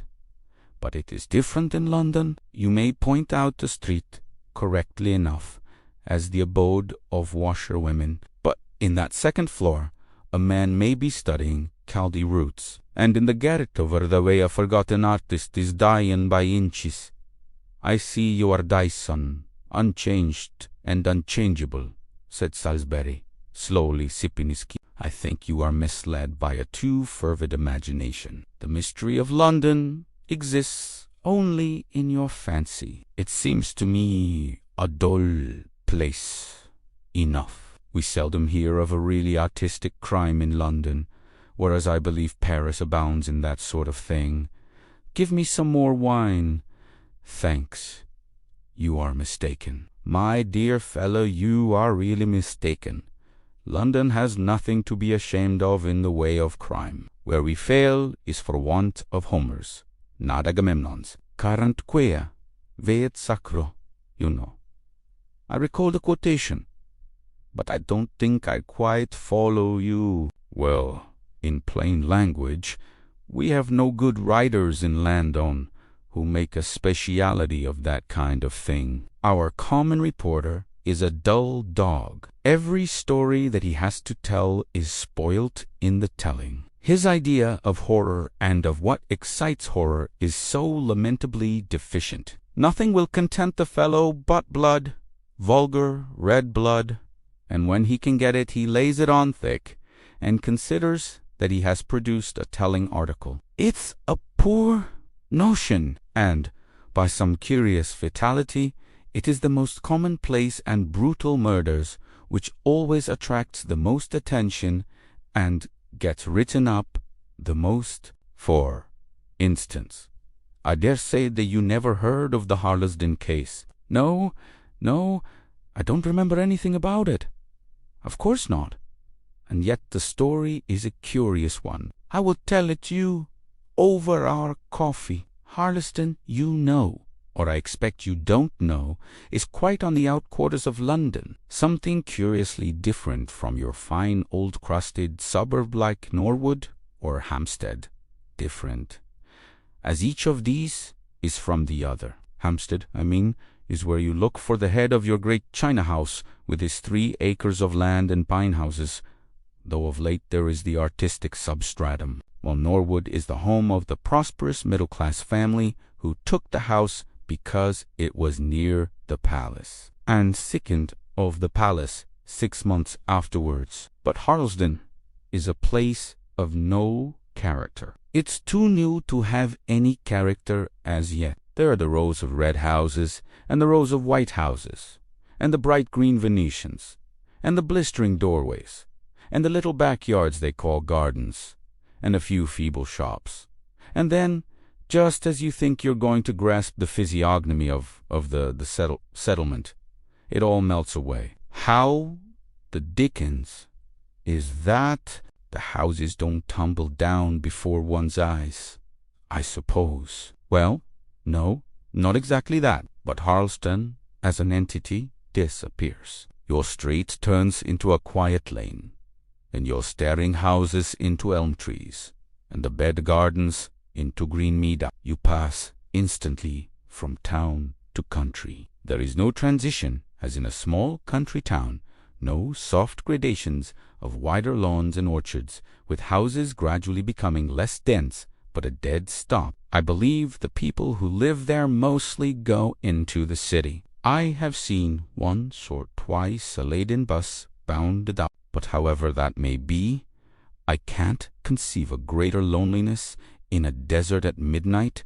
than there is there at midday. It is like a city of the dead. The streets are glaring and desolate, and as you pass it, suddenly strikes you that this, too, is part of London. Well, a year or two ago there was a doctor living there. He had set up his brass plate and his red lamp at the very end of one of those shining streers, and from the back of the house the fields stretched away to the north. I don't know what his reason was in settling down in such an out-of-the-way place. Perhaps Dr. Black, as we will call him, was a far-seeing man and looked ahead. His relations, so it appeared afterwards, had lost sight of him for many years, and didn't even know he was a doctor, much less where he lived. However, there he was settled in Harlesden, with some fragments of a practice, and an uncommonly pretty wife. People used to see them walking out together in the summer evenings, soon after they came to Harlesden, and, so far as could be observed, they seemed a very affectionate couple. These walks went on through the autumn, and then ceased.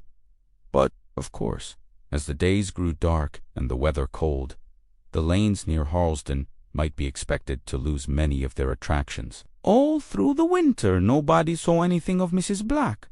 The doctor used to reply to his patients' inquiries that she was a little out of sorts, would be better, no doubt, in the spring. But the spring came, and the summer, and no Mrs. Black appeared, and at last people began to rumor and talk amongst themselves, and all sorts of queer things were said at high teas, which you may possibly have heard are the only form of entertainment known in such suburbs. Dr. Black began to surprise some very odd looks cast in his direction, and the practice, such as it was, fell off before his eyes. In short, when the neighbors whispered about the matter, they whispered that Mrs. Black was dead and that the doctor had made away with her. But this wasn't the case. Mrs. Black was seen alive in June. It was a Sunday afternoon, one of those few exquisite days that an English climate offers, and half London had strayed out into the fields, north, south, cast, and west, to smell the scent of the white May, and to see if the wild roses were yet in blossom in the hedges. I had gone out myself early in the morning, and had had a long ramble, and somehow or other, as I was steering homeward, I found myself in this very Harlesden we've been talking about, to be exacted.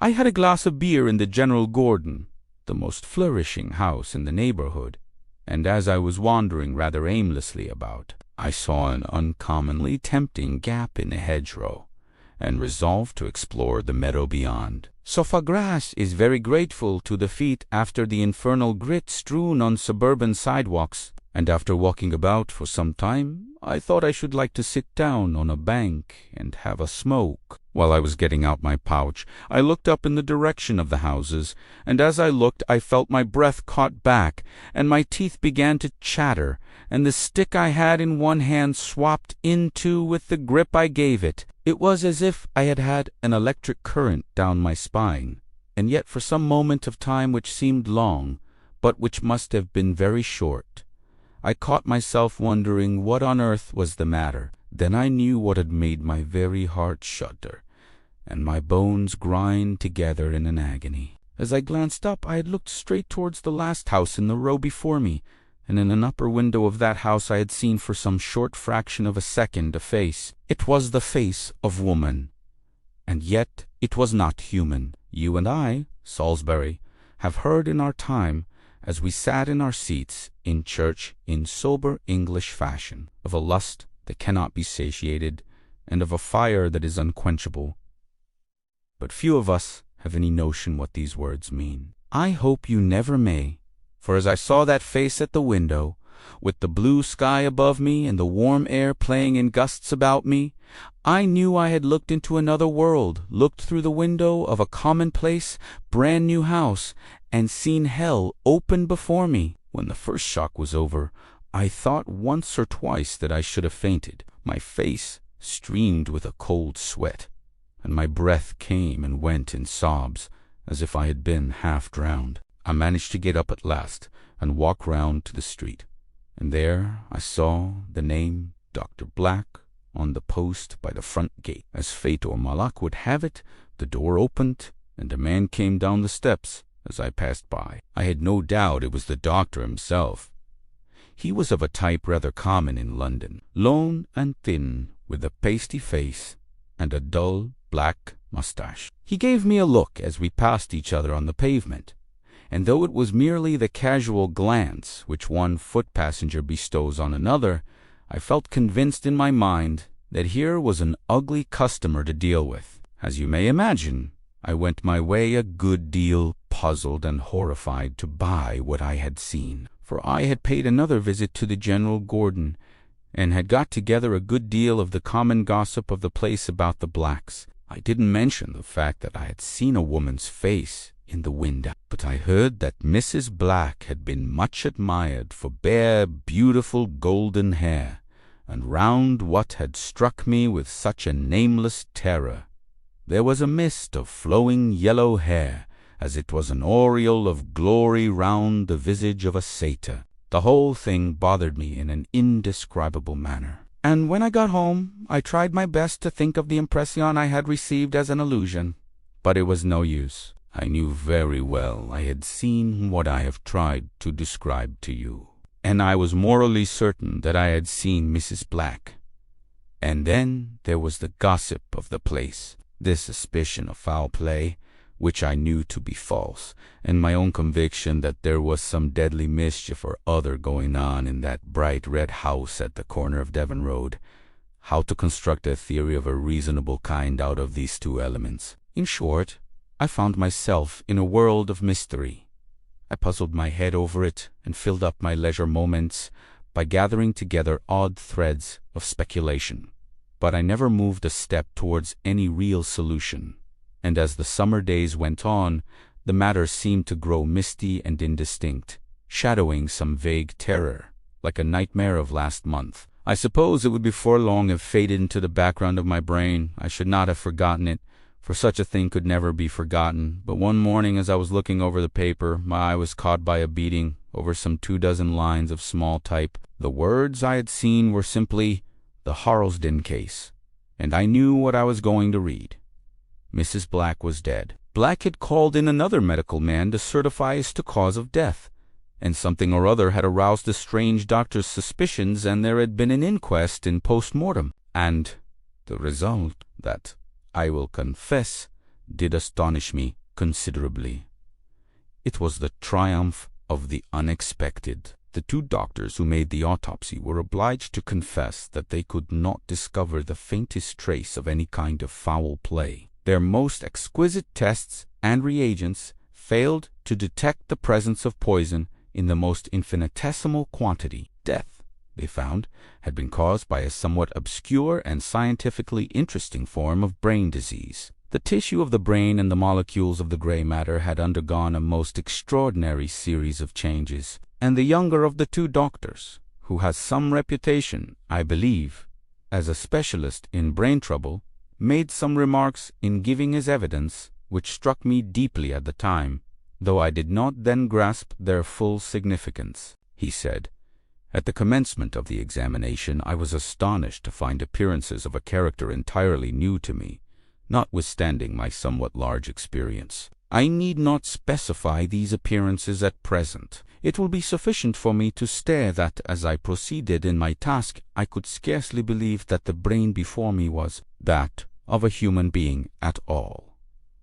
There was some surprise at this statement, as you may imagine. And the coroner asked the doctor if he meant to say that the brain resembled that of an animal. "No," he replied, "I should not put it in that way. Some of the appearances I noticed seemed to point in that direction, but others, and these were the more surprising, indicated a nervous organization of a wholly different character from that either of man or the lower animals." It was a curious thing to say, but of course the jury brought in a verdict of death from natural causes, and, so far as the public was concerned, the case came to an end. But after I had read what the doctor said, I made up my mind that I should like to know a good deal more, and I see her to work on what seemed likely to prove an interesting investigation. I had really a good deal of trouble, but I was successful in a measure. Oh, why, my dear fellow?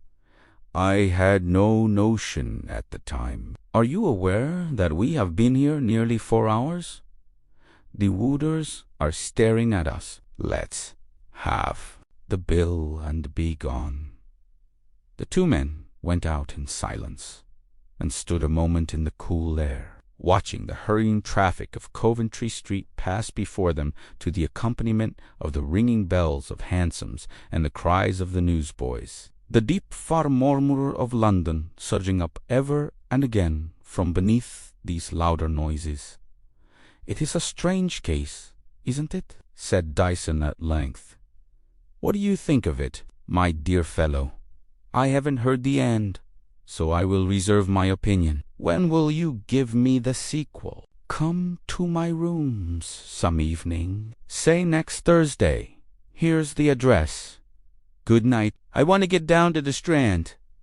Dyson hailed a passing hansom, and Salisbury turned northward to walk home to his lodgings. Mr. Salisbury, as may have been gathered from the few remarks which he had found it possible to introduce in the course of the evening, was a young gentleman of a peculiarly solid form of intellect, coy and retiring before the mysterious and the uncommon, with a constitutional dislike of paradox. During the restaurant Dimser he had been forced to listen in almost absolute silence to a strange tissue of improbabilities, strung together with the ingenuity of a born meddler in plots and mysteries. And it was with a feeling of weariness that he crossed Shaftesbury Avenue and dived into the recesses of Soho, for his lodgings were in a modest neighborhood to the north of Oxford Street. As he walked he speculated on the probable fate of Dyson, relying on literature, unbefriended by a thoughtful relative, and could not help concluding that so much subtlety united to a too vivid imagination would in all likelihood have been rewarded with a pair of sandwich boards or a super's banner. Absorbed in this train of thought, and admiring the perverse dexterity which could transmute the face of a sickly woman and a case of brain disease into the crude elements of romance, Salisbury strayed on through the dimly lighted streets, not noticing the gusty wind which drove sharply round corners and whirled the stray rubbish of the pavement into the air in eddies, while black clouds gathered over the sickly yellow moon. Even a stray drop or two of rain blown into his face did not rouse him from his meditations, and it was only when, with a sudden rush, the storm tore down upon the street that he began to consider the expediency of finding some shelter. The rain, driven by the wind, pelted down with the violence of a thunderstorm, dashing up from the stones and hissing through the air, and soon a perfect torrent of water coursed along the kennels and accumulated in pools over the choked-up drains. The few stray passengers who had been loafing rather than walking about the street had scuttered away, like frightened rabbits, to some invisible places of refuge, and though Salisbury whistled loud and long for a hansom, no hansom appeared. He looked about him, as if to discover how far he might be from the haven of Oxford Street, but strolling carelessly along, he had turned out of his way and found himself in an unknown region, and one to all appearance devoid even of a public house where shelter could be bought for the modest sum of 2d. The street lamps were few and at long intervals, and burned behind grimy glacis with the sickly light of oil. And by this wavering glimmer Salisbury could make out the shadowy and vast old houses of which the street was composed. As he passed along, hurrying and shrinking from the full sweep of the rain, he noticed the innumerable bell handles, with names that seemed about to vanish, of old age graven on brass plates beneath them, and here and there a richly carved penthouse overhung the door, blackening with the grime of 50 years. The storm seemed to grow more and more furious. He was wet through, and a new Heckham, a ruin, and still Oxford Street seemed as far off as ever. It was with deep relief that the dripping man caught sight of a dark archway which seemed to promise shelter from the rain, if not from the wind. Salisbury took up his position in the driest corner and looked about him. B was standing in a kind of passage, contrived under part of a house, and behind him stretched a narrow footway leading between blank walls to regions unknown. He had stood there for some time, vainly endeavoring to rid himself of some of his superfluous moisture, and listening for the passing wheat of a hansom, when his attention was aroused by a loud noise coming from the direction of the passage behind, and growing louder as it drew nearer. In a couple of minutes he could make out the shrill, raucous voice of a woman, threatening and renouncing and making the very stones echo with her accents, while now and then a man grumbled and though to all appearance devoid of romance, Salisbury had some relish. Fore Street rose, and was, indeed, somewhat of an amateur in the more amusing phases of drunkenness. He therefore composed himself to listen and observe with something of the air of a subscriber to grand opera. To his annoyance, however, the tempest seemed suddenly to be composed, and he could hear nothing but the impatient steps of the woman and the slow lurch of the man as they came towards him. Keeping back in the shadow of the wall, he could see the two drawing nearer. The man was evidently drunk, and had much ado to avoid frequent collision with the wall as he racked across from one side to the other, like some bark beating up against a wind. The woman was looking straight in front of her, with tears streaming from her blazing eyes. But suddenly as they went by, the flame blazed up again, and she burst forth into a torrent of abuse, facing round upon her companion. "You low rascal! You mean contemptible cur!" she went on, after an incoherent storm of curses. "You think I'm to work and slave for you always? I suppose, while you're after that Green Street girl and drinking every penny you've got, but you're mistaken. Sam, indeed. I'll bear it no longer. Damn you, you dirty thief.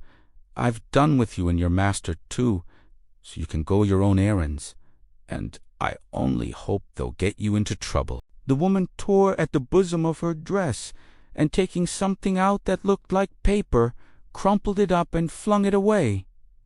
It fell at Salisbury's feet. She ran out and disappeared in the darkness, while the man lurched slowly into the street, grumbling indistinctly to himself in a perplexed tone of voice. Salisbury looked out after him, and saw him maundering along the pavement, halting now and then and swaying indecisively, and then starting off at some fresh tangent. The sky had cleared, and white fleecy clouds were fleeting across the moon. High in the heaven, the light came and went by turns as the clouds passed by, and, turning round as the clear, white rays shone into the passage, Salisbury saw the little ball of crumpled paper which the woman had cast down. Oddly curious to know what it might contain, he picked it up and put it in his pocket, and set out afresh on his journey. Salisbury was a man of habit. When he got home, drenched to the skin, his clothes hanging lank about him, and a ghastly dew besmearing his hat, his only thought was of his health, of which he took studious care. So, after changing his clothes and encasing himself in a warm dressing, he proceeded to prepare a sudorific in the shape of hot gin and water, warming the latter over one of those spirit lamps which mitigate the austerities of the modern hermit's life. By the time this preparation had been exhibited, and Salisbury's disturbed feelings had been soothed by a pipe of tobacco, he was able to get into bed in a happy state of vacancy, without a thought of his adventure in the dark archway, or of the weird fancies with which Dyson had seasoned his dinner. It was the same at breakfast the next morning, for Salisbury made a point of not thinking of anything until that meal was over. But when the cup and saucer were cleared away, and the morning pipe was near, he remembered the little ball of paper, and began fumbling in the pockets of his wet coat. He did not remember into which pocket he had put it, and as he dived now into one and now into another, he experienced a strange feeling of apprehension lest it should not be there at all, though he could not for the life of him have explained the importance he attached to what was in all probability mere rubbish. But he sighed with relief when his fingers touched the crumpled surface in an inside pocket, and he drew it out gently and laid it on the little desk by his easy-chair with as much care as if it had been some rare jewel. Salisbury sat smoking and staring at his find for a few minutes. An odd temptation to throw the thing in the fire and have done with it, struggling with as odd a speculation as to its possible contents, and as to the reason why the infuriated woman should have flung a bit of paper from her with such vehemence as might be expected. It was the latter feeling that conquered in the end, and yet it was with something like repugnance that he at last took the paper and unrolled it and laid it out before him. It was a piece of common dirty paper, to all appearances torn out of a cheap exercise book, and in the middle were a few lines written in a queer, cramped hand. Salisbury bent his head and stared eagerly at it for a moment, drawing a long breath, and then fell back in his chair gazing blankly before him, till at last, with a sudden revulsion, he burst into a peal of laughter, so long and loud and uproarious that the landlady's baby in the floor below awoke from sleep and echoed his mirth with hideous yells. But he laughed again and again, and took the paper up to read a second time what seemed such meaningless nonsense. Q has had to go and see his friends in Paris. It began, Travas, Handolès, once, around the grass, and twice around the lass, and thrice around the maple tree. Salisbury took up the paper and crumpled it as the angry woman had done, and aimed it at the fire. He did not throw it there, however, but tossed it carelessly into the well of the desk, and laughed again. The sheer folly of the thing offended him, and he was ashamed of his own eager speculation. As one way pores over the high-sounding announcements in the agony column of the daily paper, and finds nothing but advertisement and triviality, he walked to the window and stared out at the languid morning life of his quarter. The maids in slatternly print dresses, washing doorsteps, the fishmonger and the butcher on their rounds, and the tradesmen standing at the doors of their small shops, drooping for lack of trade and excitement. In the distance, a blue haze gave some grandeur to the prospect, but the view as a whole was depressing, and would only have interested a student of the life of Landone, who finds something rare and choice in its every aspect. Salisbury turned away in disgust, and settled himself in the easy-chair, upholstered in a bright shade of green, and decked with yellow gimp, which was the pride and attraction of the apartments. Here he composed himself to his morning's occupation, the perusal of a novel that deal with sport and love in a manner that suggested the collaboration of a stud-groom in a ladies' college. In an ordinary way, however, Salisbury would have been carried on by the interest of the story up to lunchtime, but this morning he fidgeted in and out of his chair, took the book up and laid it down again, and swore at last to himself and at himself in mere irritation. In point of fact, the jingle of the paper found in the archway had got into his head, and he could not help muttering over and over, once around the grass, and twice around the lass, and thrice around the maple tree. It became a positive pain, like the foolish burden of a music-hall song everlastingly quoted and sung at all hours of the day and night, and treasured by the street boys an unfailing resource for 6 months together. He went out into the streets and tried to forget his enemy in the jostling of the crowds and the roar and clatter of the traffic.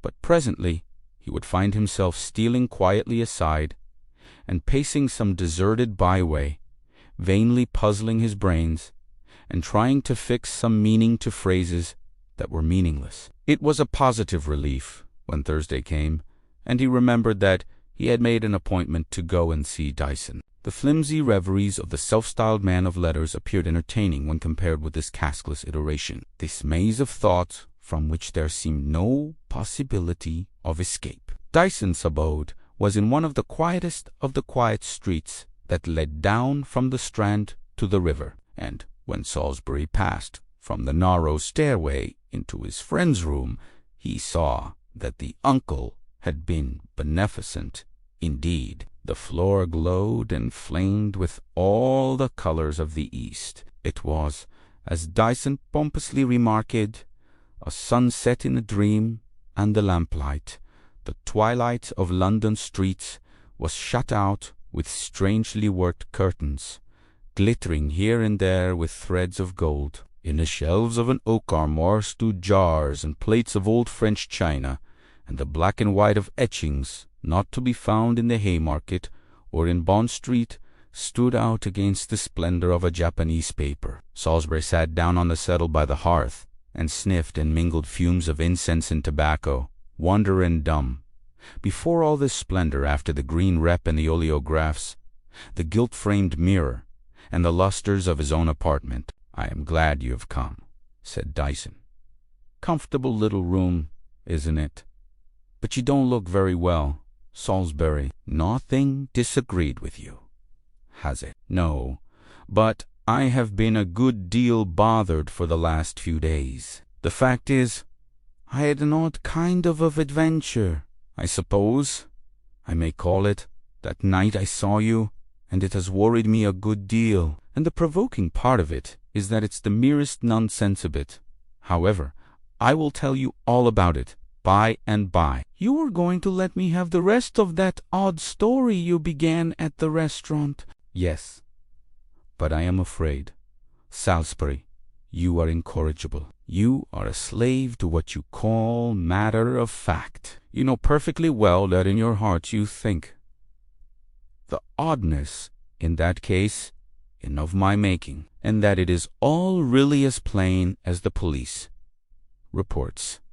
However, as I have begun, I will go on. But first we will have something to drink, and you may as well light your pipe." Dyson went up to the cat cupboard and drew from its depths a rotund bottle and two little glasses, quaintly gilded. "It's Benedictine," he said. "You'll have some, won't you?" Salisbury assented, and the two men sat sipping and smoking reflectively for some minutes before Dyson began. "Let me see," he said at last. "We were at the inquest, weren't we?" "No, we had done with that." "Ah, I remember. I was telling you that on the whole I had been successful in my inquiries, investigation, or whatever you like to call it, into the matter. Wasn't that where I left off?" "Yes, that was it. To be precise, I think, though, was the last word you said on the matter." "Exactly. I have been thinking it all over since the other night, and I have come to the conclusion that though, is a very big though indeed. Not to put too fine a point on it, I have had to confess that what I found out, or thought I found out, amounts in reality to nothing. I am as far away from the heart of the case as ever. However, I may as well tell you what I do know. You may remember my saying that I was impressed a good deal by some remarks of one of the doctors who gave evidence at the inquest. Well, I determined that my first step must be to try if I could get something more definite and intelligible out of that doctor. Somehow or other I managed to get an introduction to the man, and he gave me an appointment to come and see him. He turned out to be a pleasant, genial fellow, rather young and not in the least like the typical medical man, and he began the conference by offering me whiskey and cigars. I didn't think it worth while to beat about the bush, so I began by saying that part of his evidence at the Harlowstown inquest struck me as very peculiar, and I gave him the printed report with the sentences in question tie-in underlined. He just glanced at the slip and gave me a queer look. "It struck you as peculiar, did it?" said he. "Well, you must remember that the Harlesden case was very peculiar. In fact, I think I may safely say that in some features it was unique." "Quite unique?" "Quite so," I replied, "and that's exactly why it interests me, and why I want to know more about it. And I thought that if anybody could give me any information, it would be you. What is your opinion of the matter?" It was a pretty downright sort of question, and my doctor looked rather taken aback. "Well," he said, "as I fancy your motive in inquiring into the question must be mere curiosity, I think I may tell you my opinion with tolerable freedom. So, Mr. Dyson, if you want to know my theory, it is this. I believe that Dr. Black killed his wife. But the verdict," I answered, "the verdict was given from your own evidence. Kichi? So, the verdict was given in accordance with the evidence of my colleague and myself, and, under the circumstances, I think the jury acted very sensibly. In fact, I don't see what else they could have done, but I stick to my opinion, mind you, and I say this also. I don't wonder at Black's doing what I firmly believe he did. I think he was justified. Justified. How could that be?" I asked. I was astonished. As you may imagine, ere the answer, I had gore. The doctor wheeled round his chair and looked steadily at me for a moment before he answered. "I suppose you are not a man of science yourself." "No." "Then it would be of no use my going into detail. I have always been firmly opposed myself to any partnership between physiology and psychology. I believe that both are bound to suffer. No one recognizes more decidedly than I do the impassable gulf, the fathomless abyss that separates the world of consciousness from the sphere of matter. We know that every change of consciousness is accompanied by a rearrangement of the molecules in the gray matter, and that is all. What the link between them is, or why they occur together, we do not know, and most authorities believe that we never can know. Yet, I will tell you that as I did my work, the knife in my hand, I felt convinced, in spite of all theories, that what lay before me was not the brain of a dead woman, not the brain of a human being at all. Of course, I saw the face, but it was quite placid, devoid of all expression. It must have been a beautiful face, no doubt, but I can honestly say that I would not have looked in that face when there was life behind it for 1,000 guineas. No, for twice that sum. "My dear sir," I said, "you surprise me extremely. You say that it was not the brain of a human being. What was it, then? The brain of a devil." He spoke quite coolly, and never moved a muscle. "The brain of a devil," he repeated, "and I have no doubt that Black found some way of putting an end to it. I don't blame him if he did. Whatever Mrs. Black was, she was not fit to stay in this world. Will you have anything more?" "No. Good night. Good night." It was a queer sort of opinion to get from a man of science, wasn't it, when he was saying that he would not have looked on that face when alive for 1,000 guineas or 2,000 guineas. I was thinking of the face I had seen, but I said nothing. I went again to Harlesden, and passed from one shop to another, making small purchases, and trying to find out whether there was anything about the Blacks which was not already common property, but there was very little to hear. One of the tradesmen to whom I spoke said he had known the dead woman well. She used to buy of him such small quantities of grocery as were required for their small household, for they never kept a servant, but had a charwoman in occasionally, and she had not seen Mrs. Black for months before she died. According to this man, Mrs. Black was a nice lady, always kind and considerate, and so fond of her husband, and he of her, as everyone thought. And yet, to put the doctor's opinion on one side, I knew what I had seen, and then, after thinking it over and putting one thing with another, it seemed to me that the only person likely to give me much assistance would be Black himself, and I made up my mind to find him. Of course he wasn't to be found in Harlesden. He had left, I was told, directly after the funeral. Everything in the house had been sold, and one fine day Black got into the train with a small portmanteau, and went nobody knew where. It was a chance if he were ever heard of again, and it was by a mere chance that I came across him our last. I was walking one day along Grayson Road, not bound for anywhere in particular, but looking about me, as usual, and holding on to my hat, for it was a gusty day in early March, and the wind was making the treetops Indian rock and quiver. I had come up from the Holborn end, and I had almost got to Theobald's Road, when I noticed a man walking in front of me, leaning on a stick, and to all appearances very feeble. There was something about his look that made me curious, I don't know why, and I began to walk briskly with the idea of overtaking him, when of a sudden his hat blew off and came bounding along the pavement to my feet. Of course one rescued the hat and gave it a glance as I went towards its owner. It was a biographer in itself, a Piccadilly maker's name in the inside, but I don't think a beggar would have picked it out of the gutter. Then I looked up and saw Dr. Black of Harlesden waiting for me. A queer thing, wasn't it? But, Salisbury, what a change! When I saw Dr. Black come down the steps of his house at Harlesden, he was an upright man, walking firmly with well-built limbs.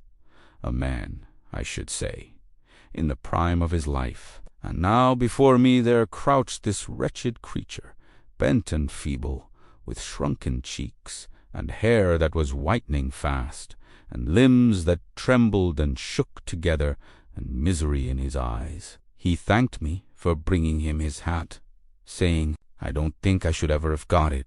I can't run much now." "A gusty day, sir, isn't it?" And with this he was turning away, but by little and little I contrived to draw him into the current of conversation, and we walked together Cassward. I think the man would have been glad to get rid of me, but I didn't intend to let him go, and he stopped at last in front of a miserable house in a miserable street. It was, I verily believe, one of the most wretched quarters I have ever seen. Houses that must have been sordid and hideous enough when new, that had gathered foulness with every year, and now seemed to lean and totter to their fall. "I live up there," said Black, pointing to the tiles, "not in the front, in the back. I am very quiet there. I won't ask you to come in now, but perhaps some other day." I caught him apart that, and told him I should be only too glad to come and see him. He gave me an odd sort of glance, as if he were wondering what on earth I or anybody else could care about him, and I left him fumbling with his latchkey. I think you will say I did pretty well when I tell you that within a few weeks I had made myself an intimate friend of Black's.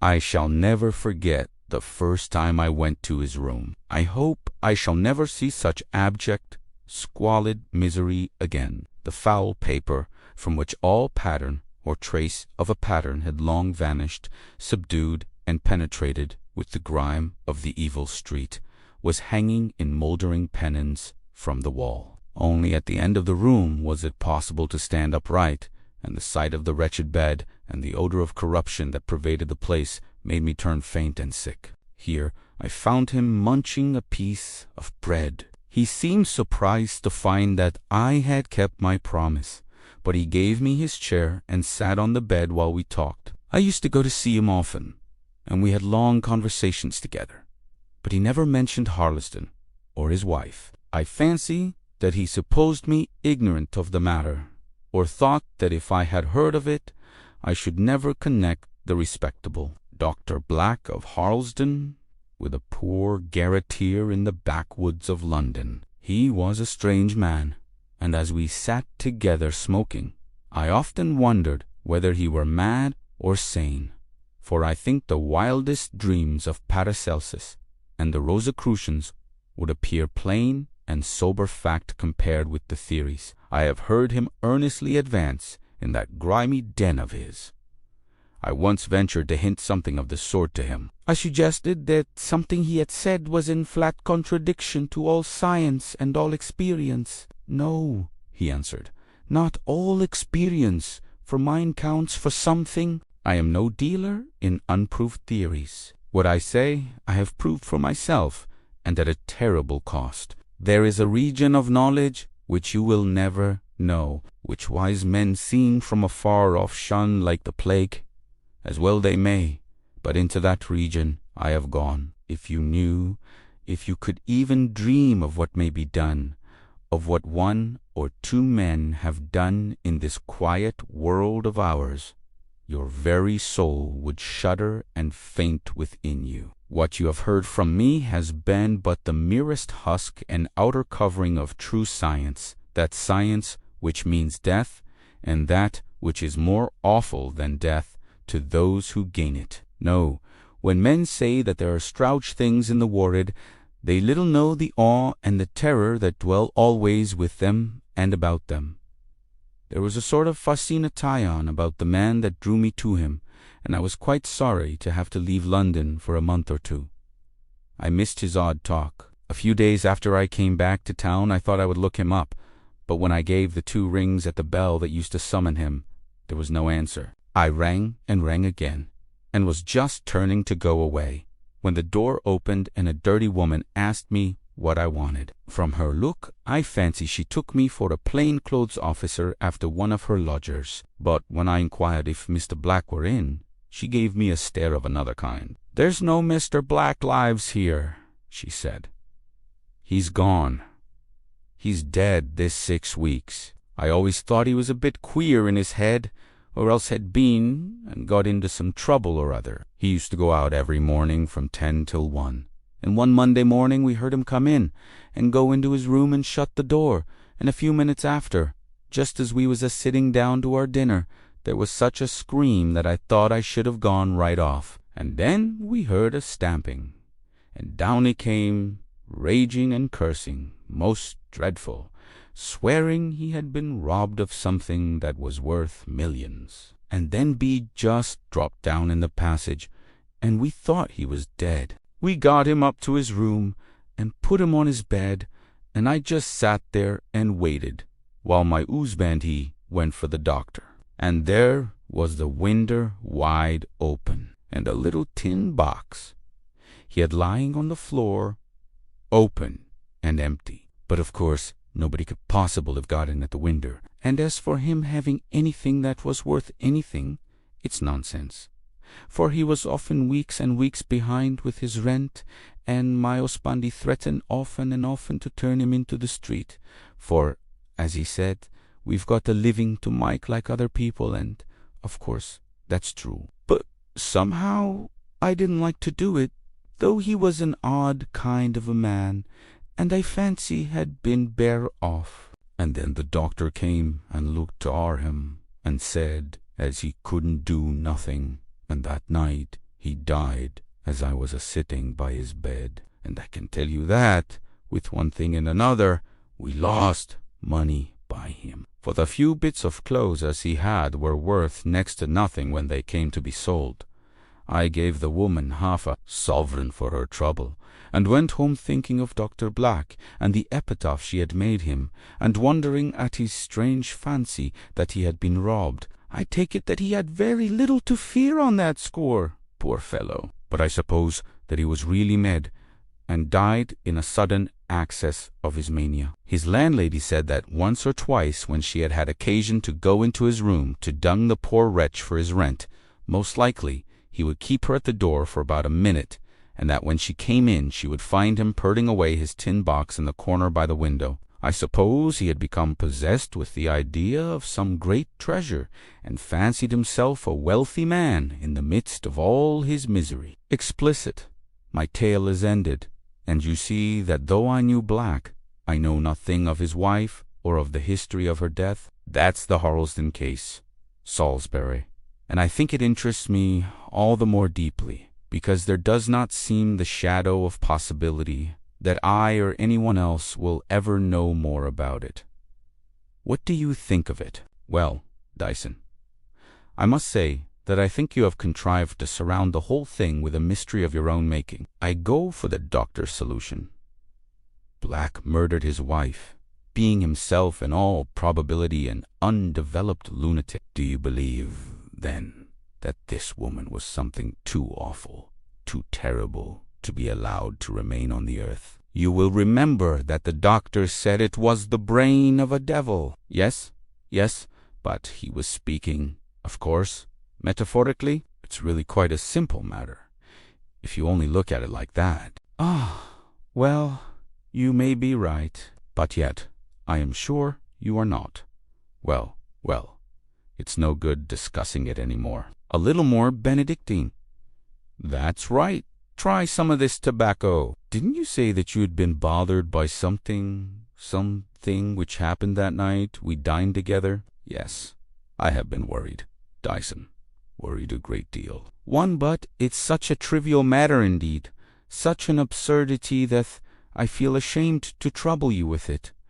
Never mind, let's have it, absurd or not. With many hesitations, and with much inward resentment of the folly of the thing, Salisbury told his tale, and repeated reluctantly the absurd intelligence and the absurder doggerel of the scrap of paper, expecting to hear Dyson burst out into a roar of laughter. Isn't it too bad that I should let myself be bothered by such stuff as that? He asked, when he had stuttered out the jingle of once and rice and thrice. Dyson had listened to it all gravely, even to the end, and meditated for a few minutes in silence. Yes, he said at length, it was a curious chance, your taking shelter in that archway just as those two went by, but I don't know that I should call what was written on the paper nonsense. It is bizarre, certainly, but I expect it has a meaning for somebody. Just repeat it again,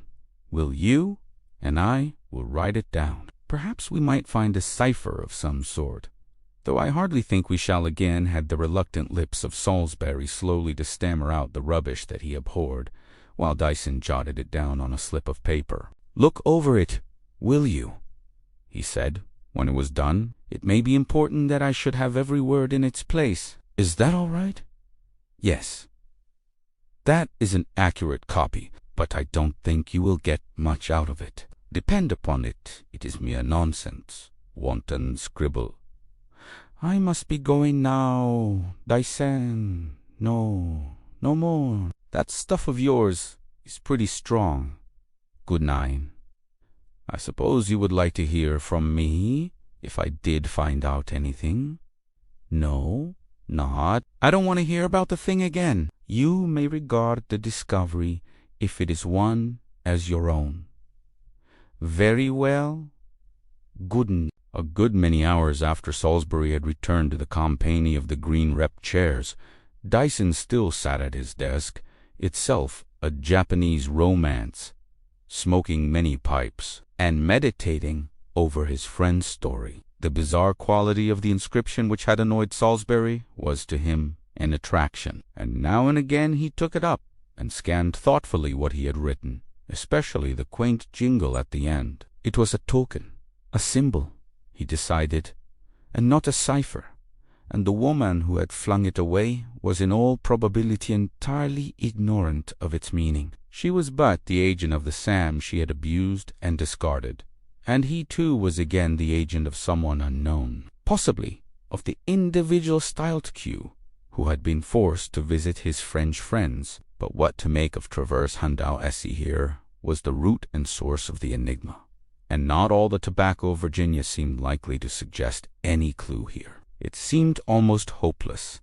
but Dyson regarded himself as the Wellington of mysteries, and went to bed, feeling assured that sooner or later he would hit upon the right track. For the next few days he was deeply engaged in his literary labors which were a profound mystery even to the most intimate of his friends, who searched the railway bookstalls in vain for the result of so many hours spent at the Japanese bureau in company with strong tobacco and black tea. On this occasion Dyson confined himself to his room for 4 days, and it was with genuine relief that he laid down his pen and went out into the streets in quest of relaxation and fresh air. The gas lamps were being lighted, and the 5th edition of the evening paper was being howled through the streets, and Dyson, feeling that he wanted quiet, turned away from the clamorous Strand and began to trend away to the northwest. Soon he found himself in streets that echoed to his footsteps, and crossing a broad new thoroughfare, and verging still to the west,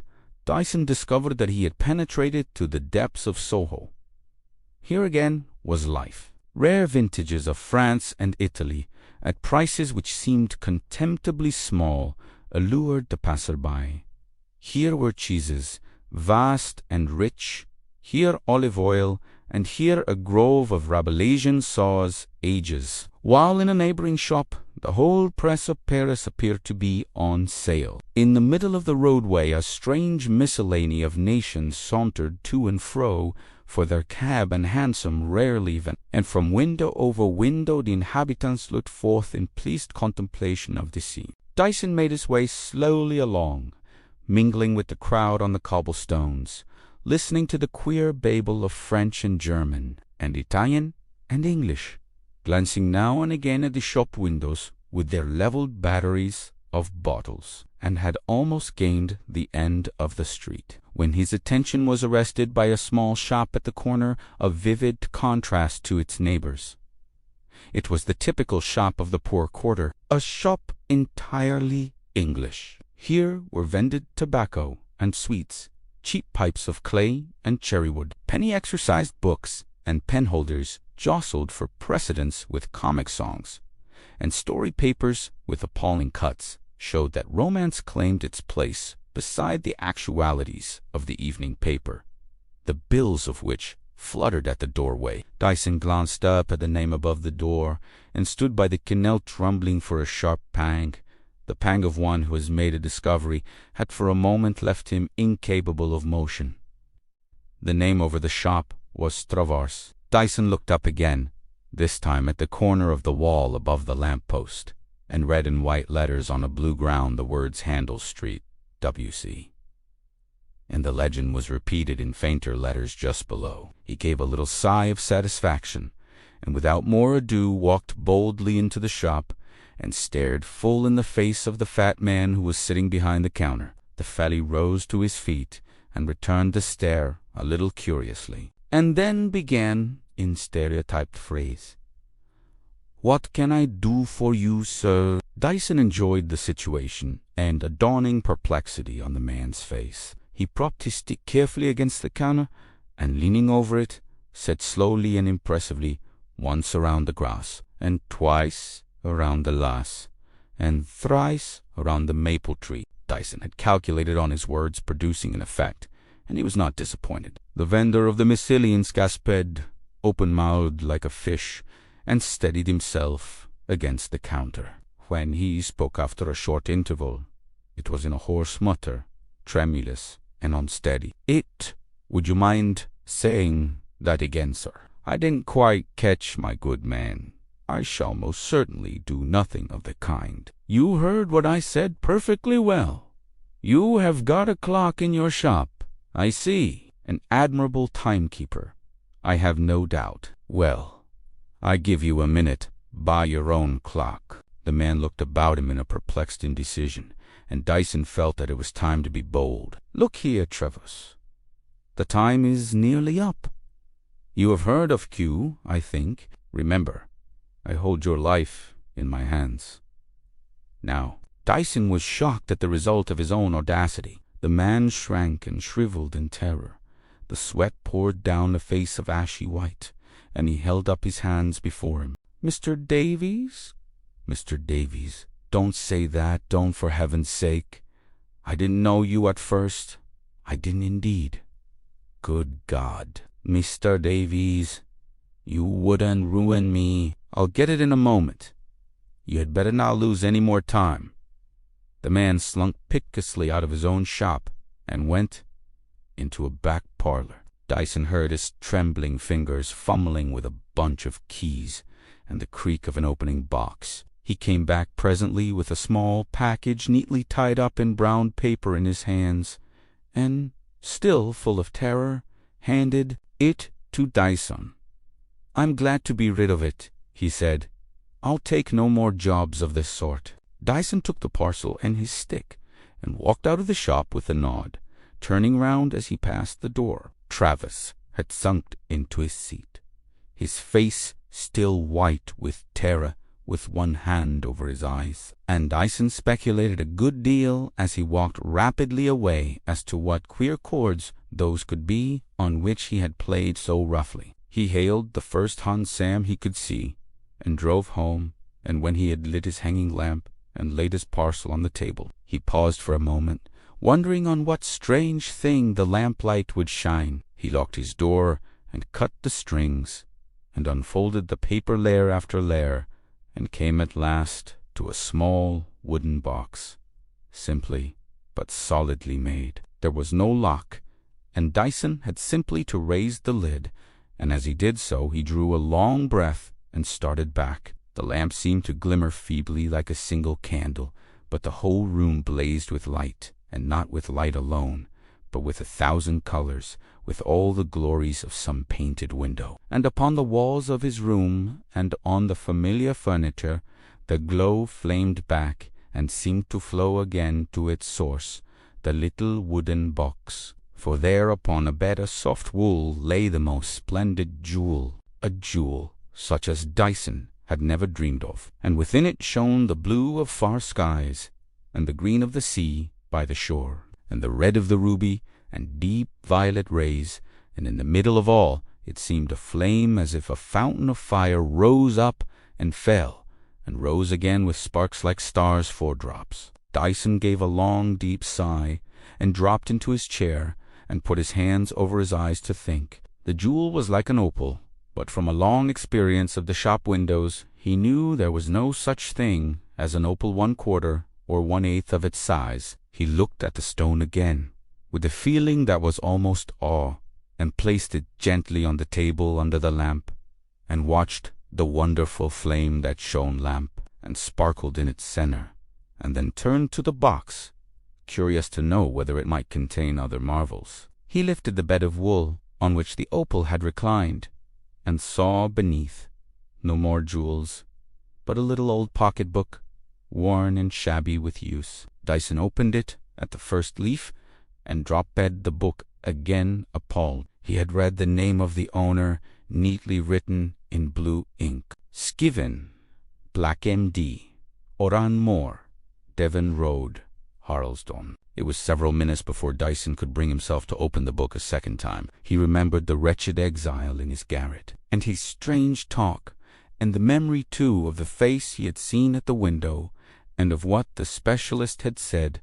surged up in his mind, and as he held his finger on the cover, he shivered, dreading what might be written within. When at last beheld it in his hand, and turned the pages, he found that the first 2 leaves were blank, but the third was covered with clear, minute writing, and Dyson began to read with the light of the opal flaming in his eyes. Ever since I was a young man, the wreck began, I devoted all my leisure and a good deal of time that ought to have been given to other studies, to the investigation of curious and obscure branches of knowledge. What I commonly call it, the pleasures of life, had never any attractions for me, and I lived alone in London, avoiding my fellow students, and in my turn avoided by them as a man self-absorbed and unsympathetic. So long as I could gratify my desire of knowledge of a peculiar kind, knowledge of which the very existence is a profound secret to most men,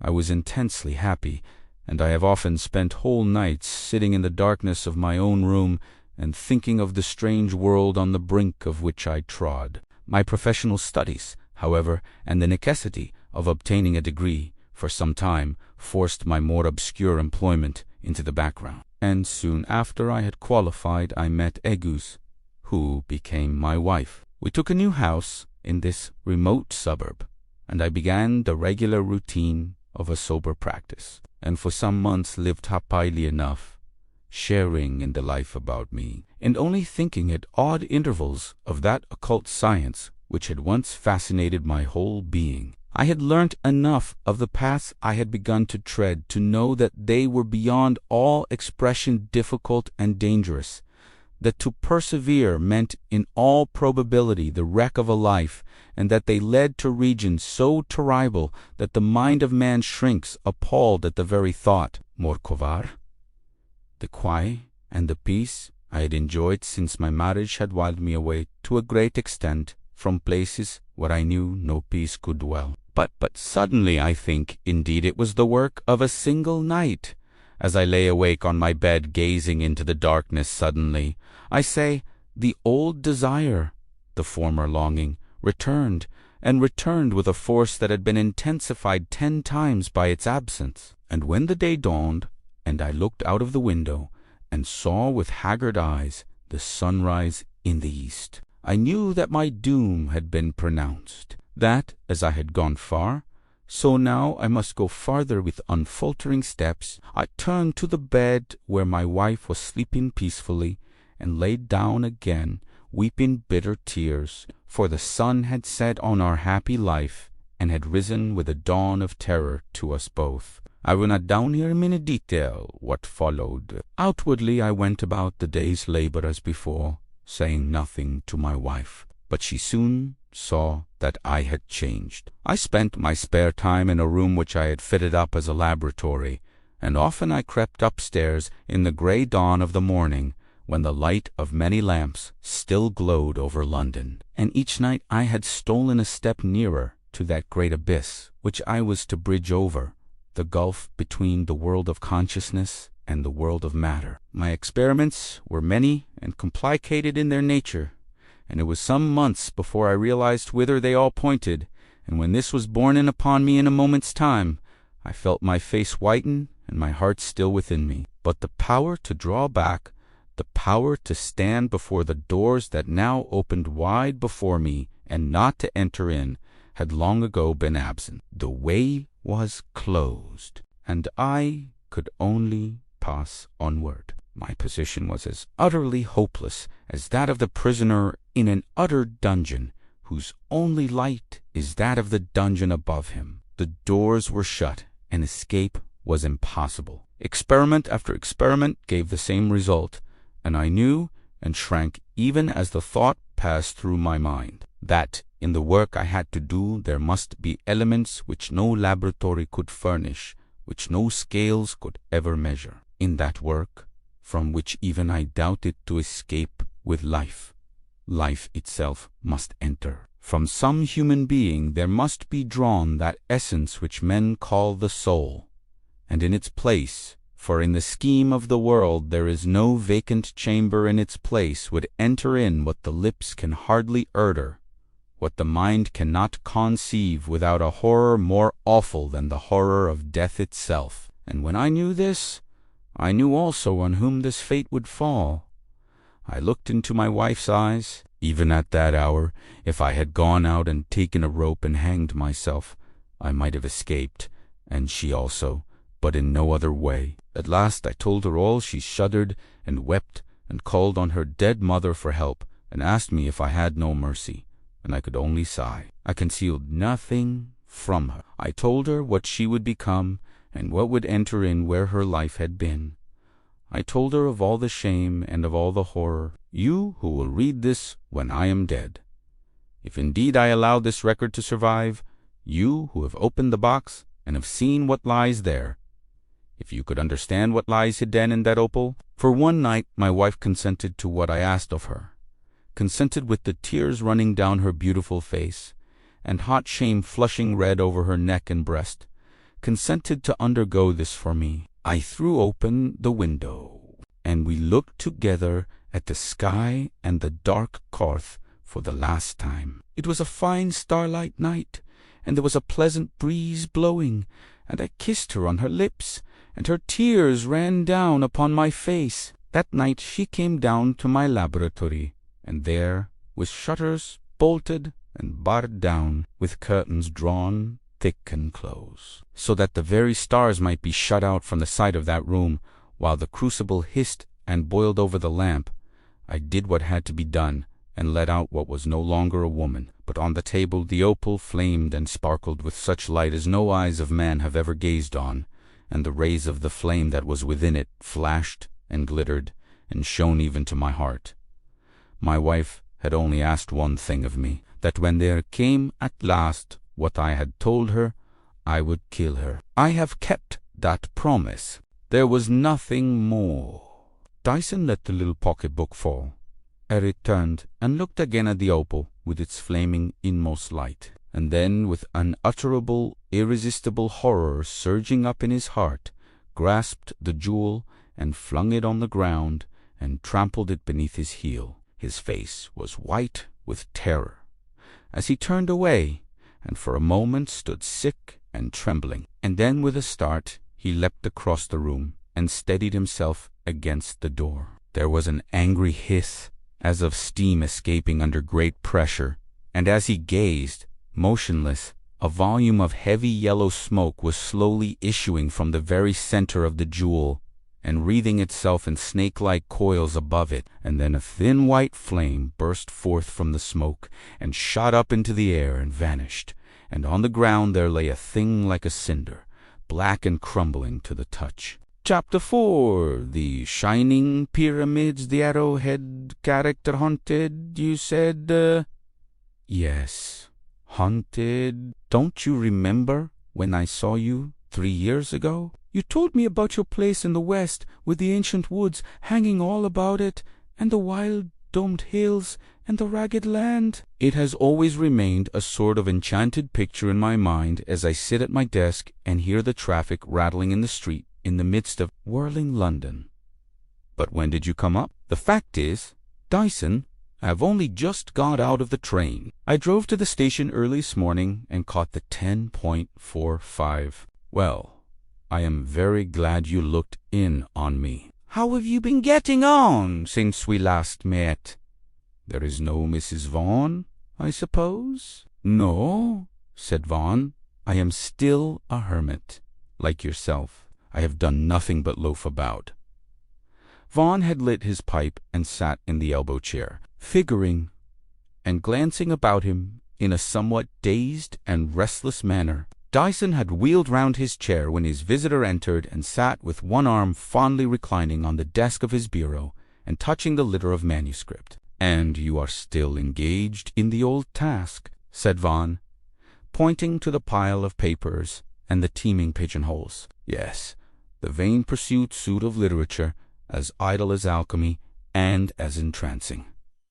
But you have come to town for some time, I suppose. What shall we do tonight?" "Well, I rather wanted you to try a few days with me down in the West. It would do you a lot of good, I'm sure." "You are very kind, Vaughan, but London in September is hard to leave." Dor could not have designed anything more wonderful and mystic than Oxford Street as I saw it the other evening. The sunset flaming, the blue haze transmuting the plain street into a road far in the spiritual city.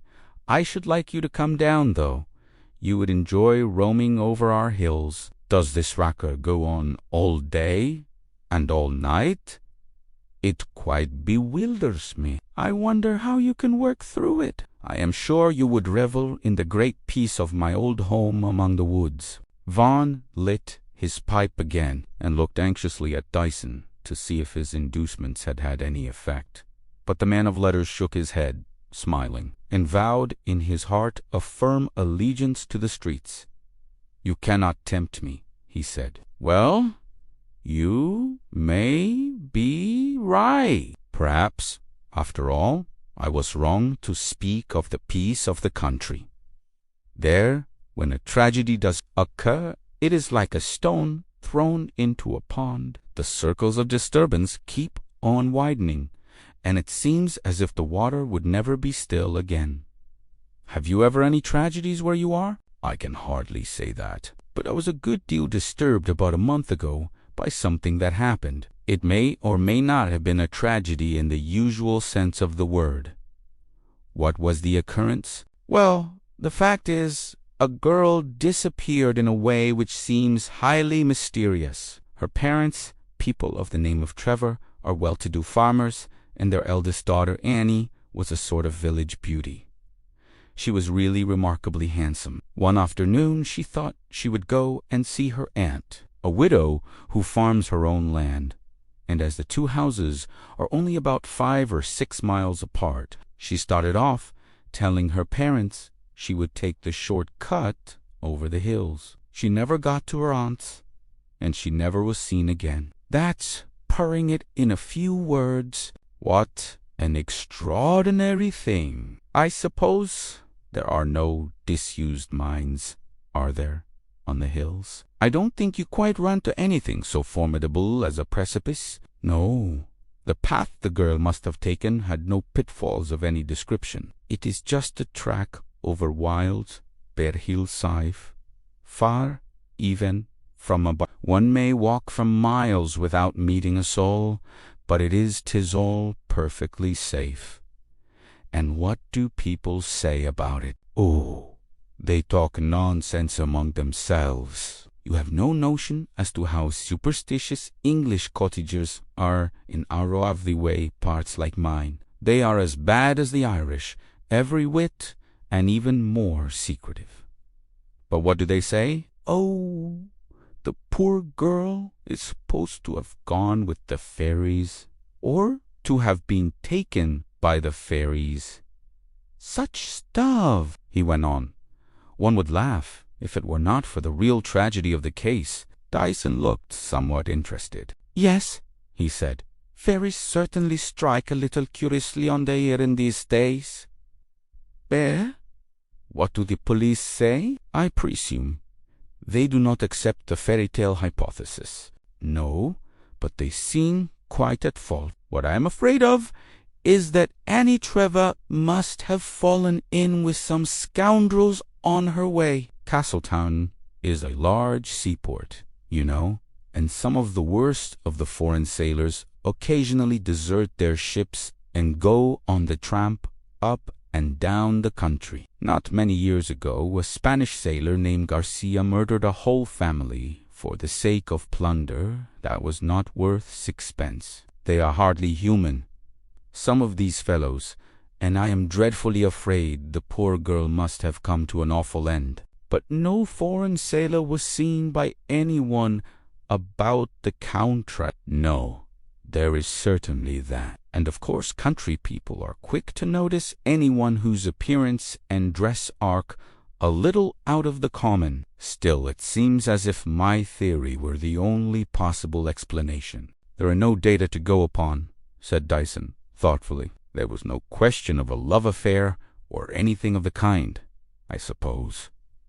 Oh, no, not a hint of such a thing. I am sure if Annie were alive, she would have contrived to let her mother know of her safety. No doubt, no doubt.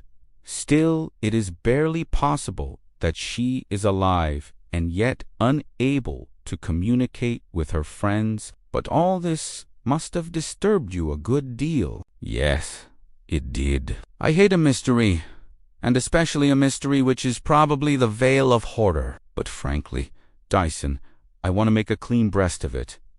I did not come here to tell you all this. Of course not, said Dyson, a little surprised at Vaughan's uncussy manner. You came to have a chat on more cheerful topics. No, I did not. What I have been telling you about happened a month ago, but something which seems likely to affect me more personally has taken place within the last few days. And to be quite plain, I came up to town with the idea that you might be able to help me. You recollect that curious case you spoke to me about at our last meeting? Something about Oh, yes, I remember that. I know I was quite proud of my acumen at the time. Even to this day, the police have no idea why those peculiar yellow spectacles were wanted. But, Wolfgang, you really look quite put out. I hope there is nothing serious." "No, I think I have been exaggerating, and I want you to reassure me. But what has happened is very odd." "And what has happened?" "I am sure you will laugh at me, but this is the story. You must know there is a path, a right of way, that goes through my land, and to be precise, close to the wall of the kitchen garden. It is not used by many people. A woodman now and again finds it useful, and 5 or 6 children who go to school in the village pass twice a day. Well, a few weeks ago I was taking a walk about the place before breakfast, and I happened to stop to fill my pipe just by the large doors in the garden. Well, the wood, I must tell you, comes to within a few feet of the wall, and the track I spoke of runs right in the shadow of the trees. I thought the shelter from a brisk wind that was blowing rather pleasant, and I stood there smoking with my eyes on the ground. Then something caught my attention. Just under the wall, on the short grass, a number of small flints were arranged in a pattern, something like this. And Mr. Vaughan caught at a pencil and piece of paper and dotted down a few strokes. You see, he went on, there were, I should think, 12 little stones neatly arranged in lines and spaced at equal distances, as I have shown it on the paper. They were pointed stones, and the points were very carefully directed one way.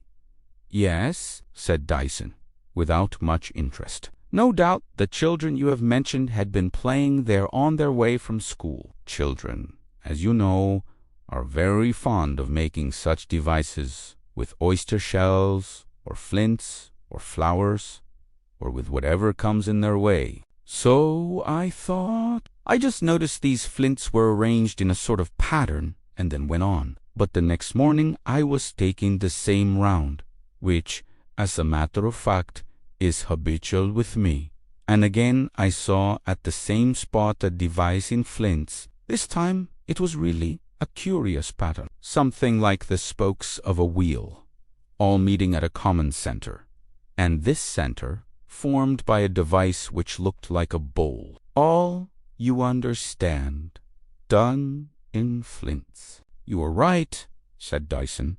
That seems odd enough. Still, it is reasonable that your half-dozen school children are responsible for these fantasies in stone. Well, I thought I would set the matter at rest. The children passed the gate every evening at 5:30, and I walked by at 6 and found the device just as I had left it in the morning. The next day I was up and about at 6:45, and I found the whole thing had been changed. There was a pyramid outlined in flints upon the grass. The children I saw going by an hour and a half later, and they ran past the spot without glancing to right or left. In the evening I watched them going home, and this morning when I got to the gate at 6 o'clock, there was a thing like a half-moon waiting for me. So then the series runs thus: firstly ordered lines, then the device of the spokes and the bowl, then the pyramid, and finally, this morning,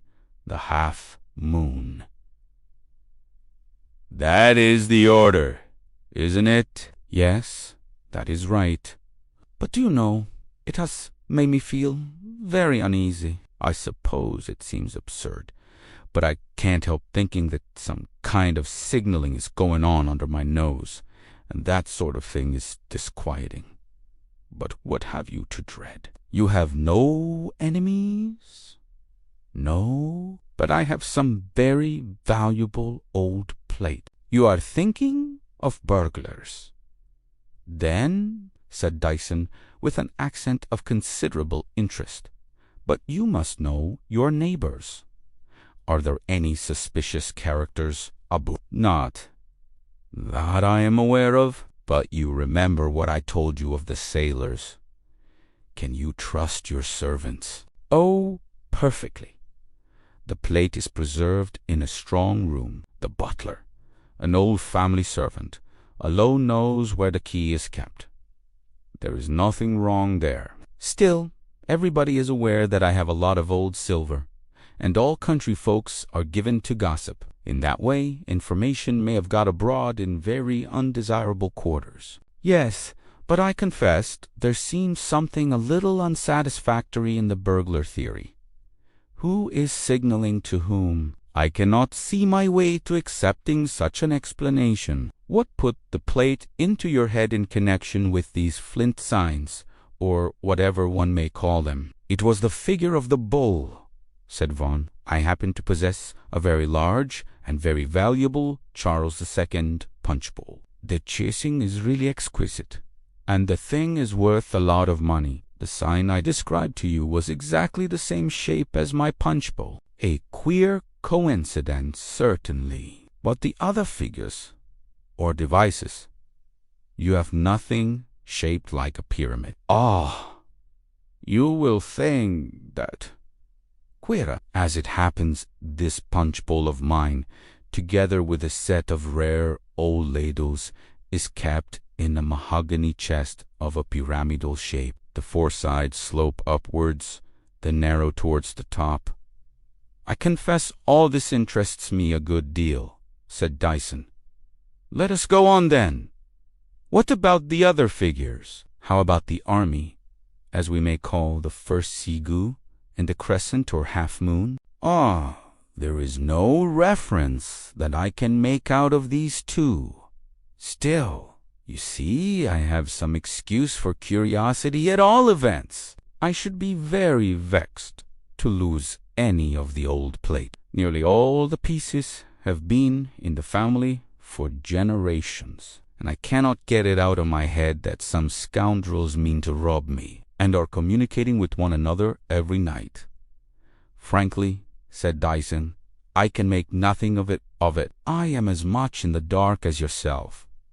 Your theory seems certainly the only possible explanation, and yet the difficulties are immense. He leaned back in his chair, and the two men faced each other, frowning, and perplexed by so bizarre a problem. By the way, said Dyson, after a long pause, what is your geological formation down there? Mr. Vaughan looked up, a good deal surprised by the question. Old red sandstone and limestone, I believe, he said.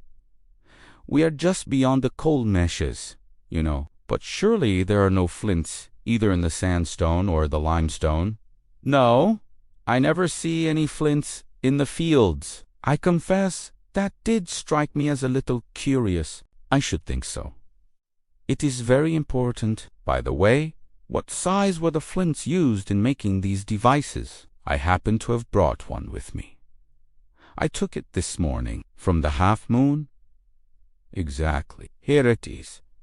He handed over a small flint, tapering to a point, and about 3 inches in length. Dyson's face blazed up with excitement as he took the thing from Vaughan. Certainly, he said, after a moment's pause. You have some curious neighbors in your country. I hardly think they can harbor any designs on your punch bowl. Do you know this is a flint arrowhead of vast antiquity, and not only that, but an arrowhead of a unique kind? I have seen specimens from all parts of the world, but there are features about this thing that are quite peculiar. He laid down his pipe and took out a book from a drawer. We shall just have time to catch the 5.452 Castletown, he said. The eyes on the wall. Mr. Dyson drew in a long breath of the air of the hills and felt all the enchantment of the scene about him. It was very early morning, and he stood on the terrace in the front of the house. Vaughan's ancestor had built on the lower slope of a great hill, in the shelter of a deep and ancient wood that gathered on 3 sides about the house, and on the 4th side, the south. The land fell gently away and sank to the valley, where a brook wound in and out in mystic S's, and the dark and gleaming alders tracked the stream's course to the eye. On the terrace, in that sheltered place, no wind blew, and far beyond, the trees were still. Only one sound broke in upon the silence, and Dyson heard the noise of the brook singing far below, the song of clear and shining water rippling over the stones, whispering and murmuring as it sank to dark, deep pools. Across the stream, just below the house, rose a grey stone bridge, vaulted and buttressed, a fragment of the Middle Ages, and then beyond the bridge the hills rose again, vast and rounded like bastions, covered here and there with dark woods and thickets of undergrowth. But the heights were all bare of trees, showing only grey roof and patches of bracken, touched here and there with the gold of fading fronds. Dyson looked to the north and south, and still he saw the wall of the hills, and the ancient woods, and the stream drawn in and out between them, all grey and dim with morning mist beneath a grey sky in a hushed and haunted air. Mr. Vaughan's voice broke in upon the silence. "I thought you would be too tired to be about so early," he said. "I see you are admiring the view. It is very pretty, isn't it? Though I suppose old Merrick Vaughan didn't think much about the scenery when he built the house. A queer grey, old place, isn't it?" "Yes, and how it fits into the... It seems of a piece with the grey hills and the grey bridge below." "I am afraid I have brought you down on false pretenses, Dyson," said Vaughan, as they began to walk up and down the terrace. "I have been to the place, and there is not a sign of anything this morning." "Ah, indeed." "Well, suppose we go round together." They walked across the lawn and went by a path through the ilex shrubbery to the back of the house. There Vaughan pointed out the track leading down to the valley and up to the heights above the wood, and presently they stood beneath the garden wall by the door. "Here, you see, it was," said Vaughan, pointing to a spot on the turf. "I was standing just where you are now that morrowing I first saw the flints." "Yes, quite so. That morning it was the army, as I call it, then the bow, then the pyramid, and yesterday the half-moon. What a queer old stone that is," he went on, pointing to a block of limestone rising out of the turf just beneath the wall. "It looks like a sort of dwarf pillar, but I suppose it is natural." "Oh, yes, I think so. I imagine it was brought here, though, as we stand on the red sandstone. No doubt it was used as a foundation stone for some older building. Very likely Dyson was peering about him attentively, looking from the ground to the wall, and from the wall to the deep wood that hung almost over the garden and made the place dark even in the morning. "Look here," said Dyson at length. "It is certainly a case of children this time. Look at that." He was bending down and staring at the dull red surface of the mellowed bricks of the wall. Vaughan came up and looked hard where Dyson's finger was pointing, and could scarcely distinguish a faint mark in deeper red. "What is it?" he said. "I can make nothing of it. Look a little more closely. Don't you see it as an attempt to draw the human eye?" "Ah, now I see what you mean. My sight is not very sharp." "Yes, so it is. It is meant for an eye, no doubt, as you say. I thought the children learnt drawing at school. Well, it is an odd eye. Enough. Do you notice the peculiar almond shape? Almost like the eye of a Chinaman?" Dyson looked meditatively at the work of the undeveloped artist, and scanned the wall again, going down on his knees. In the minuteness of his inquisition, "I should like very much," he said at length, "to know how a child in this out-of-the-way place could have any idea of the shape of the Mongolian eye.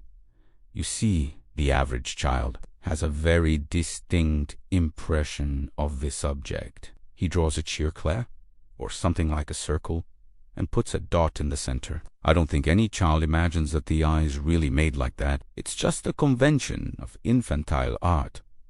But this almond-shaped thing puzzles me extremely. Perhaps it may be derived from a gilt Chinaman on a tea canister in the grocer's shop. Still, that's hardly likely. But why are you so sure it was done by a child?" "Why, look at the height. These old-fashioned bricks are little more than 2 inches thick. There are 20 courses from the ground to the sketch if we call it so, that gives a height of 3.5 feet. Now, just imagine you are going to draw something on this wall. Exactly. Your pencil, if you had one, would touch the wall somewhere on the level with your eyes. That is, more than 5 feet from the ground. It seems, therefore, a very simple deduction to conclude that this eye on the wall was drawn by a child about 10 years old. Yes, I'd not thought of that. Of course, one of the cauldron must have done it. Aye.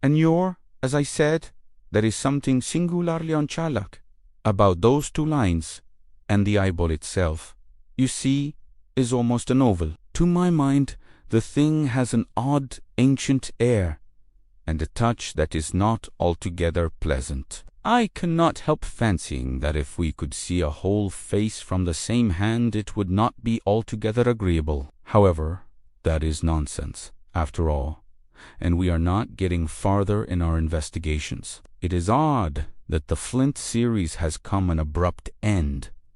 To such, the 2 men walked away towards the house, and as they went in at the porch, there was a break in the gray sky, and a gleam of sunshine on the gray hill before them. All the day Dyson prowled meditatively about the fields and woods surrounding the house. He was thoroughly and completely puzzled by the trivial circumstances he proposed to elucidate. And now he again took the flint arrowhead from his pocket, turning it over and examining it with deep attention. There was something about the thing that was altogether different from the specimens he had seen at the museums and private collections. The shape was of a distinctive type, and around the edge there was a line of little punctured dots, apparently a suggestion of ornament. Who, thought Dyson, could possess such things in so remote a place, and who, possessing the flints, could have put them to the fantastic use of designing meaningless figures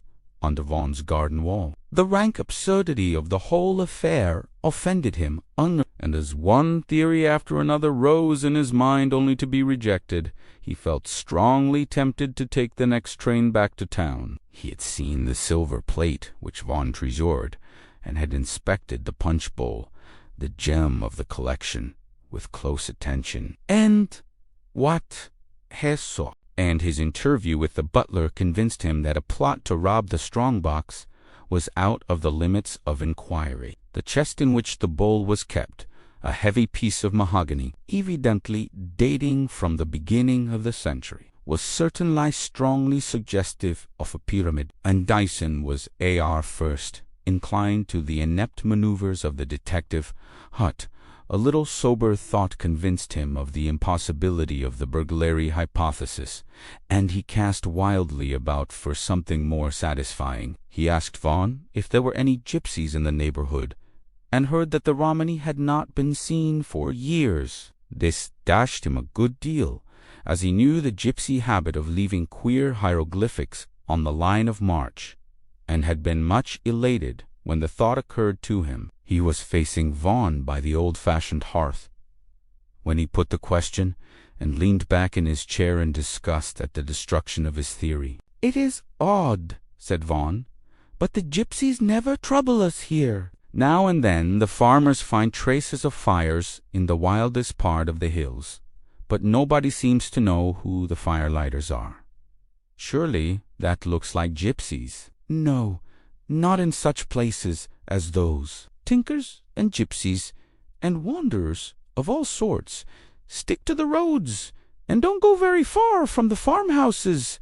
Well, I can make nothing of it. I saw the children going by this afternoon, and, as you say, they ran straight on. So we shall have no more eyes on the wall, at all events. No, I must waylay them one of these days and find out who is the artist. The next morning, when Vaughan strolled in his usual course from the lawn to the back of the house, he found Dyson already awaiting him by the garden door, and evidently in a state of high excitement, for he beckoned furiously with his hand and gesticulated violently. "What is it?" asked Vaughan. "The flints again?" "No." Baloo Carey looked at the wall. "There, don't you see it? There's another of those eyes." "Exactly. Drawn, you see, at a little distance from the first, almost on the same level, but slightly lower. What on earth is one to make of it? It couldn't have been done by the children. It wasn't there last night, and they won't pass for another hour. What can it mean?" "I think the very devil is at the bottom of all this," said Dyson.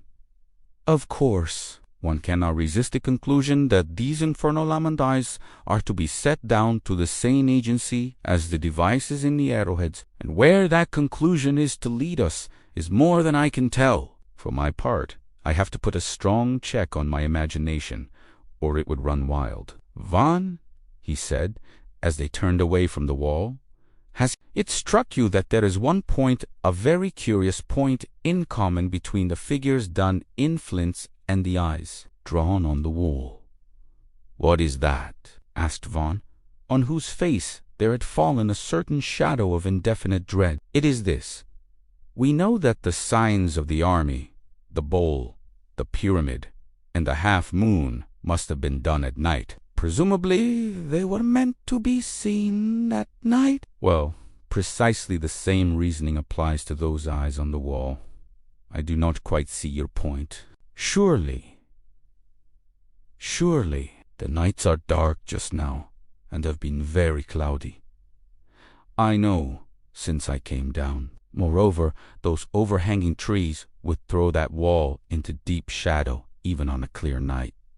Well, what struck me was this: what very peculiarly sharp eyesight.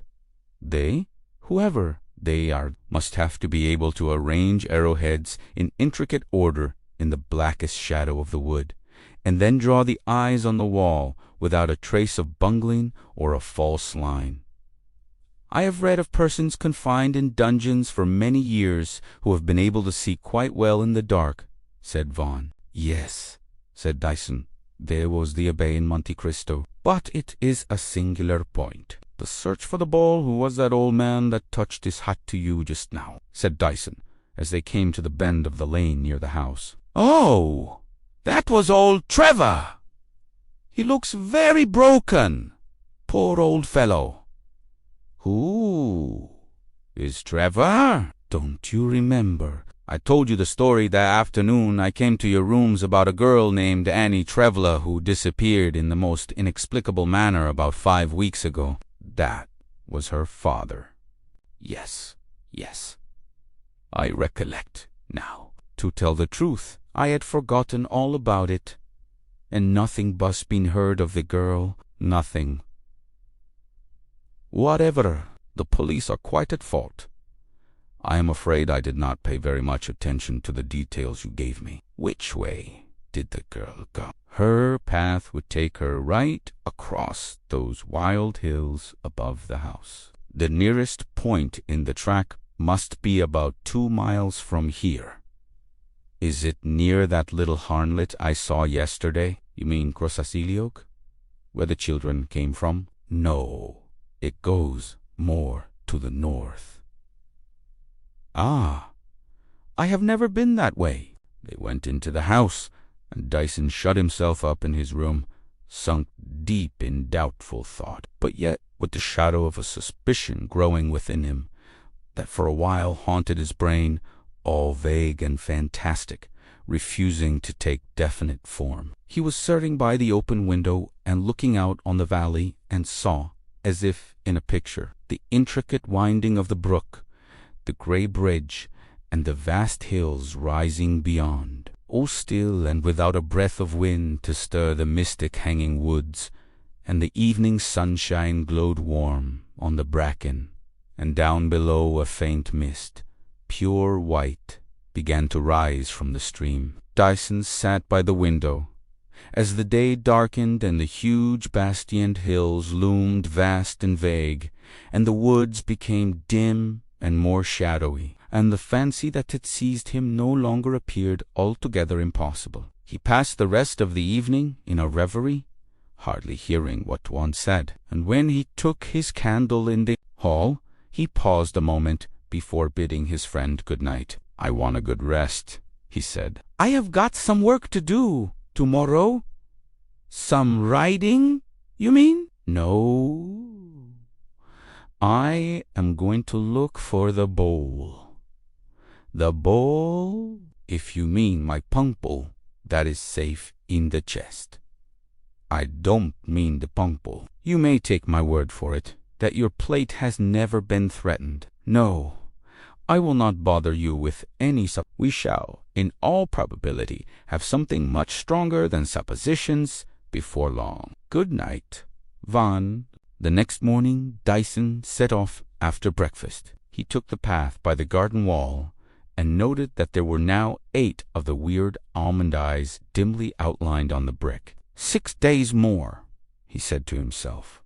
But as he thought over the theory he had formed, he shrank, in spite of strong conviction, from such a wildly incredible fancy. He struck up through the dense shadows of the wood, and at length came out on the bare hillside and climbed higher and higher over the slippery turf, keeping well to the north and following the indications given him by Vaughan. As he went on, he seemed to mount ever higher above the world of human life and customary things. To his right, he looked at a fringe of orchard and saw a faint flue smoke rising like a pillar. There was the hamlet from which the children came to school, and there the only sign of life, for the woods embowered and concealed Vaughan's old grey house. As he reached what seemed the summit of the hill, he realized for the first time the desolate loneliness and strangeness of the land. There was nothing but grey sky and grey hill, a high, vast plain that seemed to stretch on for ever and ever, and a faint glimpse of a blue-peaked mountain far away and to the north. At length he came to the path, a slight track scarcely noticeable, and from its position, and by what Vaughan had told him, he knew that it was the way the lost girl, Annie Trevor, must have taken. He followed the path on the bare hilltop, noticing the great limestone rocks that cropped out of the turf, grim and hideous, and of an aspect as forbidding as an idol of the South Seas. And suddenly he halted, astonished, although he had found what he searched for. Almost without warning, the ground shelved suddenly away on all sides, and Dyson looked down into a circular depression which might well have been a Roman amphitheatre, and the ugly crags of limestone rimmed it round as if with a broken wall. Dyson walked round the hollow and noted the position of the stones, and then turned on his way home. "This," he thought to himself, "is more than curious. The bowl is discovered. But where is the pyramid? My dear Vaughan," he said, "when he got back, I may tell you that I have found the bowl, and that is all I shall tell you for the present. We have 6 days of absolute inaction before us. There is really nothing to be done." "The secret of the pyramid. I have just been round the garden," said Vaughan one morning. "I have been counting those infernal eyes, and I find there are 14 of them. For heaven's sake, Dyson, tell me what the meaning of it all is." "I should be very sorry to attempt to do so. I may have guessed this or that, but I always make it a principle to keep my guesses to myself. Besides, it is really not worthwhile anticipating events. You will remember my telling you that we had 6 days of inaction before us. Well, This is the 6th day, and the last of idleness. Tonight, I propose we take a stroll. A stroll? Is that all the action you mean to take? Well, it may show you some very curious things. To be plain, I want you to start with me at 9 o'clock this evening for the hills. We may have to be out all night, so you had better wrap up well and bring some of that brandy. Is it a joke? Asked Vaughn, who was bewildered with strange events and strange surmises. No, I don't think there is much joke in it, unless I am much mistaken. We shall find a very serious explanation of the puzzle. You will come with me, I am sure. Very good. Which way do you want to go? By the path you told me of. The path Annie Trevor is supposed to have taken.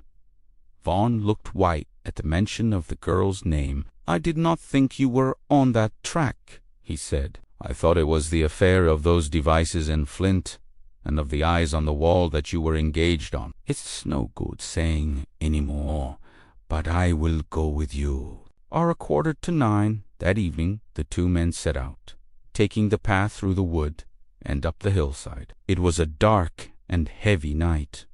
The sky was thick with clouds and the valley full of mist. And all the way they seemed to walk in a world of shadow and gloom, hardly speaking, and afraid to break the haunted silence. They came out at last on the steep hillside, and instead of the oppression of the wood, there was the long, dim swing of turf, and higher. The fantastic limestone rocks hinted horror through the darkness, and the wind sighed as it passed across the mountain to the sea, and in its passage beat chill about their hearts. They seemed to walk on for hours, and the dim outline of the hill still stretched before them, and the baggard rocks still loomed through the darkness, when suddenly Dyson whispered, drawing his breath quickly, and coming close to his companion. Here, he said, we will lie down. I do not think there is anything yet.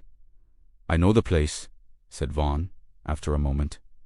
I have often been by in the daytime. The country people are afraid to come here, I believe. It is supposed to be a fairest castle, or something of the kind.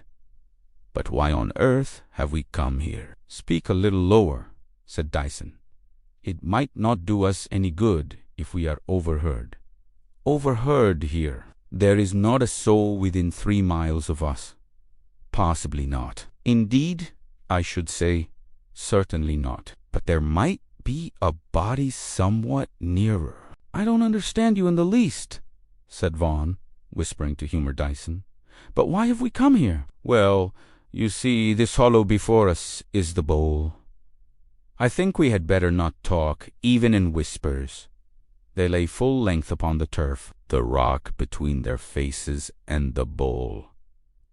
And now and again, Dyson, slouching his dark, soft hat over his forehead, put out the glint of an eye, and in a moment drew back, not daring to take a prolonged view. Again he laid an ear to the ground and listened, and the hours went by, and the darkness seemed to blacken, and the faint sigh of the wind was the only sound. Vaughn grew impatient with this heaviness of silence, this watching for indefinite terror. For to him there was no shape or form of apprehension, and he began to think the whole vigil a dreary farce. How much longer is this to last? He whispered to Dyson, and Dyson, who had been holding his breath in the agony of attention, put his mouth to Vaughn's ear and said, Will you listen? With pauses between each syllable, and in the voice with which the priest pronounces the awful words, Vaughn caught the ground with his hands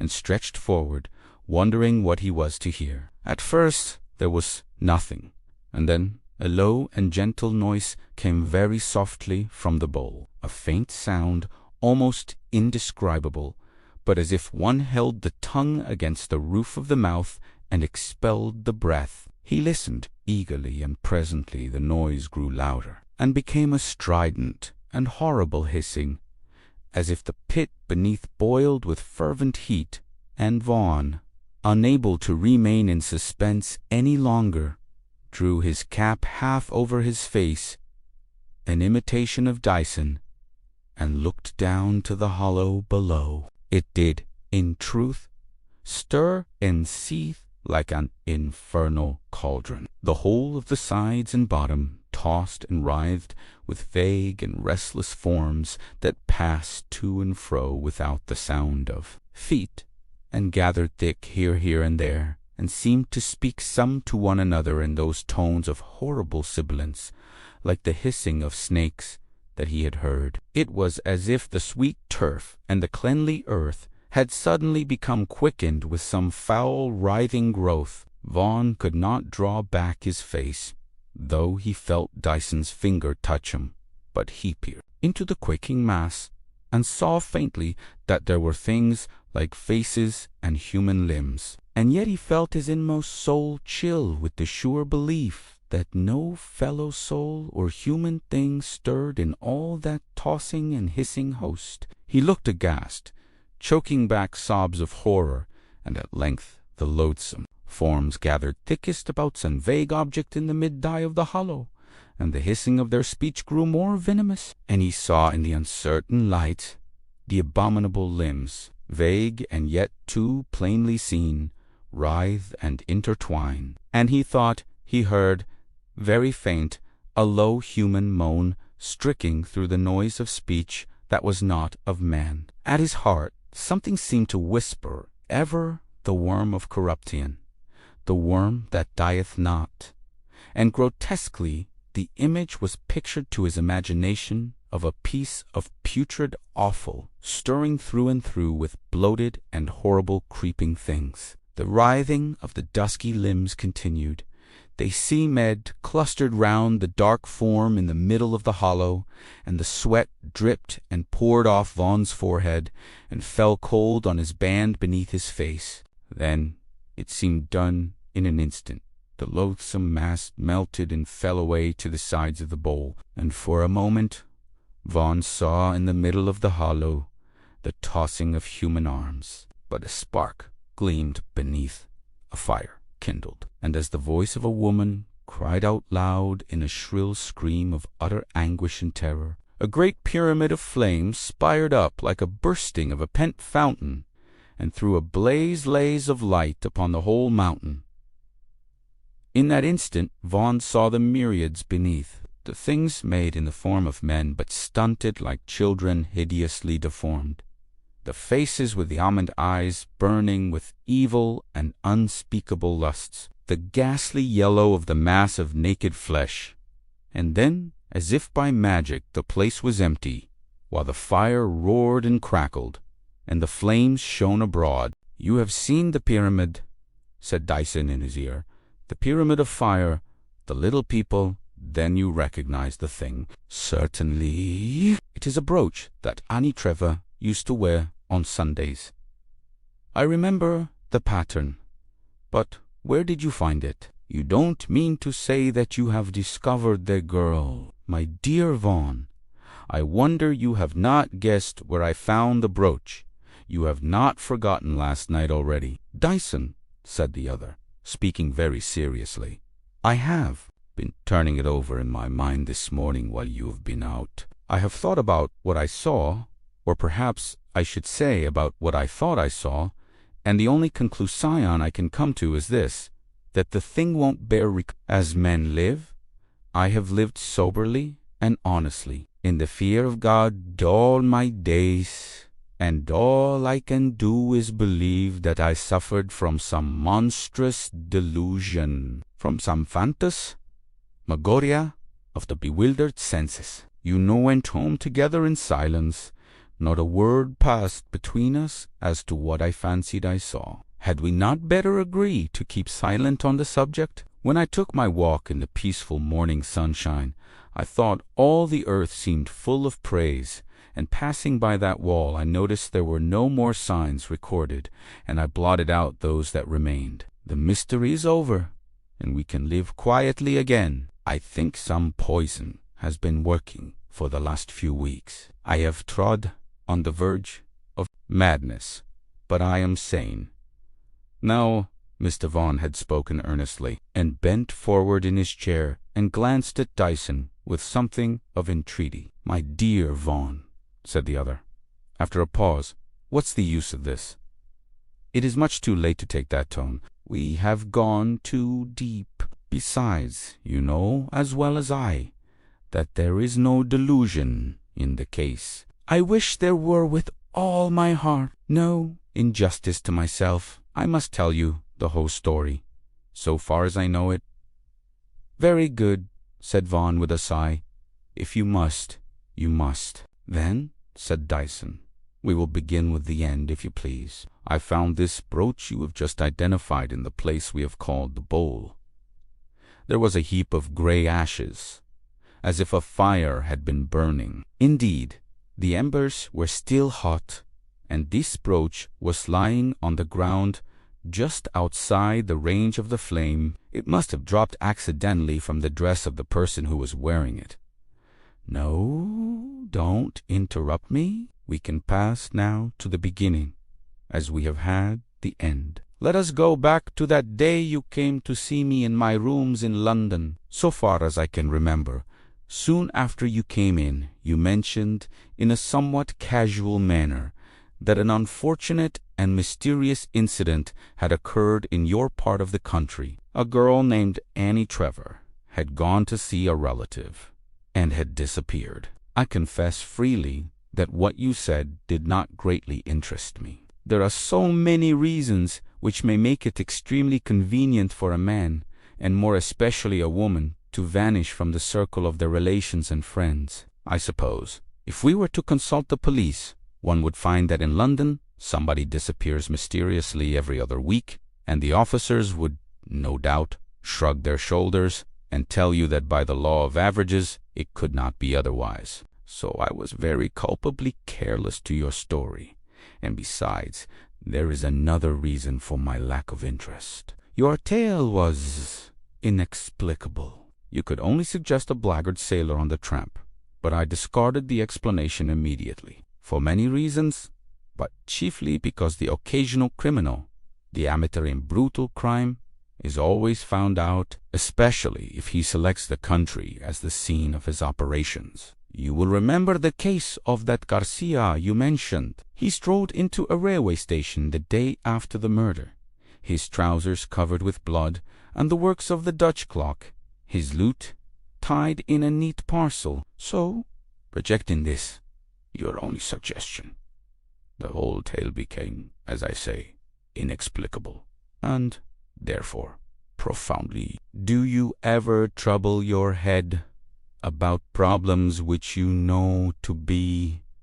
insoluble? Did you ever bestow much thought on the old puzzle of Achilles and the tortoise? Of course not, because you knew it was a hopeless quest. And so when you told me the story of a country girl who had disappeared, I simply placed the whole thing down in a category of the insoluble and thought more about the matter. I was mistaken, so it has turned out. But if you remember, you immediately passed on to an affair which interested you more intensely, because personally I need not go over the very singular narrative of the flint signs. At first I thought it all trivial, probably some children's game, and if not, that a hoax of some sort. But your showing me the arrowhead awoke my acute interest. I saw there was something widely removed from the commonplace and matter of real curiosity. And as soon as I came here, I set to work to find the solution, repeating to myself again and again the signs you had described. First came the sign we have agreed to call the army, a number of serried lines of flints, all pointing in the same way. Then the lines, like the spokes of a wheel, all converging towards the figure of a bowl, then the triangle or pyramid,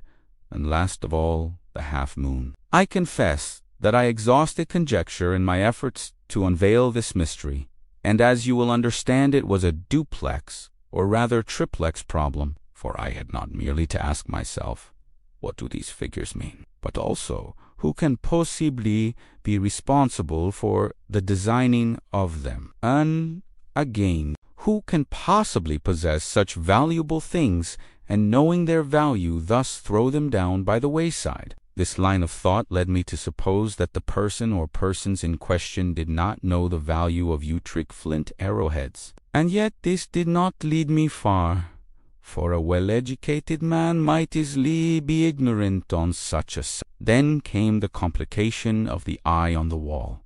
And you remember, Tar, we could not avoid the conclusion that in the two cases the same agency was at work. The peculiar position of these eyes on the wall made me inquire if there was such a thing as a dwarf anywhere in the neighborhood.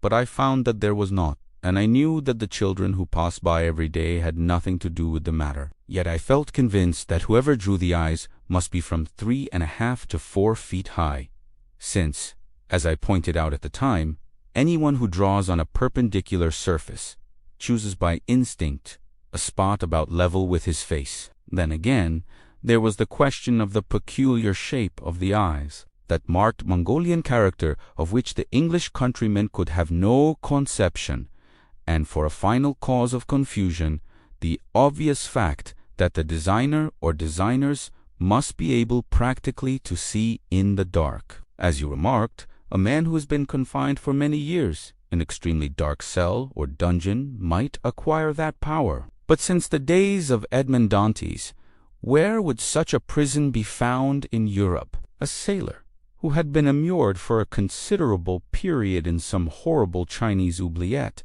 seemed the individual I was in search of, and though it looked improbable, it was not absolutely impossible that a sailor, or, let us say, a man employed on shipboard, should be a dwarf. But how to account for my imaginary sailor being in possession of prehistoric arrowheads? And the possession granted, what was the meaning and object of these mysterious signs of flint and the almond-shaped eyes? Your theory of a contemplated burglary the first saw, nearly from the first, to be quite untenable, and I confess I was utterly at a loss for a working hypothesis. It was a mere accident which put me on the track. We passed old Trevor, and your mention of his name and of the disappearance of his daughter recalled the story which I had forgotten, or which remained unheeded. Here, then, I said to myself, is another problem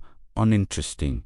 It is true by itself. But what if it proved to be in relation with all these enigmas which tortured me? I shut myself in my room and endeavored to dismiss all prejudice from my mind, and I went over everything de novo, assuming for theory's sake that the disappearance of Annie Trevor had some connection with the flint signs and the eyes on the wall. This assumption did not lead me very far, and I was on the point of giving the whole problem up in despair, when a possible significance of the bowl struck me. As you know, there is a devil's punch bowl in Surrey, and I saw that the symbol might refer to some feature in the country. Putting the two extremes together, I determined to look for the bowl near the path which the lost girl had taken, and you know how I found it. I interpreted the sign by what I knew and read the first. The army, thus, there is to be a gathering or assembly at the bowl in a fortnight that is the half-moon to see the pyramid or to build the pyramid. The eyes, drawn one by one, day by day, evidently checked off the days, and I knew that there would be 14 and no more. Thus far the way seemed pretty plain. I would not trouble myself to inquire as to the nature of the assembly, or as to who was to assemble in the loneliest and most dreaded place among these lonely hills. In Ireland or China or the west of America, the question would have been easily answered. A muster of the disaffected, the meeting of a secret society, vigilantes summoned to report. The thing would be simplicity itself. But in this quiet corner of England, inhabited by quiet folk, no such suppositions were possible for a moment. But I knew that I should have an opportunity of seeing and watching the assembly, and I did not care to perplex myself with hopeless research, and in place of reasoning a wild fancy entered into judgment. I remembered what people had said about Annie Trevor's disappearance, that she had been taken by the fairies. I tell you, Vaughan, I am a sane man as you are. My brain is not.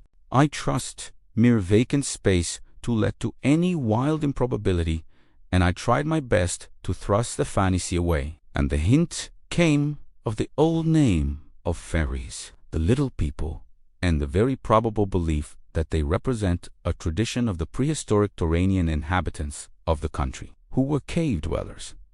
And then I realized with a shock that I was looking for a being under 4 feet in height, accustomed to live in darkness, possessing stone instruments, and familiar with the Mongolian cast of features. I say this, Vaughn, that I should be ashamed to hint at such visionary stuff to you, if it were not for that which you saw with your very eyes last night.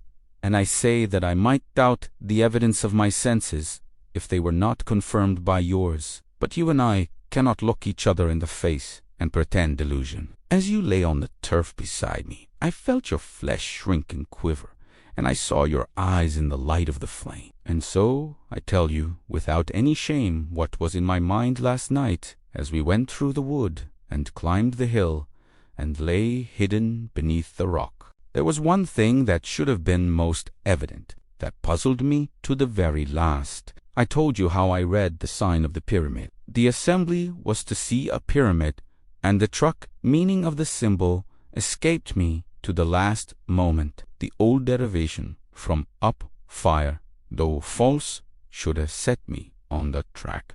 But it never occurred to me. I think I need say very little more. You know, we were quite helpless, even if we had foreseen what was to come. The particular place where these signs were displayed, yes, that is a curious question. But this house is, so far as I can judge, in a pretty central situation amongst the hills, and possibly, who can say yes or no, that queer old limestone pillar by your garden wall was a place of meeting before the Celts set foot in Britain. But there is one thing I must add. I don't regret our inability to rescue the wretched girl. You saw the appearance of those things that gathered thick and writhed in the bowl. You may be sure that what lay bound in the midst of them was no longer fit for earth. So, said Vaughn. So she passed in a pyramid of fire, said Dyson, and they passed again to the underworld, to the places Pincath, the hills. Chapter 5. The Great Return, the rumor of the marvelous. There are strange things lost and forgotten in obscure corners of the newspaper. I often think that the most extraordinary item of intelligence that I have read in print appeared a few years ago in the London press. It came from a well-known and most respected news agency. I imagined it was in all the papers. It was astounding. The circumstances necessary not to the understanding of this paragraph, for that is out of the question, but we will say to the understanding of the events which made it possible, are these. We had invaded Tibet, and there had been trouble in the hierarchy of that country, and a person known that Tashi Lama had taken refuge with us in India. He went on pilgrimage from one Buddhist shrine to another, and came at last to a holy mountain of Buddhism, the name of which I have forgotten. And thus the morning paper, His Holiness the Tashi Lama then ascended the mountain and was transfigured Reuter. That was all, and from that day to this I have never heard a word of explanation or comment on this amazing statement. There was no more, it seemed, to be said. Reuter apparently thought he had made his simple statement of the facts of the case, had thereby done his duty, and so it all ended. Nobody, so far as I know, ever wrote to any paper asking what Reuter meant by it, or what the Tashi Lama meant by it. I suppose the fact was that nobody cared tuppence about the matter, and so this strange event, if there were any such event, was exhibited to us for a moment, and the lantern show revolved to other spectacles. This is an extreme instance of the manner in which the marvelous is flashed out to us and then withdrawn behind its black veils and concealments. But I have known of other cases, now and again, at intervals of a few years. There appear in the newspapers strange stories of the strange doings of what are technically called some house, often a lonely farm, is suddenly subjected to an infernal bombardment. Great stones crash through the windows, thunder down the chimneys, impelled by no visible hand. The plates and cups and saucers are whirled from the dressers into the middle of the kitchen. No one can say how or by what agency. Upstairs, the big bedstead and an old chest or two are heard bounding on the floor as if in a mad ballet. Now and then such doings as these excite a whole neighborhood. Sometimes a London paper sends a man down to make an investigation. He writes half a column of description on the Monday, a couple of paragraphs on the Tuesday, and then returns to town.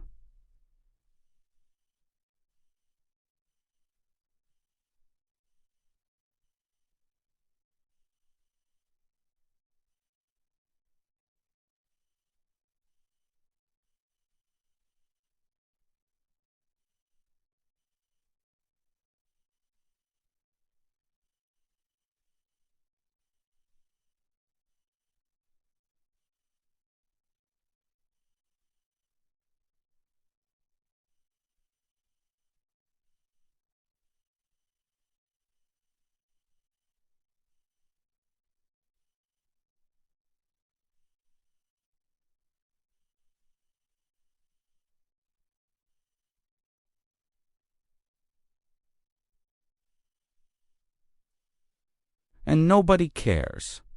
The tale trickles for a day or two through the press, and then instantly disappears, like an Australian stream, into the bowels of darkness. It is possible, I suppose, that this singular incuriousness as to marvelous events and reports is not wholly unaccountable. It may be that the events in question are, as it were, psychic accidents, and they are not meant to happen, or, rather, to be Mahoney-fested. They belong to the world on the other side of the dark curtain, and it is only by some queer mischance that a corner of that curtain is twitched aside for an instant.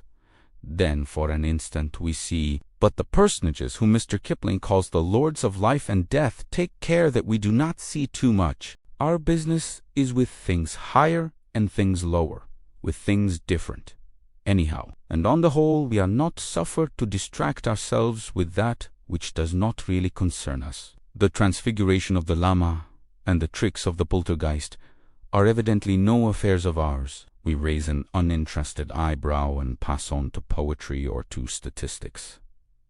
Be it noted, I am not professing any fervent personal belief in the reports to which I have alluded.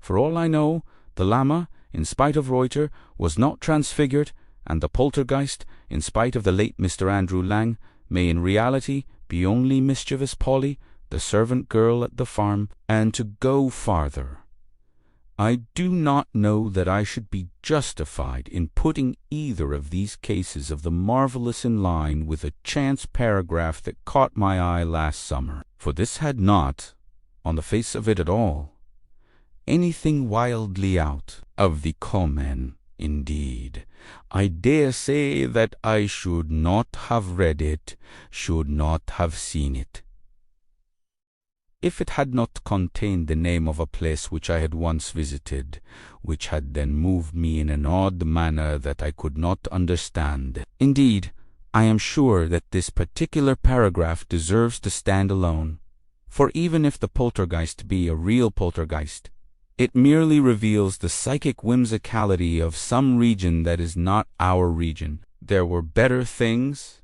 and more relevant things behind the few lines dealing with Lantrezent, the little town by the sea, in our... Not on the surface, I must say, for the cutting I have preserved. It reads as follows. The season promises very favorably. Temperature of the sea yesterday at noon, 65 dig. Remarkable occurrences, supposed to have taken place during the recent revival. The lights have not been observed lately. The Crown. The Fisherman's Rest. The style was odd, certainly. Knowing a little of newspapers, I could see that the figure called, I think, Tomesis or Katin, had been generously employed. The exuberance of the local correspondent had been pruned by a Fleet Street expert, and as these poor men are often hurried. But what did those lights mean? What strange matters had the vehement blue pencil blotted out and brought to naught? That was my first thought. And then, thinking still of L'Entresant, and how I had first discovered it and found it strange, I read the paragraph again, and was saddened almost to see, as I thought, the obvious explanation. I had forgotten for the moment that it was wartime, that scares and rumors and terrors about traitorous signals and flashing lights were current everywhere by land and sea. Someone, doubt, had been watching innocent farmhouse windows and thoughtless fanlights of look. These were the lights that had not been observed lately. I found out afterwards that the L'Entresant correspondent had no such treasonous lights in his mind, but something very different. Still, what do we know? He may have been mistaken. The great rose of fire that came over the deep may have been the port light of a coasting ship. Did it shine at last from the old chapel on the headland? Possibly, or possibly, it was the doctor's lamp at Sarno, some miles away. I have had wonderful opportunities lately of analyzing the marvels of lying, conscious and unconscious, and indeed almost incredible feats in this way can be performed. If I incline to the less likely explanation of the lights at L'Entresant, it is merely because this explanation seems to me to be altogether congruous with the remarkable occurrences of the newspaper paragraph. After all, if rumor and gossip and hearsay are crazy things, to be utterly neglected and laid aside, on the other hand, evidence is evidence. And when a couple of reputable surgeons assert, as they do assert in the case of Alwyn Phillips, Crowswyn, L'Entresant, that there has been a kind of resurrection of the body, it is merely foolish to say that these things don't happen. The girl was a mass of tuberculosis. She was within a few hours of death. She is now full of life, and so I do not believe that the rose of fire was merely a ship's lights, magnified and transformed by dreaming Welsh sailors. But now I am going forward too fast. I have not dated the paragraph, so I cannot give the exact day of its appearance, but I think it was somewhere between the 2nd and 3rd week of June.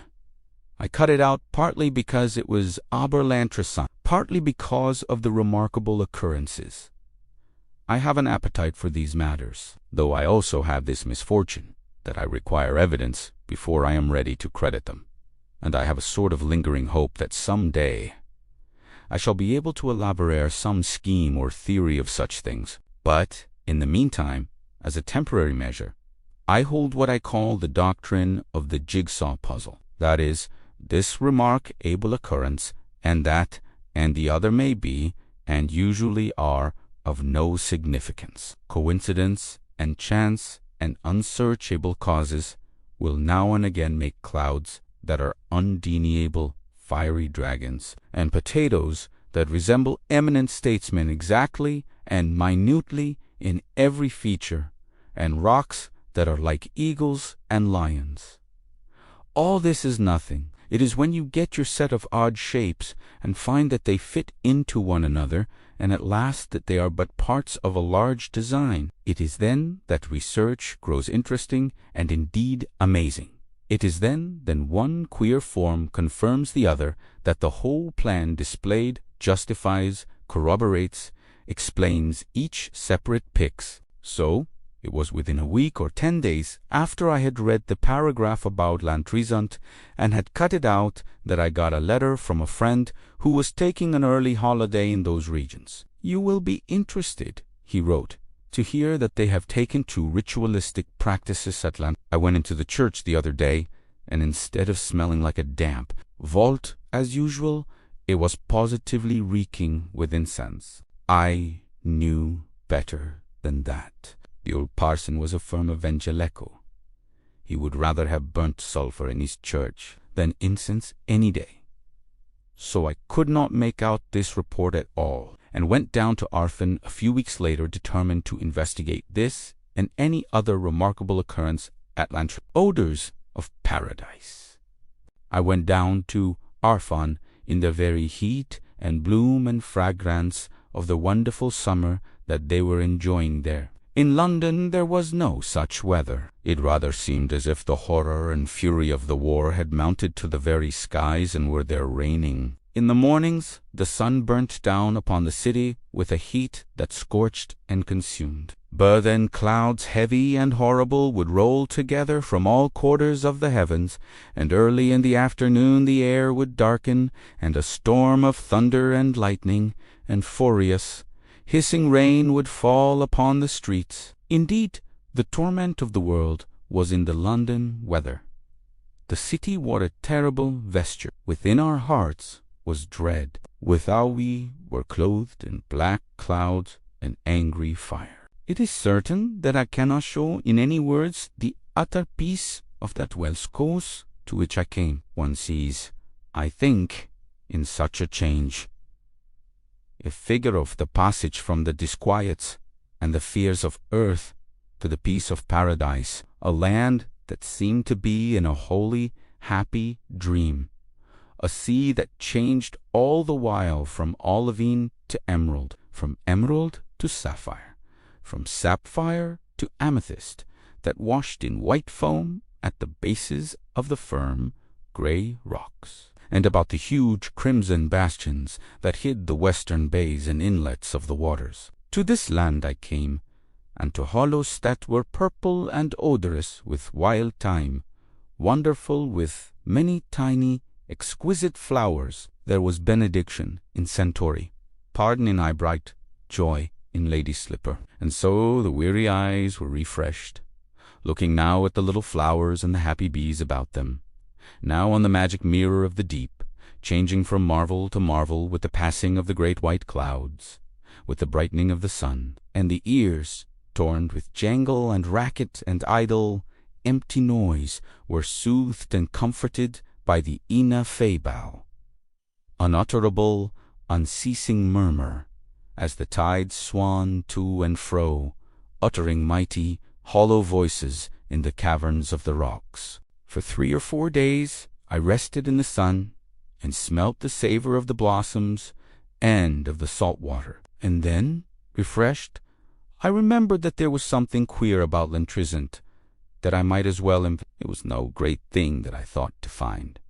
for, it will be remembered, I had ruled out the apparent oddity of the reporter's or commission reference to lights, on the ground that he must have been referring to some local panic about signalling to the enemy, who had certainly torpedoed a ship or two off Lundy in the Bristol Channel. All that I had to go upon was the reference to the remarkable occurrences at some revival, and then that letter of Jackson's which spoke of Lantrisant Church as reeking with incense, a wholly incredible and impossible state of things. Why, old Mr. Evans, the rector, looked upon coloured stoles as the very robe of Satan and his angels, as things dear to the heart of the Pope of Rome.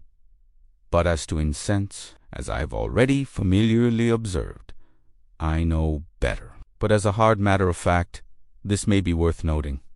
When I went over to Lantrisant on Monday, August Novi Taga, I visited the church, and it was still fragrant and exquisite with the odor of rare germs that had fumed there. Now, I happened to have a slight acquaintance with the rector. He was a most courteous and delightful old man, and on my last visit he had come across me in the churchyard.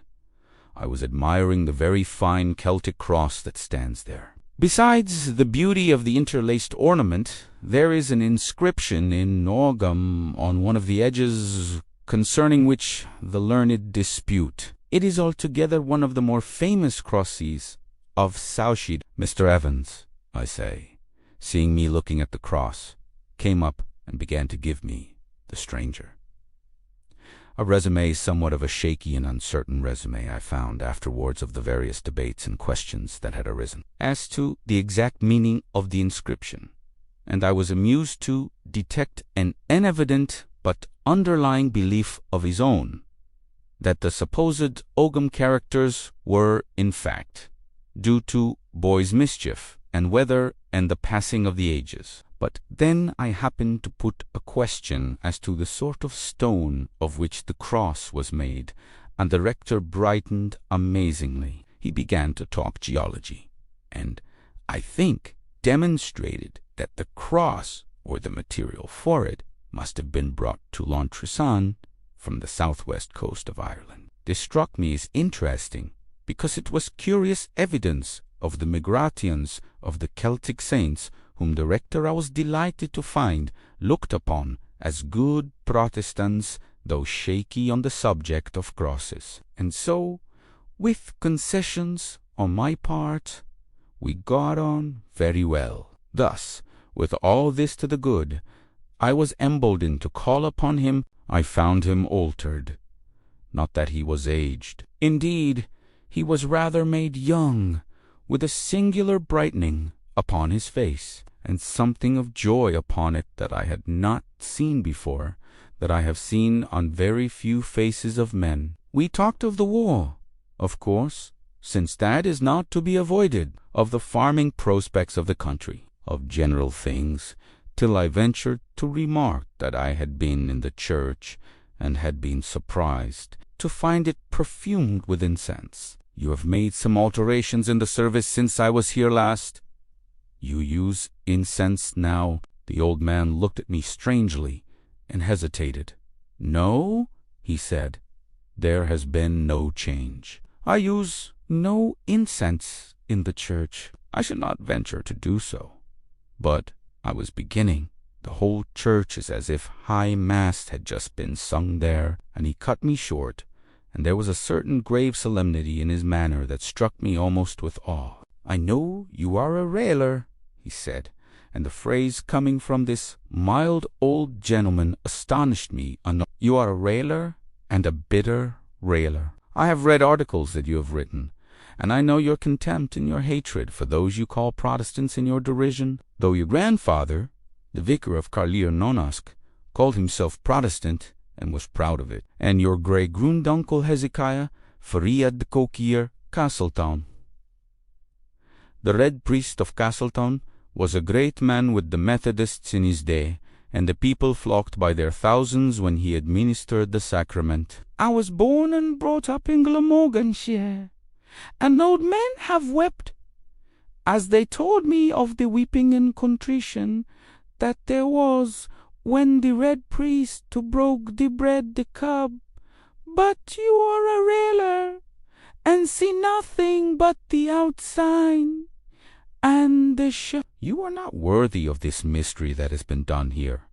Bred and raised. I went out from his presence, rebuked indeed, and justly rebuked, but rather amazed. It is curiously true that the Welsh are still one people, one family almost, in a manner that the English cannot understand. But I had never thought that this old clergyman would have known anything of my ancestry or their doings. And as for my articles, and such alike, I knew that the country clergy sometimes read, but I had fancied my pronouncements sufficiently obscure, even in London, much more in Arfin. But so it happened, and so I had no explanation from the rector of Lantrezant of the strange circumstance, that his church was full of incense and odors of paradise. I went up and down the ways of Lantrezant Woudering, and came to the harbour, which is a little place, with little quays where some small coasting trade still lingers. A brigantine was at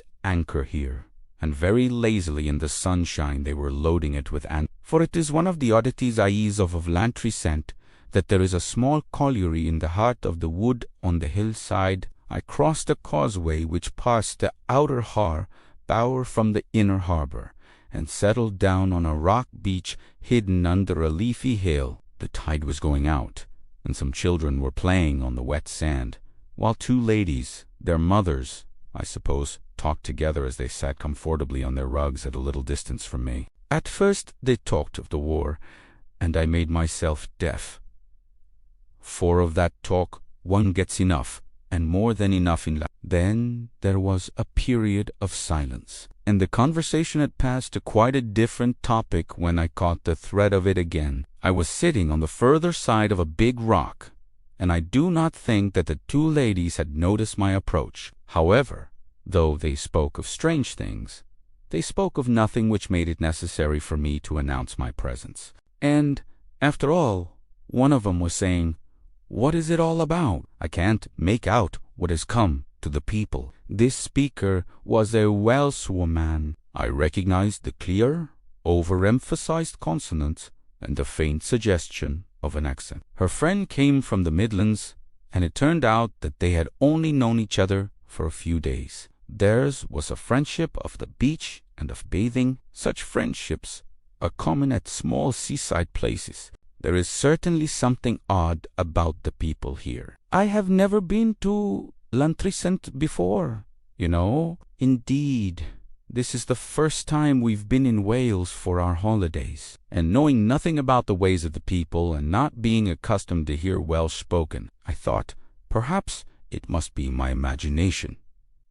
But you think there really is something a little queer? I can tell you this, that I have been in two minds whether I should not write to my husband and ask him to take me and the children away. You know where I am at Mrs. Morgan's, and the Morgan's sitting room is just the other side of the passage, and sometimes they leave the door open, so that I can hear what they say quite plainly. And you see, I understand the Welsh, though they don't know it, and I hear them saying the most alarming things. What sort of things? Well, indeed, it sounds like some kind of a religious device, but it's not Church of England. I know that old Morgan begins it, and the wife and children answer something like, "Blessed be God for the messengers of paradise. Blessed be his name for paradise in the meat and in the drink. Thanksgiving for the old offering. Thanksgiving for the appearance of the old altar. Praise for the joy of the ancient garden. Praise for the return of those that have been long absent." And all that sort of thing. It is nothing but madness. Depend upon it, said the lady from the Midlands, there's no real harm in it.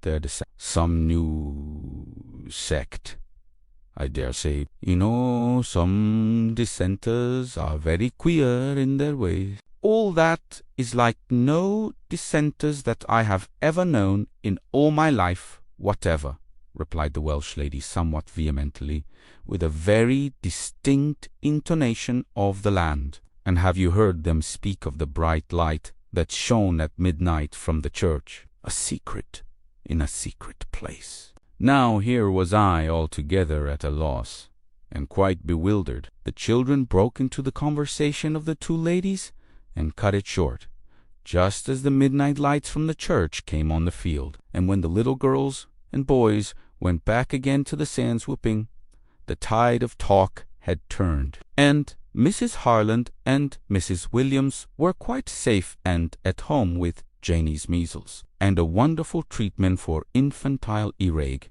as exemplified in the case of Trevor. There was no more to be got out of them, evidently, so I left the beach, crossed the harbour causeway, and drank beer at the fishermen's. Rest till it was time to climb up 2 miles of deep lane and catch the train for Penfro, where I was staying. And I went up the lane, as I say, in a kind of amazement, and not so much, I think, because of evidences and hints of things strange to the senses, such as the savour of incense, where no incense had smoked for 350 years and more, or the story of bright light shining from the dark, closed church at dead of night, as because of that sentence of thanksgiving for paradise in meat and in drink. For the sun went down and the evening fell as I climbed the long hill through the deep woods and the high meadows, and the scent of all the green things rose from the earth and from the heart of the wood, and at a turn of the lane, far below, was the misty glimmer of the still sea, and from far below its deep murmur sounded as it washed on the little hidden, enclosed bay where Lantricent stands. And I thought, if there be paradise in meat and drink, so much the more is their paradise in the scent of the green leaves at evening, and in the appearance of the sea, and in the redness of the sky. And there came to me a certain vision of a real world about us, all the while, of a language that was only secret because we would not take the trouble to listen to it and discern it. It was almost dark when I got to the station, and here were the few feeble oil lamps lit, glimmering in that lonely land where the way is long from farm to farm. The train came on Iris way, and I got into it. And just as we moved from the station, I noticed a group under one of those dim lamps. A woman and her child had got out, and they were being welcomed by a man who had been waiting for them. I had not noticed his face as I stood on the platform, but now I saw it as he pointed down the hill towards Lantrisant, and I think I was almost frightened. He was a young man, a farmer's son, I would say, dressed in rough brown clothes, and as different from old Mr. Evans, the rector, as one man might be from another. But on his face, as I saw it in the lamplight, there was the light brightening that I had seen on the face of the rector. It was an illuminated face, glowing with an ineffable joy, and I thought it rather gave light to the platform lamp than received light from it. The woman and her child, I inferred, were strangers to the place, and had come to pay a visit to the young man's family. They had looked about them in bewilderment, half alarmed, before they saw him, and then his face was radiant in their sight, and it was easy to see that all their troubles were ended and over. A wayside station, and a darkening country, and it was as if they were welcomed by shining, immortal gladness even into paradise. But though there seemed, in a sense, light all about my ways, I was myself still quite bewildered. I could see, indeed, that something strange had happened or was happening in the little round hidden under the hill, but there was so far no clue to the mystery, or rather, the clue had been offered to me, and one had not taken it.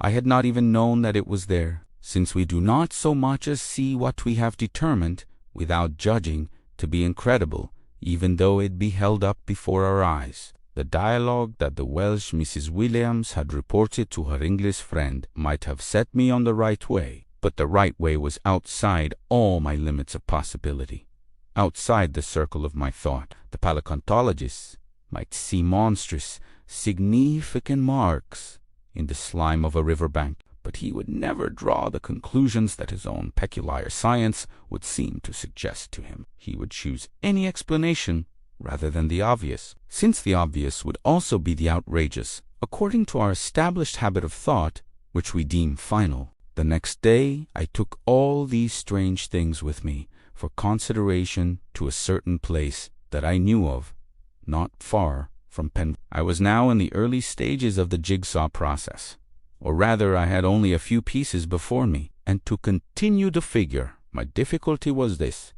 that though the markings on cash piece seemed to have design and significance, yet I could not make the wildest guess as to the nature of the whole pecrayer, of which these were the parts. I had clearly seen that there was a great secret. I had seen that on the face of the young farmer on the platform of Lantrisant station, and in my mind there was all the while the picture of him going down the dark, steep, winding lane that led to the town and the sea, going down through the heart of the wood with light about him. But there was bewilderment in the thought of this, and in the endeavor to match it with the perfumed church and the scraps of talk that I had heard and the rumor of midnight brightness. And though Penvro is by no means populous, I thought I would go to a certain solitary place called the Old Camp Head, which looks towards Cornwall and to the great deeps that roll beyond Cornwall to the far ends of the Wirkt,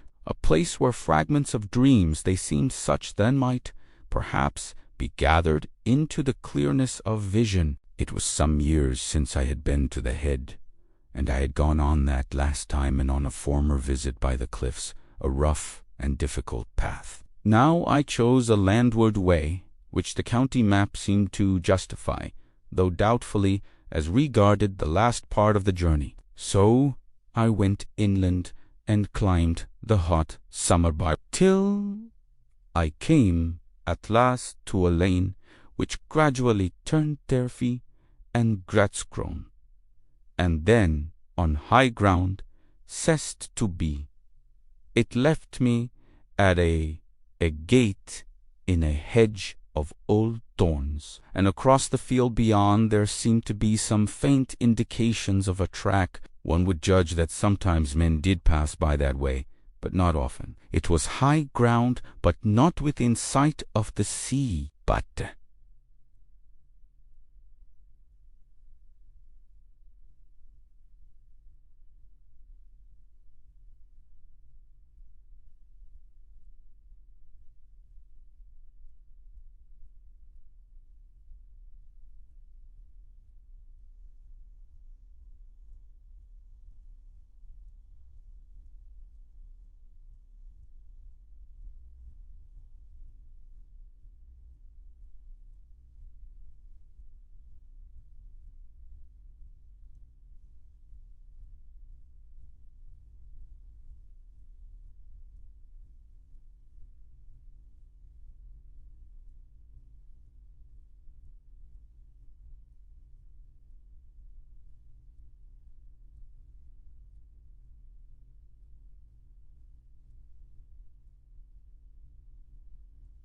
breath of the sea blew about the hedge of thorns, and came with a keen savour to the nostrils. The ground sloped gently from the gate, and then rose again to a ridge, where a white farmhouse stood all alone. I passed by this farmhouse, threading an uncertain way, followed a hedgerow doubtfully, and saw suddenly before me the old camp, and beyond it the sapphire plain of water and the mist where sea and sky met. Sweep from my feet the hill fell away, a land of gorse blossom, red gold and mellow, of glorious purple heather. It fell into a hollow that went down, shining with rich green bracken, to the glimmering sea. And before me and beyond the hollow rose a height of turf, bastioned at the summit with the awful age-old walls of the old camp. Green, rounded circumvallations, wall within wall,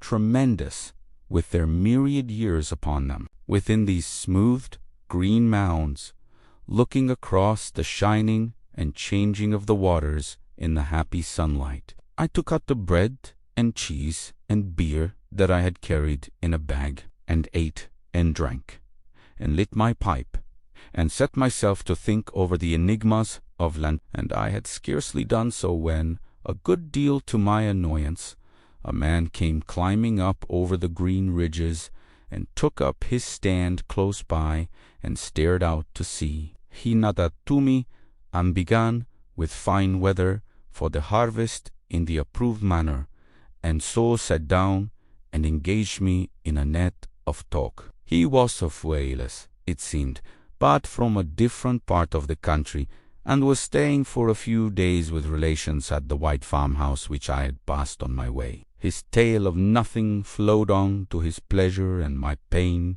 till he fell suddenly on Lantris and its doings. I listened then with wonder, and here is his tale condensed, though it must be clearly understood that the man's evidence was only second-hand. He had heard it from his cousin, the farmer. So, to be brief, it appeared that there had been a long feud at Lantry's Inn between a local solicitor, Louis Prothero, we will say, and a farmer named James.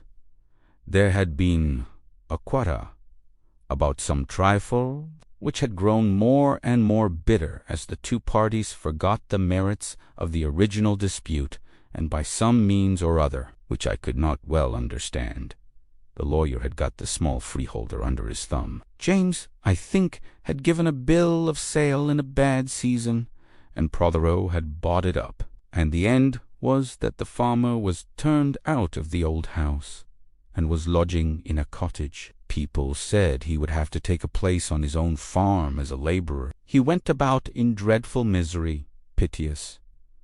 To see, it was thought by some that he might very well murder the lawyer, if ye met They did meet in the middle of the marketplace, Eche l'Entrisant, one Saturday in June.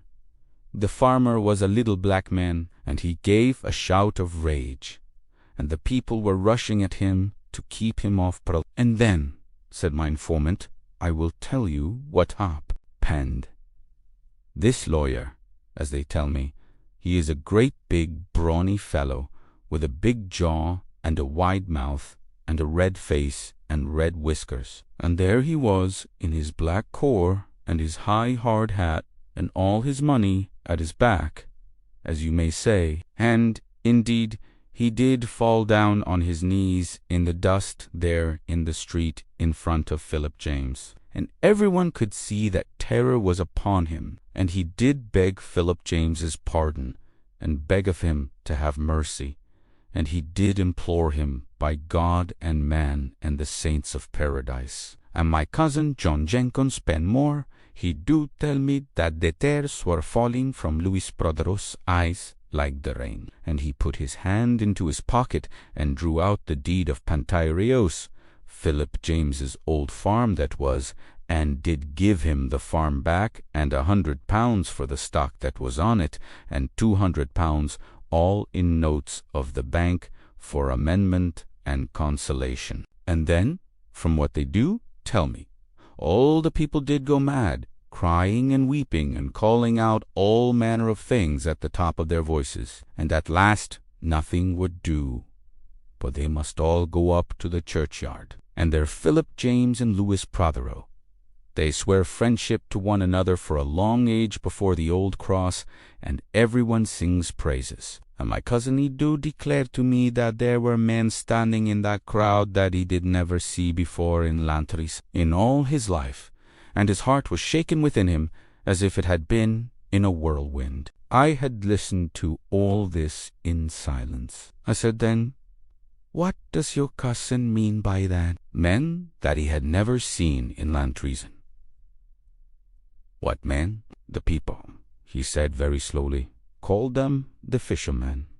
And suddenly there came into mind the rich fisherman, who in the old legends guards the holy mystery of the Graal, the ringing of the bell. So far I have not told the story of the things of Lantreason, but rather the story of how I stumbled upon them and among them, perplexed and wholly astray, seeking, but yet not knowing at all what I sought, bewildered now and again by circumstances which seemed to me wholly inexplicable, devoid, not so much of the key to the enigma, but of the key to the nature of the enigma. You cannot begin to solve a puzzle till you know what the puzzle is about. Yards divided by minutes, said the mathematical master to me long ago, will give neither pigs, sheep, nor oxen. He was right, though his manner on this and on all other occasions was highly offensive. This is enough of the personal process, as I may call it. And here follows the story of what happened at Lantreason last summer. The story as I pieced it together at last. It all began, it appears, on a hot day early in last June. So far as I can make out, on the first Saturday in the month, there was a deaf old woman, a Mrs. Purry, who lived by herself in a lonely cottage a mile or so from the town. She came into the marketplace early on the Saturday morning in a state of some excitement, and as soon as she had taken up her usual place on the pavement by the churchyard with her ducks and eggs and a few very early potatoes, she began to tell her neighbors about her having heard the sound of a great bell. The good women on Cash side smiled at one another behind Mrs. Perry's back, for one had to bawl into her ear before she could make out what one meant. And Mrs. Williams, Pennycoat, bent over and yelled, "What bell should that be, Mrs. Perry? There's no church bell near you up at Penry." "Do you hear what nonsense she talks?" said Mrs. Williams in a low voice to Mrs. Morgan, as if she could hear any bell whatever. "What makes you talk nonsense yourself?" said Mrs. Perry, to the amazement of the two women. "I can hear a bell as well as you, Mrs. Williams, and as well as your whispers either. And there is the fact, which is not to be disputed, though the deductions from it may be open to endless disputations. This old woman, who had been all but stone deaf for 20 years, that effect had always been in her family, could suddenly hear on this June morning as well as anybody else, and her two old friends stared at her, and it was some time before they had appeased her indignation and induced her to talk about the bell. It had happened in the early morning, which very misty. She had been gathering sage in her garden, high on a round hill, looking over the sea, and there came in her ears a sort of throbbing and singing and trembling, as if there were music coming out of the earth. And then something seemed to break in her head, and all the birds began to sing and make melody together, and the leaves of the poplars round the garden fluttered in the brechy that rose from the sea, and the cock crowed far off at Twin, and the dog barked down in Kemmy's valley. But above all these sounds, unheard for so many years, there thrilled the deep enchanting note of the bell, like the bell and a man's voice singing at once. They stared again at her and at one another. "Where did it sound from?" asked one. "It came sailing across the sea," answered Mrs. Parry quite composedly, "and I did bear it coming nearer and nearer to the land." "Well, indeed," said Mrs. Morgan. "It was a ship's bell then, though I can't make out why they would be ringing like that." "It was not ringing on any ship, Mrs. Morgan," said Mrs. Den. "Where do you think it was ringing?" "Perry." "Ingmar Addivis," replied Mrs. Perry. "Now that means in paradise," and the two others changed the conversation quick. They thought that Mrs. Perry had got back her hearing. Suddenly such things did happen now and then, and that the shock had made her a bit queer. And this explanation would no doubt have stood its ground if it had not been for other experiences. Indeed, the local doctor who had treated Mrs. Perry for a dozen years, not for her deafness, which he took to be hopeless and beyond cure, but for a tiresome and recurrent winter cough, sent an account of the case to a colleague, suppressing, naturally enough, the reference to paradise. The Bristol physician gave it as his opinion that the symptoms were absolutely what might have been expected. "You have here, in all probability," he wrote, "the sudden breaking down of an old obstruction in the Aroll passage, and I should quite expect this process to be accompanied by tinnitus of a pronounced and even violent character. But for the other experiences, as the morning wore on and drew to noon, high marker, and to the utmost brightness of that summer day, all the stalls and the streets were full of rumors and of odd faces. Now from one lonely farm, now from another, men and women came and told the story of how they had listened in the early morning with thrilling hearts to the thrilling music of a bell that was like no bell ever heard before. And it seemed that many people in the town had been roused, they knew not how, from sleep, waking up, as one of them said, as if bells were ringing and the organ playing, and a choir of sweet voices singing all together. There were such melodies and songs that my heart was full of joy. And a little past noon, some fishermen who had been out all night returned, and brought a wonderful story into the town of what they had heard in the mist. And one of them said he had seen something go by at a little distance from his boat. It was all golden and bright, he said, and there was glory about it. Another fisherman declared there was a song upon the water that was like heaven. And here I would say in parentheses that on returning to town I sought out a very old friend of mine, a man who has devoted a lifetime to strange and esoteric studies. I thought that I had a tale that would interest him profoundly, but I found that he heard me with a good deal of indifference. And at this very point of the sailor stories I remember saying, "Now what do you make of that?" "Don't you think it extremely curious?" he replied. "I hardly think so. Possibly the sailors were lying. Possibly it happened as they say. Well, that sort of thing has always been happening." I gave my friend's opinion. I make no comment on it. Let it be noted that there was something remarkable as to the manner in which the sound of the bell was heard or supposed to be heard.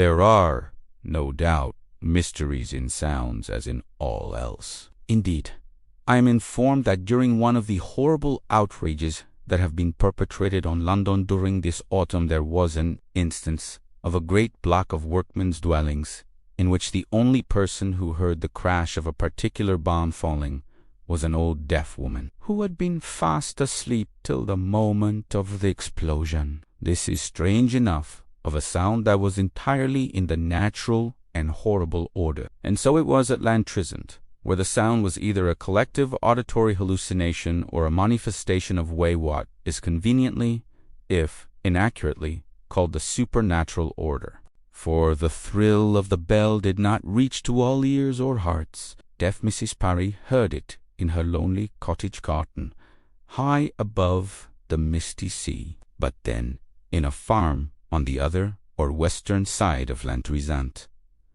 A little child, scarcely 3 years old, was the only one, of a household of 10 people, who heard anything. He called out in stammering baby Welsh something that sounded like Clyco for the great bells. The great bells, and his mother wondered what he was talking about, of the crews of 6 trollers that were swinging from side to side in the mist.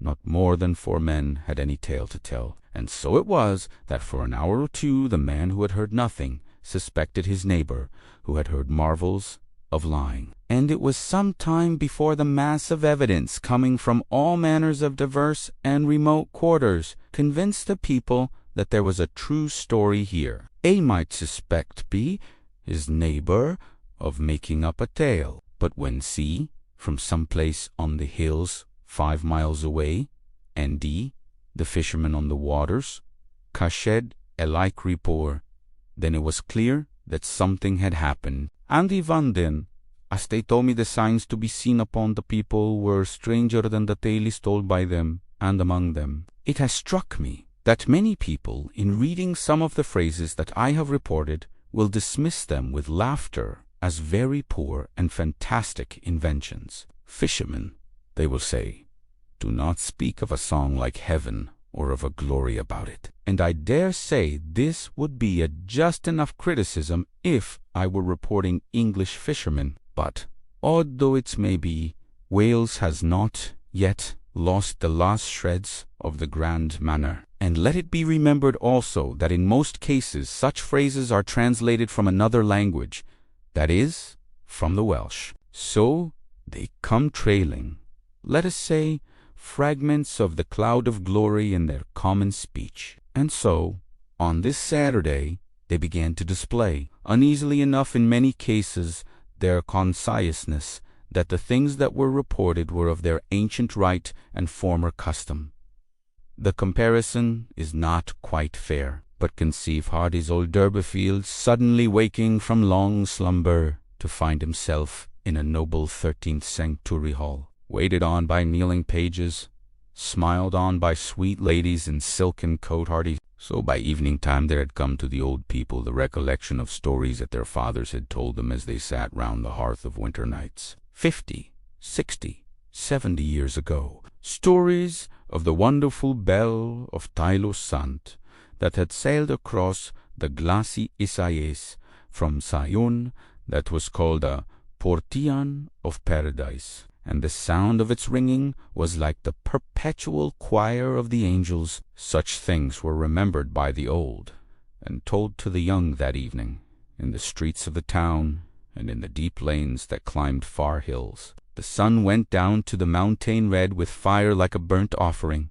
The sky turned violet, the sea was purple, as one told another of the wonder that had returned to the land after long ages. The rose of fire, it was during the next 9 days, counting from that Saturday, early in June, the first Saturday in June, as I believe that Lantreason and all the regions about became possessed either by an extraordinary set of hallucinations or by a visitation of great marvels. This is not the place to strike the balance between the two possibilities. The evidence is, no doubt, readily available. The matter is open to systematic investigation.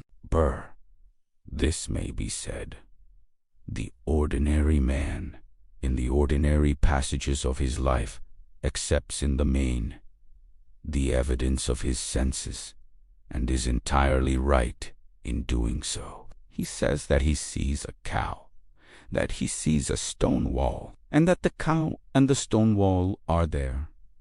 This is very well for all the practical purposes of life, but I believe that the metaphysicians are by no means so easily satisfied as to the reality of the stone wall and the cow. Perhaps they might allow that both objects are there in the sense that one's reflection is in a glass. There is an actuality, but is there a reality external to oneself? In any event, it is solidly agreed that, supposing a real existence, this much is certain: it is not in the least like our conception of it. The ant and the microscope will quickly convince us that we do not see things as they really are, even supposing that we see them at all. If we could see the real cow, she would appear utterly incredible as the things I am to relate. Now, there is nothing that I know much more unconvincing than the stories of the red light on the sea. Several sailors, men on small coasting ships,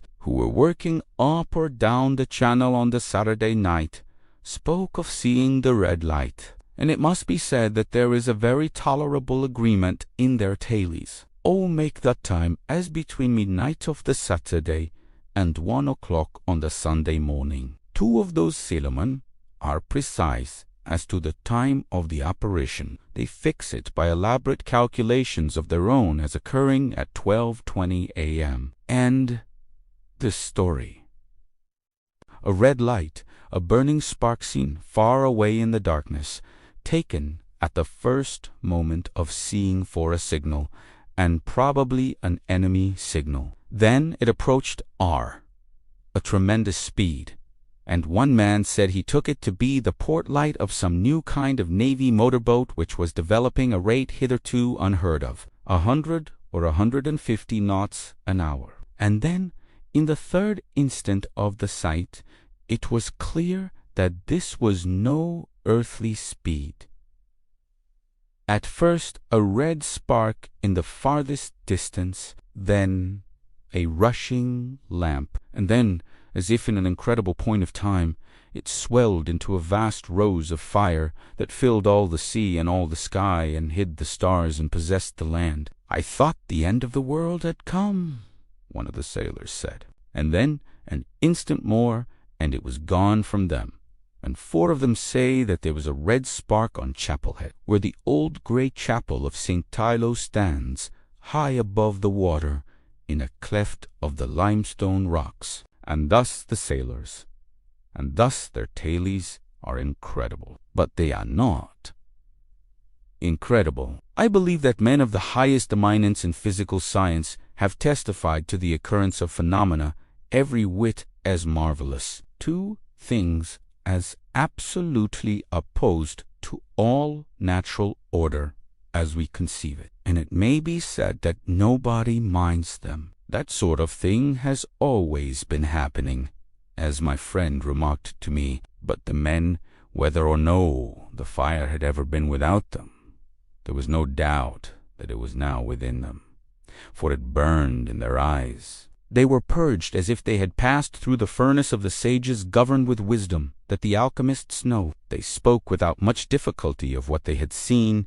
or had seemed to see with their eyes, but hardly at all of what their hearts had known when for a moment the glory of the fiery rose had been about them. For some weeks afterwards they were still, as it were, amazed, almost, I would say, incredulous, if there had been nothing more than the splendid and fiery appearance, showing and vanishing I do believe that they themselves would have discredited their own senses and denied the truth of their own tales, and one does not dare to say whether they would not have been right. Men like Sir William Crookes and Sir Oliver Lodge are certainly to be heard with respect, and they bear witness to all manner of apparent aversions of laws which we, or most of us, consider far more deeply founded than the ancient hills. They may be justified, but in our hearts we doubt. We cannot wholly believe in inner sincerity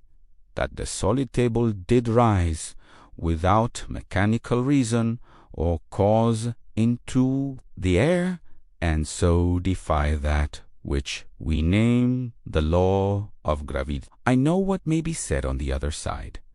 I know that there is not true question of law in the case, that the law of gravitation really means just this, that I have never seen a table rising without mechanical aid, or an apple, detached from the bow, soaring to the skies instead of falling to the ground. The so-called law is just the sum of common observation and nothing more. Yet I say, in our hearts we do not believe that the tables rise. Much less do we believe in the rose of fire that for a moment swallowed up the skies and seas and shores of the Welsh coast last June, and the men who saw it would have invented fairy tales to account for it. I say again, if it had not been for that which was within them. They said, all of them, and it's certain now that they spoke the truth, that in the moment of the vision every pain and ache and malady in their bodies had passed away. One man had been vilely drunk on venomous spirit,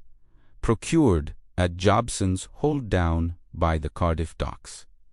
He was horribly ill. He had crawled up from his bunk for a little fresh air, and in an instant his horrors and his deadly nausea had left him. Another man was almost desperate with the raging, hammering pain of an abscess on a tooth. He says that when the red flame came near, he felt as if a dull, heavy blow had fallen on his jaw, and then the pain was quite gone. He could scarcely believe that there had been any pain there, and they all bear witness to an extraordinary exaltation of the senses. It is indescribable, this, for they cannot describe it. They are amazed again.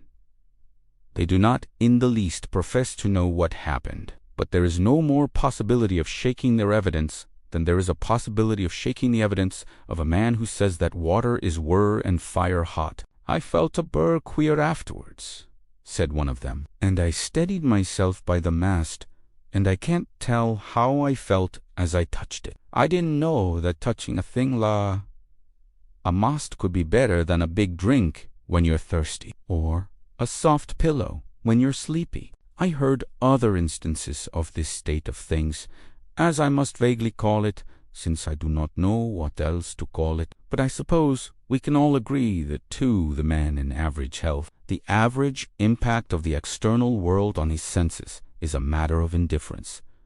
The average impact, a harsh scream, the bursting of a motor tire, any violent assault on the oral nerves will annoy him. And ye may say, damn.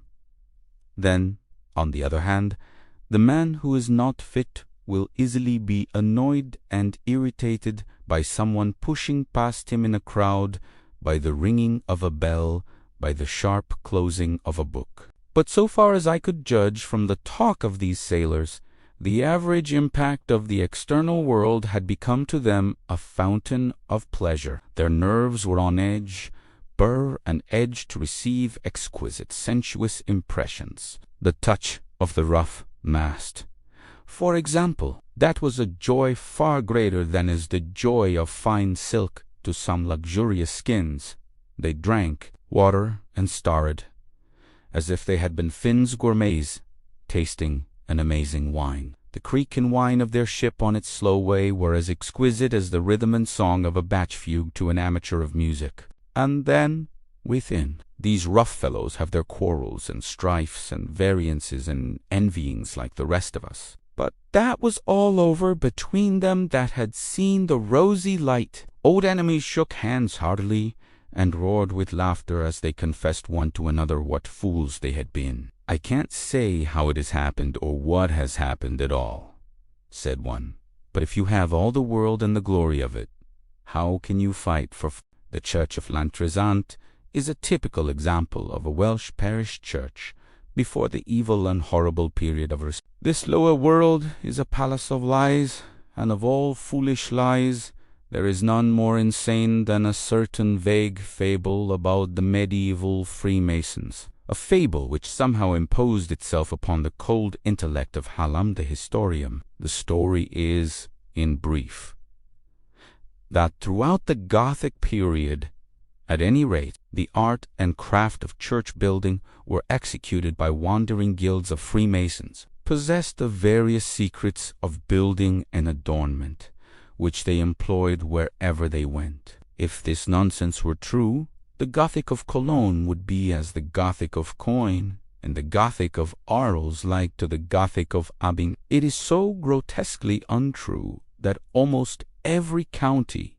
let alone every country, has its distinctive style in Gothic architecture. Arfan is in the west of Wales. Its churches have marks and features which distinguish them from the churches in the east of Wales. The Llantrisant church has that primitive division between nave and chancel, which only very foolish people decline to recognize as equivalent to the Oriental iconostasis, and as the origin of the Western root. A solid wall divided the church into two portions. In the center was a narrow opening with a rounded arch, through which those who sat towards the middle of the church could see the small red-carpeted altar and the three roughly shaped lancet windows above it. The reading pew was on the outer side of this wall of partition, and here the rector did his service,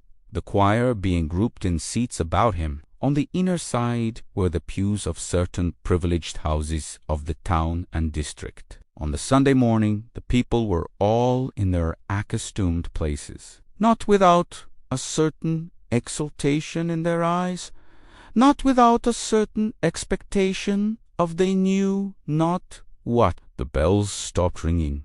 The rector, in his old-fashioned ample surplice, entered the reading desk and gave out the hymn, "My God, and is thy table spread?" And, as the singing began, all the people who were in the pews within the wall came out of them and streamed through the archway into the nave. They took what places they could find up and down the church, and the rest of the congregation looked at them in amazement. Nobody knew what had happened. Those whose seats were next to the aisle tried to peer into the chancel to see what had happened or what was going on there. But somehow the light flamed so brightly from the windows above the altar, those being the only windows in the chancel, one small lancet in the south wall excepted, that no one could see anything at all. It was as if a veil of gold adorned with jewels was hanging there, one man said. And indeed there are a few odds and scraps of old painted glass left in the eastern lancets, but there were few in the church who did not hear now and again voices speaking beyond the veil. Always dreamed the well-to-do and dignified personages who left their pews in the chancel of Llantrisant church and came hurrying into the nave could give no explanation of what they had done. They felt, they said, that they had to go, and to go quickly. They were driven out, as it were, by a secret, irresistible command. But all who were present in the church that morning were amazed, though all exulted in their hearts. For they, like the sailors who saw the rose of fire on the waters, were filled with a joy that was literally ineffable, since they could not utter it or interpret it to themselves. And they too, like the sailors, were transmuted, or the world was transmuted for them. They experienced what the doctors call a sense of bionator, but a bionator raised to the highest power. Old men felt young again. Eyes that had been growing dim now saw clearly, and saw a world that was like paradise.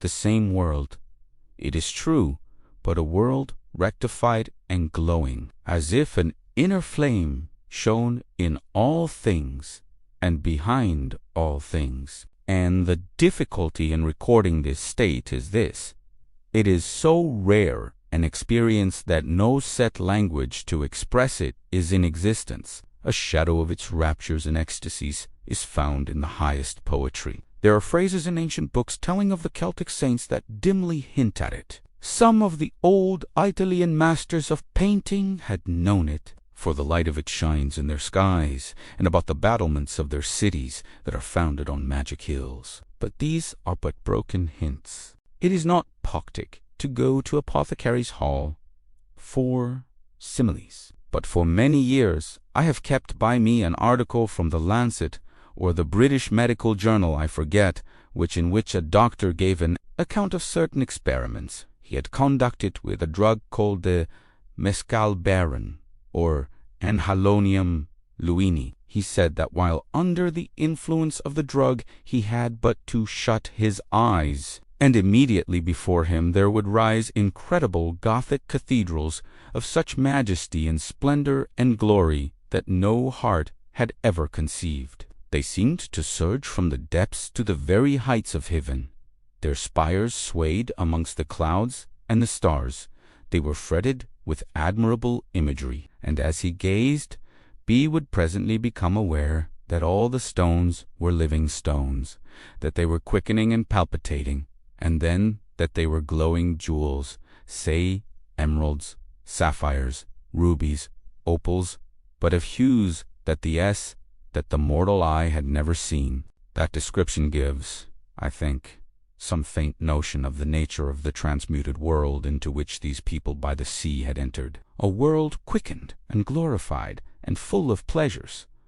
Joy and wonder were on all faces, but the deepest joy and the greatest wonder were on the face of the rector, for he had heard through the veil the Greek word for holy 3 times repeated, and he, who had once been a horrified assistant at high mass in a foreign church, recognized the perfume of incense that filled the place from end to end. It was on that Sunday night that Alwyn Phillips of Croswan dreamed her wonderful dream. She was a girl of 16, the daughter of small farming people, and for many months she had been doomed to certain death. Consumption, which flourishes in that damp, warm climate, had laid hold of her. Not only her lungs, but her whole system was a mass of tuberculosis. As is common enough, she had enjoyed many fallacious brief recoveries in the early stages of the disease, but all hope had long been over, and now for the last few weeks she had seemed to rush vehemently to death.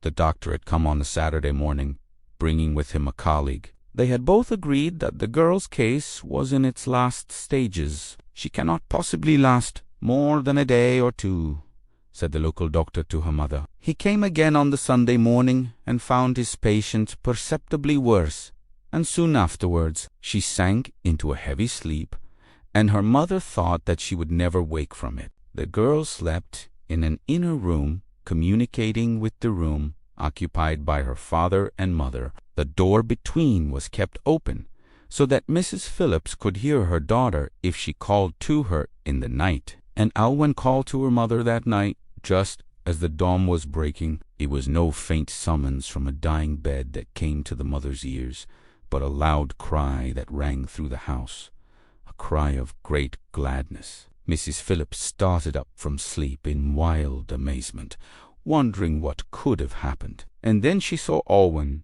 who had not been able to rise from her bed for many weeks past, standing in the doorway in the faint light of the growing day.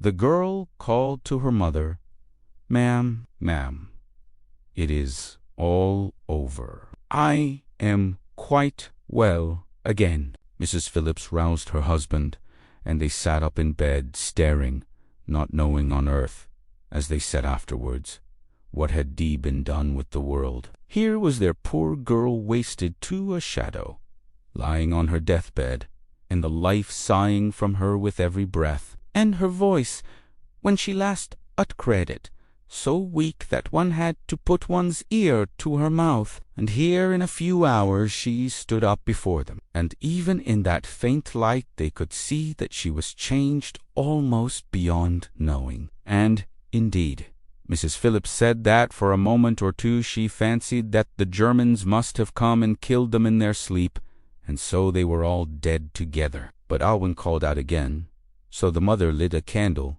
and got up and went tottering across the room, and there was Alwyn all gay and plump again, smiling with shining eyes. Her mother led her into her own room, and set down the candle there, and felt her daughter's flesh, and burst into prayers and tears of wonder and delight, and thanksgivings, and held the girl again to be sure that she was not deceived. And then Alwyn told her dream, though she thought it was not a dream. She said she woke up in the deep darkness, and she knew the life was fast going from her. She could not move so much as a finger.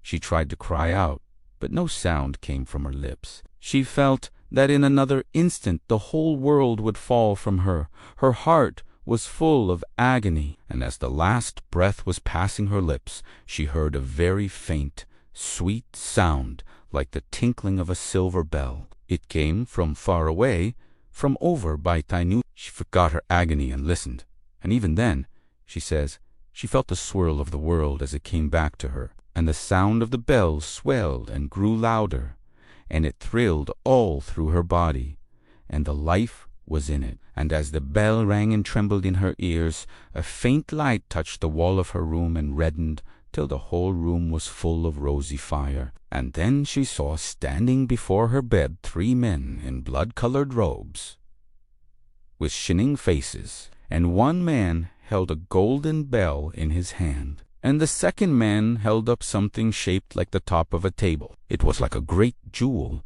and it was of a blue color, and there were rivers of silver and of gold running through it and flowing as quick streams flow, and there were pools in it as if violets had been poured out into water, and then it was green as the sea near the shore, and then it was the sky at night with all the stars shining, and then the sun and the moon came down and washed in it. And the third man held up high above this a cup that was like a rose on fire. There was a great burning in it, and a dropping of blood in it, and a red cloud above it, and I saw a great secret. And I heard a voice that sang 9 times, "Glory and praise to the conqueror of death, to the fountain of life immortal." Then the red light went from the wall, and it was all darkness, and the bell rang faint again by Capello Tilo. And then I got up and called to you. The doctor came on the Monday morning with the death certificate in his pocketbook, and Alwyn ran out to meet him. I have quoted his phrase in the first chapter of this record, a kind of resurrection of the body. He made a most careful examination of the girl. He has stated that he found every trace of disease had disappeared. He left on the Sunday morning a patient entering the coma that precedes death, a body condemned utterly and ready for the grave. He met at the garden gate on the Monday morning a young woman in whom life sprang up like a fountain, in whose body life laughed and rejoiced as if it had been a river flowing from an unending well. Now this is the place to ask one of those questions. There are many such which cannot be answered. The question is as to the continuance of tradition, more especially as to the continuance of tradition among the Welsh Celts of today. On the one hand, such waves and storms have gone over them. The wave of the heathen Saxons went over them, then the wave of Latin medievalism, then the waters of Anglicanism, last of all, the flood of their queer Calvinistic Methodism, half Puritan, half pagan. It may well be asked whether any memory can possibly have survived such a series of I have said that the old people of Lantrisant had their tales of the bell of Tylos, but these were but vague and broken recollections.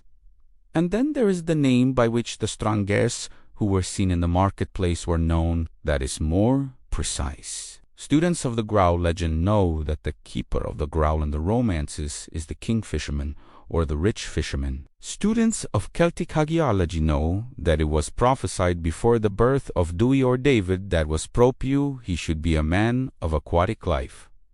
that another legend tells how a little child, destined to be a saint, was discovered on a stone in the river, how through his childhood a fish for his nourishment was found on that stone every day, while another saint, Elar, if I remember, was expressly known as the fisherman. But has the memory of all this persisted in the church-going and chapel-going people of Wales at the present day? It is difficult to say. There is the affair of the healing cup of Nant Eos, or Tregoron healing cup, as it is also called. It is only a few years since it was shown to a wandering harpa, who treated it lightly, and then spent a wretched night, as he said, and came back penitently, and was left alone with the sacred vessel to pray over it till his mind was at rest.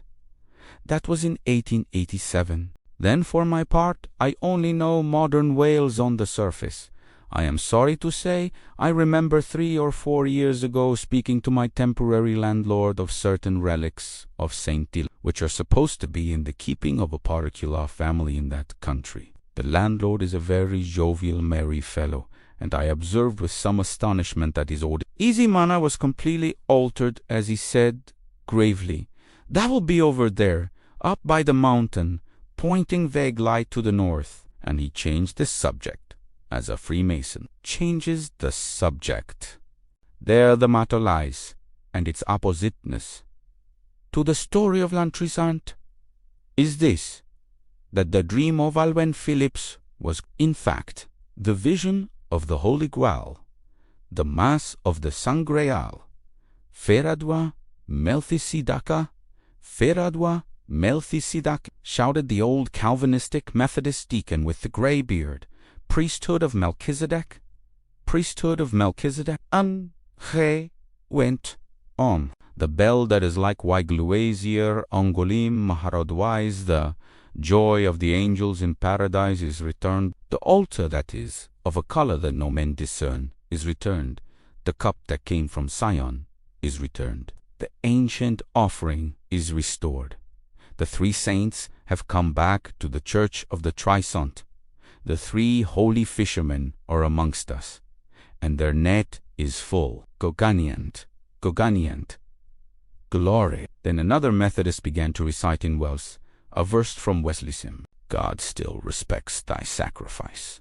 Its savor sweet doth always please. The offering smokes through earth and skies, diffusing life and joy and peace. To these thy lower courts it comes, and fills them with divine perfumes. The whole church was full.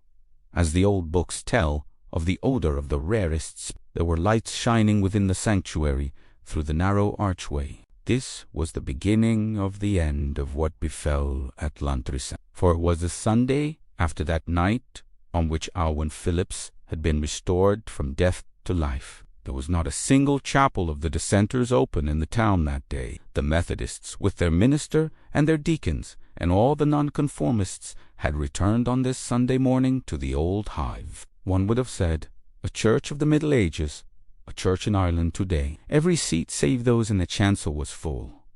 All the aisles were full. The churchyard was full. Every one on his cusses, and the old rector kneeling before the door into the holy place. Yet they can say but very little of what was done beyond the veil. There was no attempt to perform the usual service. When the bells had stopped, the old deacon raised his cry, and priest and people fell down on their knees as though they beard a choir within singing, Alleluia! And as the bells in the tower ceased ringing, there sounded the thrill of the bell from Sean, and the golden veil of sunlight fell across the door into the altar, and the heavenly voices began their melodies. A voice like a trumpet cried from within the brightness, Agios, Agios, Agios, and the people, as if an age-old memory stirred in them, replied, Agios yir te de, Agios yir mab, Agios yir eispride glan, Sant, Sant, Sant Drynot, Sant Vendeja, Sanctus Arglit, Du Sabahath, Dominus, Deus. There was a voice that cried and sang from within the altar. Most of the people had heard some faint echo of it in the chapels, a voice rising and falling and soaring in awful modulations that rang like the trumpet of the last angel. The people beat upon their breasts. The tears were like rain of the mountains on their cheeks. Those that were able fell down on their faces before the glory of the veil. They said afterwards that men of the hills, 20 miles away, heard that cry and that singing rushing upon them on the wind, and they fell down on their faces and cried, "The offering is accomplished," knowing nothing of what they said. There were a few who saw 3 come out of the door of the sanctuary and stand for a moment on the place before the door. These 3 were in dyed vesture, red as blood. One stood before 2, looking to the west, and he rang the bell. And they say that all the birds of the wood, and all the waters of the sea, and all the leaves of the trees, and all the winds of the high rocks, heard their voices with the ringing of the bell. And the second and the third, they turned their faces one to another. The second held up the lost altar that they once called Sapphirus, which was like the changing of the sea and of the sky, and like the mixture of gold and silver. And the third heaved up high over the altar a cup that was red with burning and the blood of the offering. And the old rector cried aloud then before the entrance, "Binjijaji yeroferin in ois, osod bless be the offering unto the age of ages." And then the Mass of the Sangreal was ended, and then began the passing out of that land of the holy persons and holy things that had returned to it after the long years. It seemed, indeed, to many that the thrilling sound of the bell was in their ears for days, even for weeks after that Sunday morning. But thenceforth neither bell nor altar nor cup was seen by any one, not openly, that is, but only in dreams by day and by night. Nor did the people see strangers again in the market of Lantrisen, nor in the lonely places where certain persons oppressed by great affliction and sorrow had once or rice encountered them. But that time of visitation will never be forgotten by the people. Many things happened in the 9 days that have not been set down in this record or legend. Some of them were trifling matters, though strange enough in other times. Thus, a man in the town who had a fierce dog that was always kept chained, up found one day that the beast had become mild and gentle. And this is stranger Edward Davies of Llaneffon, a farmer, was roused from sleep one night by a queer yelping and barking in his yard. He looked out of the window and saw his sheepdog playing with a big fox. They were chasing each other by turns, rolling over and over one another, cutting such capers as I did never see the like, as the astonished farmer put it. And some of the people said that during this season of wonder the corn shot up, and the grass thickened, and the fruit was multiplied on the trees in a very marvelous manner. More important, it seemed, was the case of Williams, the grocer, though this may have been a purely natural delay. Mr. Williams was to marry his daughter, Mary, to a smart young fellow from Cormarthen, and he was in great distress over it, not over the marriage itself, but because things had been going very badly with him for some time, and he could not see his way to giving anything like the wedding entertainment that would be expected of him. The wedding was to be on the Saturday. That was the day on which the lawyer, Louis Prothero, and the farmer, Philip James, were reconciled. And this John Williams, without money or credit, could not think how shame would not be on him for the meagreness and poverty of the wedding feast. And then on there came a letter from his brother, David Williams, Australia, from whom he had not heard for 15 years. And David, it seemed, had been making a great deal of money, and was a bachelor. And here was with his letter a paper good for 1,000 pounds. You may as well enjoy it now as wait till I am dead. This was enough, indeed, one might say. But hardly an hour after the letter had come, the lady from the big house Blassmore drove up in all her grandeur, and went into the shop and said, "Mr. Williams, Your daughter Mary has always been a very good girl, and my husband and I feel that we must give her some little thing on her wedding, and we hope she'll be very happy.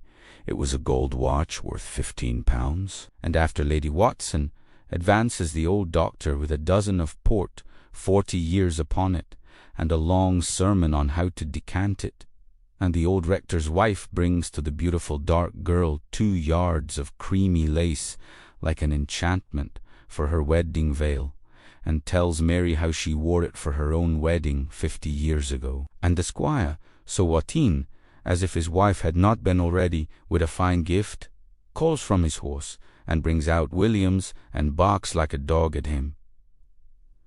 "Going to have a wedding? Eh, Williams? Can't have a wedding without Campagny? Why, no. Wouldn't be legal? Don't I know?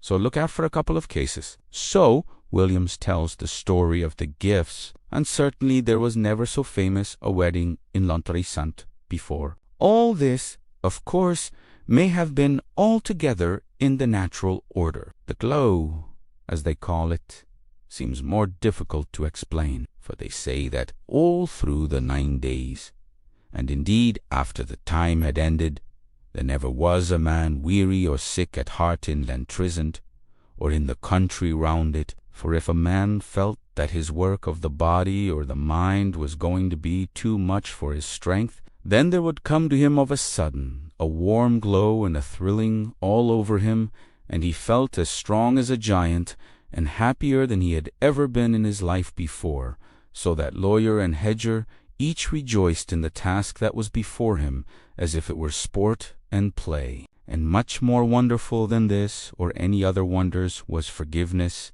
with love to follow it.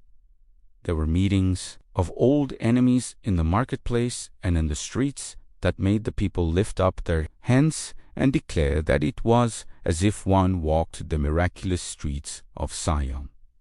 But as to the fun of the occurrences, for which, eno denorito, we should reserve the word miraculous. Well, what do we know? The question that I have already stated comes up again as to the possible survival of old tradition in a kind of dormant or torpid, semi-conscious state. In other words, did the people see and hear what they expected to see and hear? This point, or one similar to it, occurred in a debate between Andrew Lang and Anatole France as to the Weesians of Joan of Arc. M. France stated that when Joan saw St. Michael, she saw the traditional archangel of the religious art of her day. But to the best of my belief, Andrew Lang proved that the visionary figure Joan described was not in the least like the 15th century conception of St. Michael. So, in the case of L'Entrissant, I have stated that there was a sort of tradition about the holy hell of Tayo Sant, and it is, of course, barely possible that some vague notion of the Graal Cup may have reached even Welsh country folk through Tennyson's Idylls. But so far I see no reason to suppose that these people had ever heard of the portable altar called Sapphirus in William of Malmesbury, or of its changing colors that man could discern. And then there are the other questions of the distinction between hallucination and vision, of the average duration of Ankh, and the other, and of the possibility of collective hallucinat. If a number of people all see or think they see the same appearances, can this be merely hallucination? I believe there is a leading case on the martyr, which concerns a number of people seeing the same appearance on a church wall in Ireland. But there is, of course, this difficulty that one may be hallucinated and communicate his impression to the others telepathically. But at the last, what do we know?